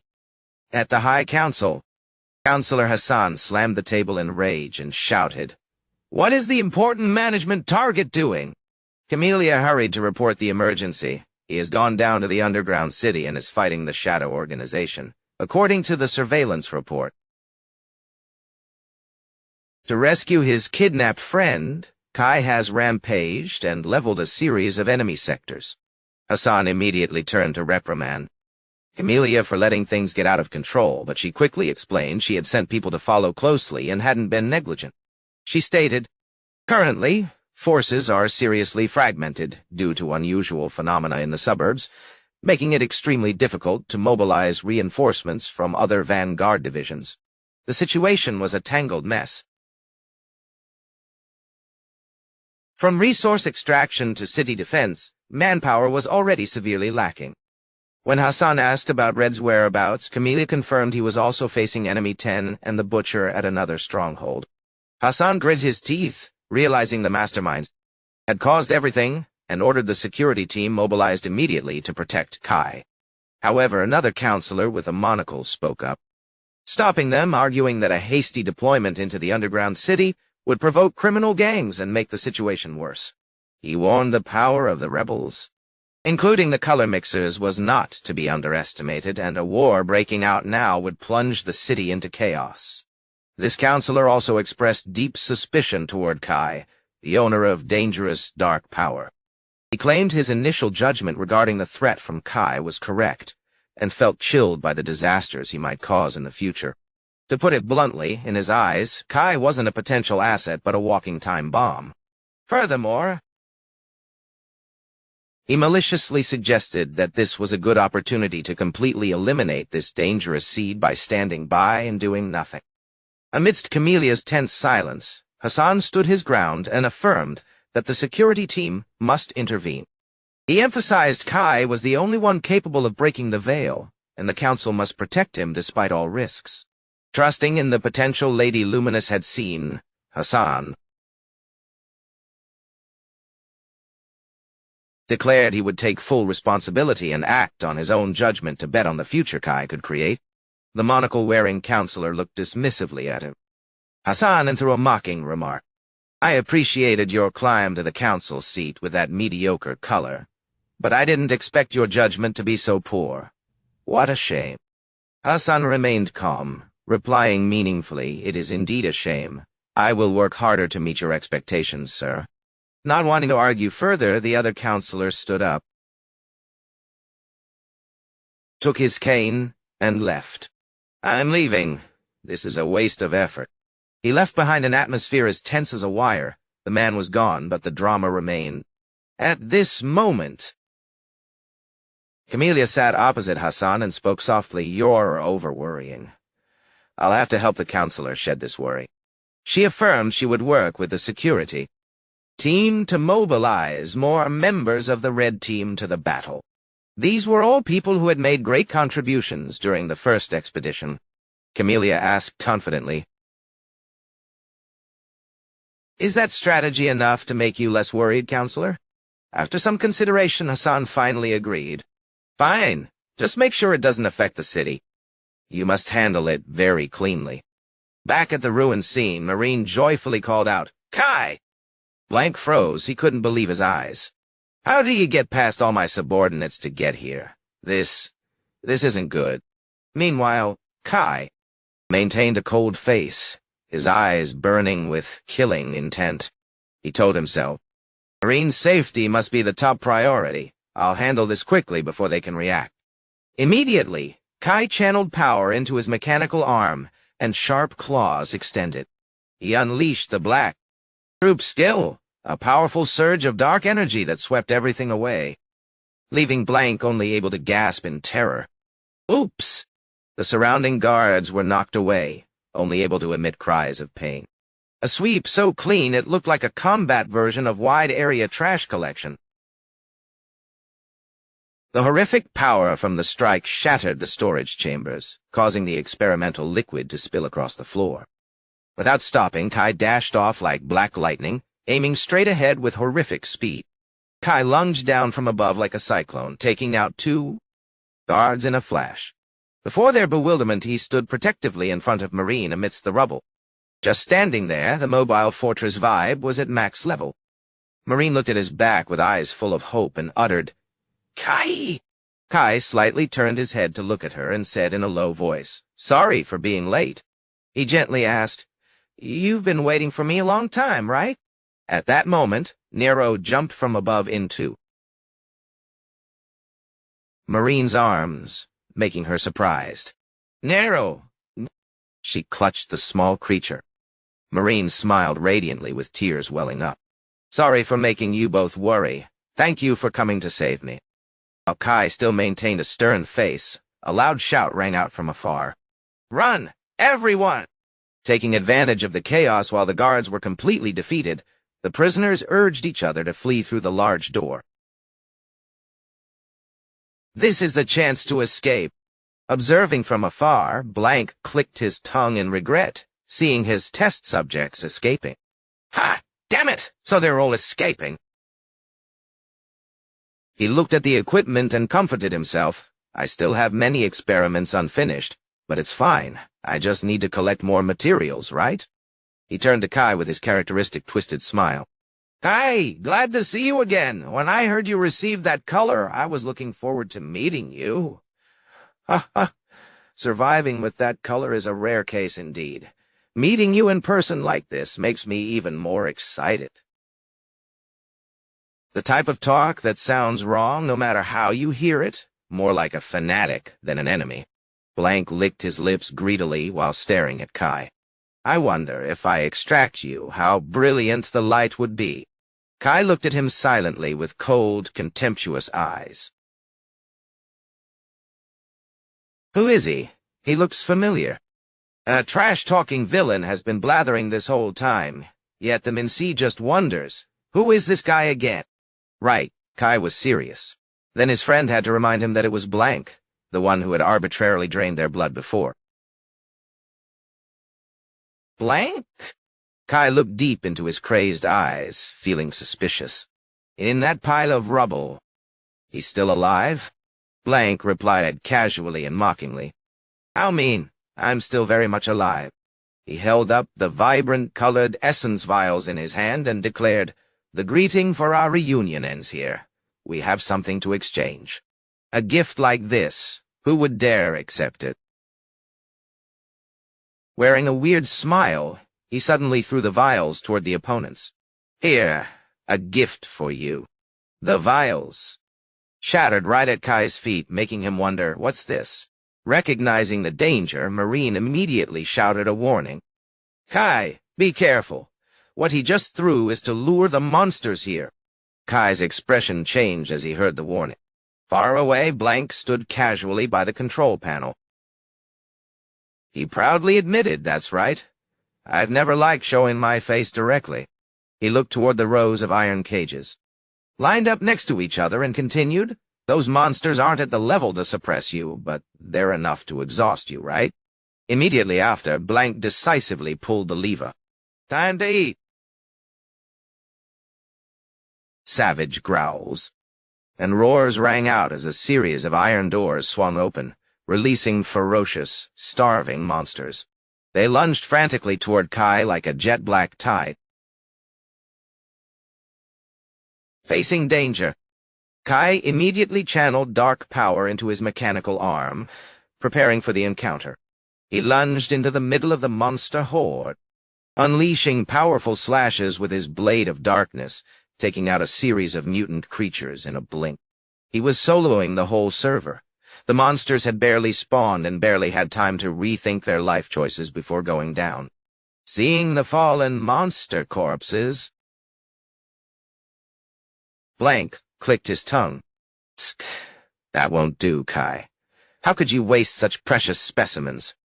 He observed the battle while muttering his mad theory. Normally, color evaporates after using its power, but in my hands, things are different. He immediately activated his special ability, Extract. A stream of black energy from Kai's slashes was sucked back into the glass vial in Blank's hand. Ha ha ha ha! Black! His eyes lit up like he'd just looted a rare item. It only lacked a legendary tag to complete the set. Gazing at the thick liquid in his hand, he muttered ambitiously, finally, I have it. I wonder how different it is from other blacks. But the mad doctor's greed didn't stop there. He stared at the vial and clicked his tongue.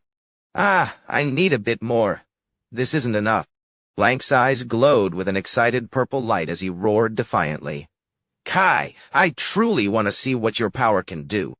Below, Kai was still fighting frantically amidst the swarm of monsters, while Marine could only watch in extreme worry. Witnessing Kai struggling to hold his ground, Marine cried out, This is bad! She realized that normally, Kai could easily handle situations like this, but now he couldn't. Marine secretly guessed, surely. On the way here, he used too much color, so now he's overloaded. You know, try not thou. She knew that if he could absorb the monster's color, Kai could recover instantly, but first, she had to find a way to create an opening for him. Suddenly, Marine saw the mixed ink spilling across the floor and wondered about that ink. She suddenly remembered that earlier, thanks to Kai's power, this liquid had flooded the entire place. Marine's gaze became determined. I have to use this. Her brain pinged with a plan, switching to genius mode in a crisis. She quickly used a tool to interfere with the machinery, and used all her strength to pull two large cable ends apart.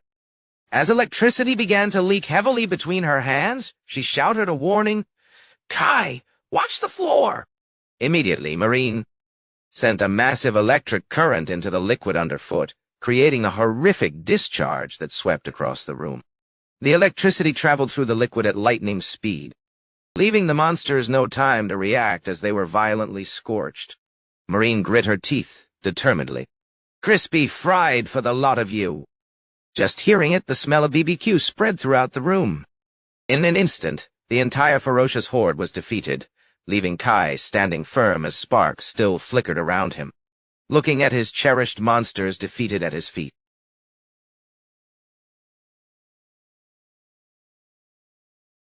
Blank couldn't help but click his tongue in regret. My monsters. They're all dead. Sensing the moment the enemy was distracted, Marine immediately shouted, Kai, now is the time! Without wasting another second, Kai lunged forward. He channeled his ultimate power into his mechanical arm, making the joints move and emit a thick flow of black energy. A surge of black aura exploded violently from Kai's body, forming a pitch-black cyclone aimed straight at you. Blank, Daimei. Witnessing that horrific power, the Mad Doctor wasn't afraid. Instead, he showed extreme excitement. "Oh, whoa!" His eyes were glued to the energy, his mouth stammering in shock. Is that the power of black? Seeing it in person, it's truly peak. He pointed at Kai, his voice trembling with joy. "The monsters were just bait for you, weren't they?" Blank was completely lost in his own madness as he declared his ambition to seize and turn every enemy into his own possession. "That is the ideal I have long desired." He stepped closer, looking at Kai with a gaze so greedy it was skin-crawling. "Even just an arm. No, even just a finger would do. Can you share half with me?" Half of Blank's face was submerged in shadow, leaving only a purple eye glowing spookily. "I want to study pure black to see how top-tier it is." Responding to those morbid ramblings, Kai coldly lunged forward like a ghost. "Finished barking?"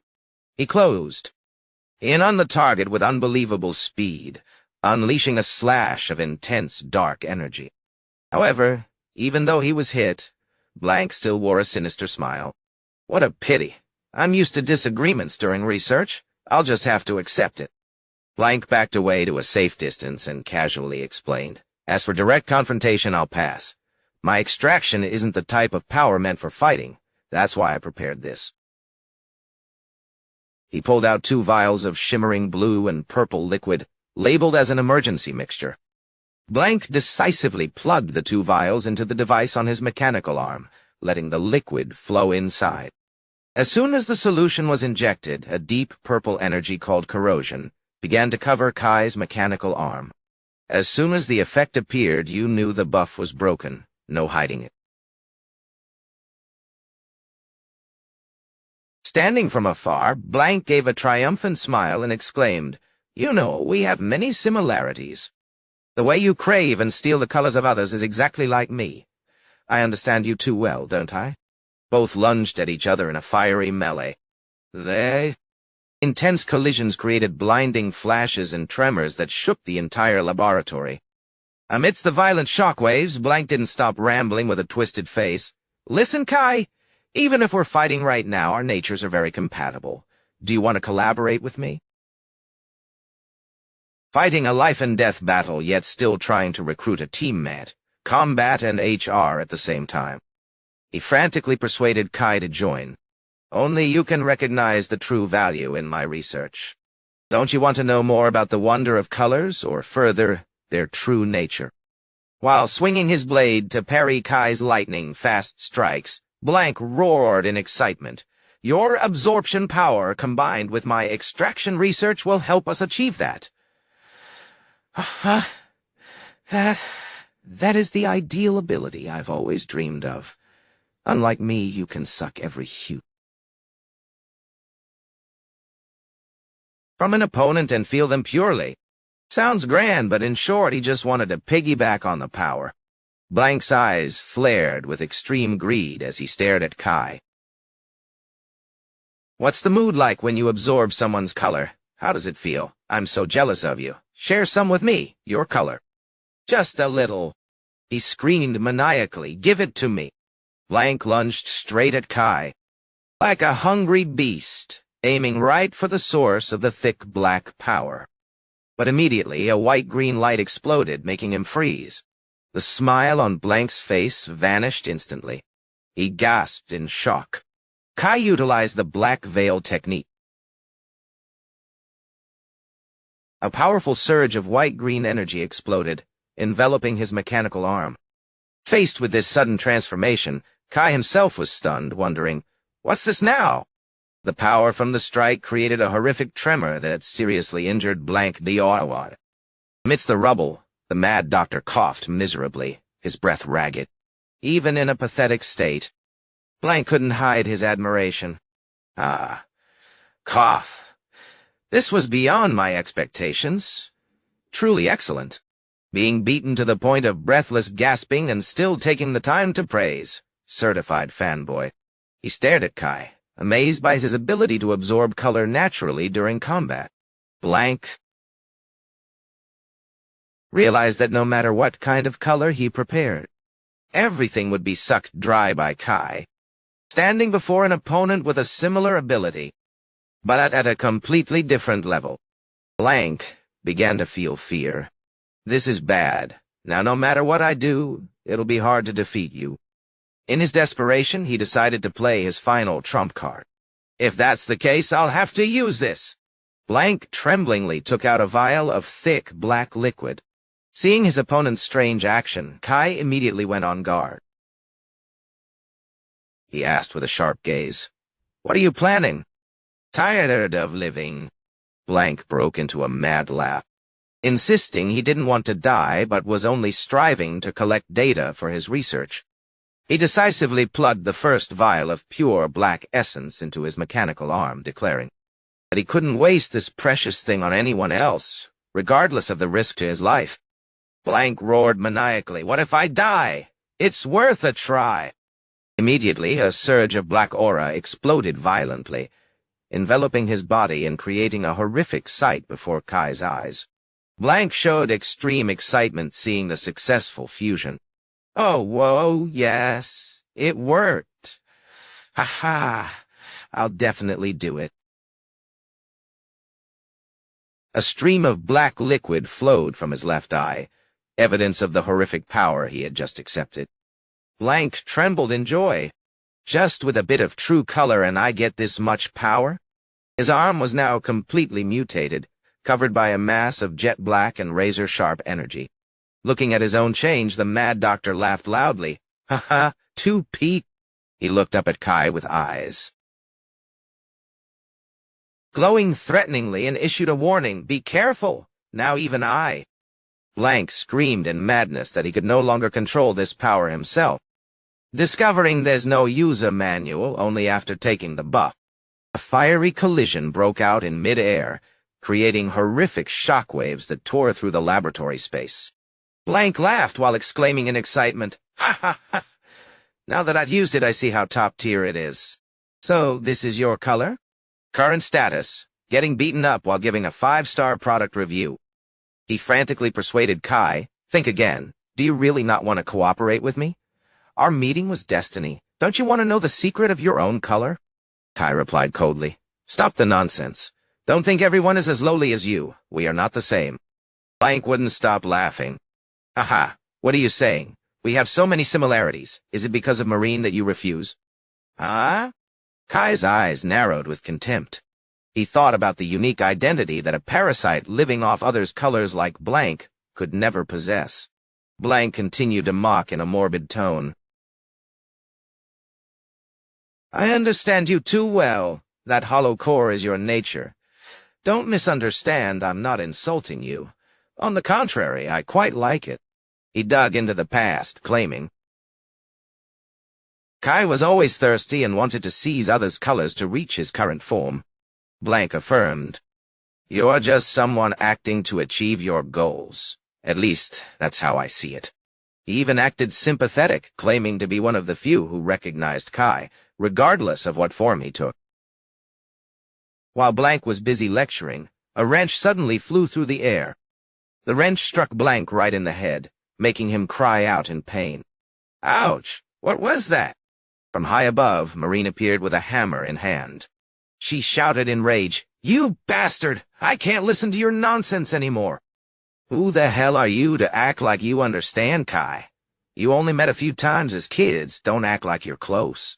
Marine yelled straight at Blank's face, "What same? You creep! A pervert who treats humans as materials like you dares to compare yourself to anyone?" She declared proudly, "Kai is just himself.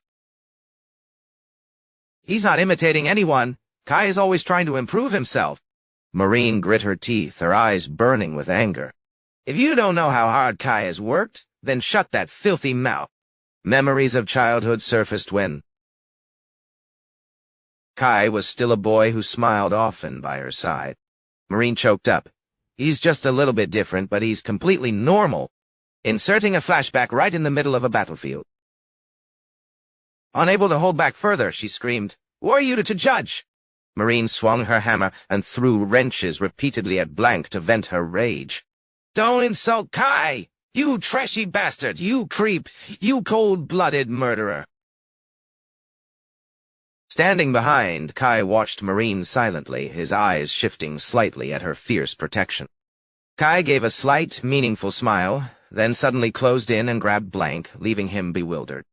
A horrific surge of black aura exploded, blowing everything away, making Blank gasp in terror, huh? Witnessing this sudden increase in power, the Mad Doctor was both trembling and excited. "Oh, you're too amazing! He can still increase his output?" Amidst the thick black smoke, Kai softly called Marie. Then he smiled gently at her. "Thank you." Immediately, Kai lunged forward with horrific speed, unleashing a 1,000-pound punch straight into Blank. The blow was so strong it sent him flying, unable to react. Blank realized in horror that his body had reached its limit. "No. Exceeded my body's endurance," he whispered in despair. "Ah, Kai, as expected, you—" Kai stood tall like a god of death, radiating an overwhelming aura that enveloped the enemy. He summoned all his strength and delivered a fatal blow from above. If this strike hit a health bar, it would drop straight to negative without asking. A world-shaking explosion rang out as Kai smashed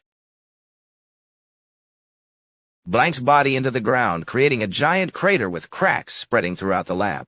That destructive power made anyone witnessing it shiver and exclaim, "Truly too peak."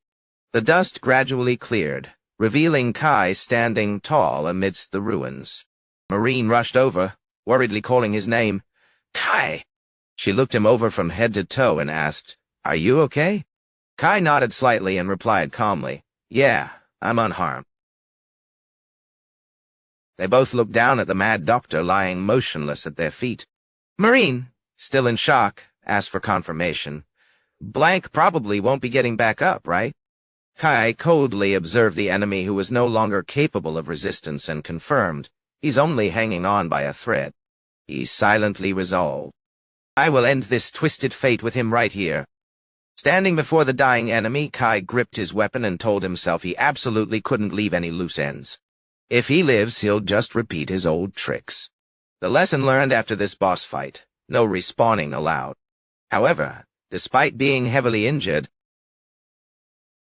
Blank still tried to force himself up and let out broken laughter.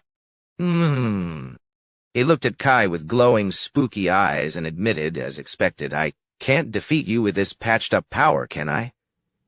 What a pity. His face was deformed by wounds, but his morbid smile didn't fade. "If I had more of your color, I wonder how things would turn out. To get your color, I'll use any means necessary." Immediately, world-shaking explosions suddenly rocked the entire laboratory. Fire burned and debris flew everywhere, leaving Kai and Marine astonished. Amidst the collapsing ruins, Kai quickly lunged to shield Marine from the falling rocks. Marine could only scream in panic. "Ah!" Blank's sinister voice echoed throughout the space. "I've already planted explosive-colored inks all over the extraction room." He continued to laugh triumphantly in the chaos. "Communication with the organization has been cut, and with this mess, the higher-ups must have activated the self-destruct switch to erase all evidence." Throughout the underground base, consecutive explosions occurred, blowing away everything in their path. Blank screamed maniacally, "Since it's the last chance, what do I have to lose?" The floor beneath Kai and Marine suddenly collapsed, sending them both falling into a deep abyss in total shock. While free-falling amidst the collapsing pillars, Kai reached out toward the void and shouted the name of his little friend. "Nero!" Kai fell with a splash into a pool of jet-black liquid in the dark space of a tunnel. He struggled to surface, gasping in terror. Surrounded by the thick water, Kai wondered in shock, a pool of black ink. Why is this in the basement? He realized the horrific truth. Could it be waste from the extraction room leaked and accumulated here? Extreme worry showed on his face as he cried out, If so, then, Marie. At this moment, his brain stopped thinking of himself. There was only one name. Immediately, Marine's silhouette appeared amidst the black ink. She was flailing in despair, her face smeared with ink. Marine sobbed, calling his name with broken breath. Kai roared in pain, Marie! He tried to lunge to save her, but everything happened too fast. Marine gradually sank into the depths. Kai shouted in despair, No! The surface only left rising air bubbles. Marine had completely vanished beneath the jet-black water. Without a moment of hesitation, Kai dove into the deep hole to search. At the bottom of the dark abyss, Marine's body emitted a weak white light fading into the void. Kai urged himself, Hurry! I have to be fast. A crazy idea struck him. I have to absorb all the ink here immediately. But then he froze, realizing the cruel reality. No, that will take too much time. In that time, Marie will die. Kai's eyes showed clear panic as he saw his arms still couldn't reach her. If he couldn't touch Marie directly in the enveloping darkness, a bitter thought surfaced. Is it already too late? From the moment they fell into the ink, he knew he might not be able to save her. The worst moment is when you start to doubt your own hope. Rapid questions echoed in his mind. So why do you want to take the color? Wasn't it for that beautiful light? Kai stared at the tiny spark of light fading at the bottom of the abyss. He understood that if he gave up on that light now, he would never see it again. Kai's eyes widened, filled with determination, and the fear of losing the most important person. Would that be okay? The self-question echoed in his mind as Kai stood on the edge of despair. No! He reached his mechanical arm toward the free-falling silhouette and roared in rage. Once was enough! Kai grit his teeth, putting all his will into the action. I absolutely will not give up. Beautiful childhood memories suddenly flooded back. The image of two children studying a map together under a flickering oil lamp, or happy times playing and pinching each other's cheeks, appeared clearly as medicine to give him strength. Kai dove into the deep abyss like a black arrow amidst a vortex of chaotic energy. His mechanical arm reached out and firmly grasped Marine's small hand just before she was swallowed by the darkness. Holding her tight in the violent cyclone, Kai pleaded in despair. Don't die, please, he roared, his voice cracking with pain. You said you would watch me until I become a color mixer. In the moment of life and death. Marine's warm words from long ago echoed in his mind. I believe we all have our own inner light and color. You too. It's not that you can't feel it. You just don't know how yet. Healing words, but hearing them now made his heart ache twice as much. The image of young Marine smiling radiantly, encouraging him. Just learn bit by bit, I'll help you. So just do what you want. He often told himself these words were exactly like Luminus's, so he always kept them deep in his heart. Marie, you're right. He recalled the arduous journey after leaving the underground city, despite facing countless words of discrimination and oppression. But she was the one who helped him realize that most people they met carried their own unique light and color. If I were alone, I would never have known anything. Kai reminisced about the days of hard labor together at Marine's workshop, thought he. Without her by his side, he surely would have remained forever submerged in a feeling of ultimate emptiness, never knowing the taste of happiness or joy. But now he completely understood his life's truth. He understood, but the price to pay was a bit painful emotionally. If Luminous is the guide, then you are the reason for me to keep moving forward. Kai looked deep into the face of the girl he swore to protect with a determined gaze containing a promise to never let go. So please wake up. Returning to the cruel reality. He held Marine tight in the dark space and screamed in despair. You promised me back then! The image of two children holding hands walking toward a distant light made the pain even sharper. Kai looked in shock at the girl in his arms. Tremblingly calling Marie, he froze as he realized a horrific truth. She was no longer breathing. His brain froze for a few seconds. His heart refused to accept such an early game over. Kai's face was contorted with shock and regret. He blamed himself. Why? I absorbed all the black, so why is this happening? In the depths of despair, a strange spark suddenly flashed from Marine's chest, astonishing Kai. He recognized this familiar light and thought, could this be the inner power she once spoke of? The image of Marine. Smiling radiantly with a glow in her heart, returned, urging Kai to resolve to release this light at all costs. Kai pushed aside his fear and encouraged himself. It's okay. I can do this. He grasped Marine's cold hand, focusing his entire mind on the action. Just do it like I did before. I'll definitely save her. A meteor-like surge of light exploded violently from Marine's body, enveloping them both. Kai was stunned as he felt an unfamiliar energy surging. What is this? This is the first time I've felt this. It was completely different from when he absorbed color. Amidst the brilliant halo, he began to understand the familiar light and color. Ah, so that's it.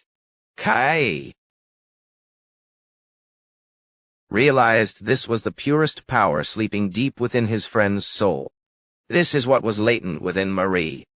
A flurry of positive emotions like joy, happiness, warmth, cheerfulness, and hope appeared, crystallizing into a blinding light that tore through the darkness. Kai was moved to finally touch her true nature. This is the light Marie originally possessed.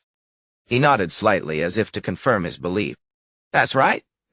Because it's Marie, this light is so brilliant. Amidst the golden light enveloping her body, Marine suddenly woke up, her eyes burning with golden light. Witnessing this miraculous change, Kai couldn't help but be amazed, thinking it was so brilliant and clear. He quickly called her name Marie. Seeing she was out of danger, Kai breathed a sigh of relief. Thank goodness you're awake. Marine was still in shock. She touched her neck and wondered, what happened? Clearly I fell into the black ink. How did? But then she suddenly froze as she looked down at her hands. Wait, Marine screamed in terror as she saw the change in her body. What is this? Kai! Why do I have this color? She panicked, grabbing her hair, which had turned brilliant gold. Kai hurried to reassure her. Marie, it's okay. Calm down. How do you feel? Do you feel anything wrong? Marine replied tremblingly, I'm okay. Looking around the rubble, Kai said in a low voice, I'm sure this is confusing, but we have to get out of here first. Suddenly, a section of the wall above collapsed, putting them on guard. Through the smoke and dust, Nero appeared on a high ledge. Marine and Kai joyfully called out Nero. Right above them, a strange young man appeared. He breathed a sigh of relief. Phew, I heard it was an emergency, so I rushed here right away. It seems you two are still safe. Standing next to him was Camellia. She casually asked, What are you doing? The young man looked down at Kai and Marine and urged, Hurry up and come here. The video ends here, everyone. Please hit like so the bear can release more great series. Thank you and goodbye, everyone.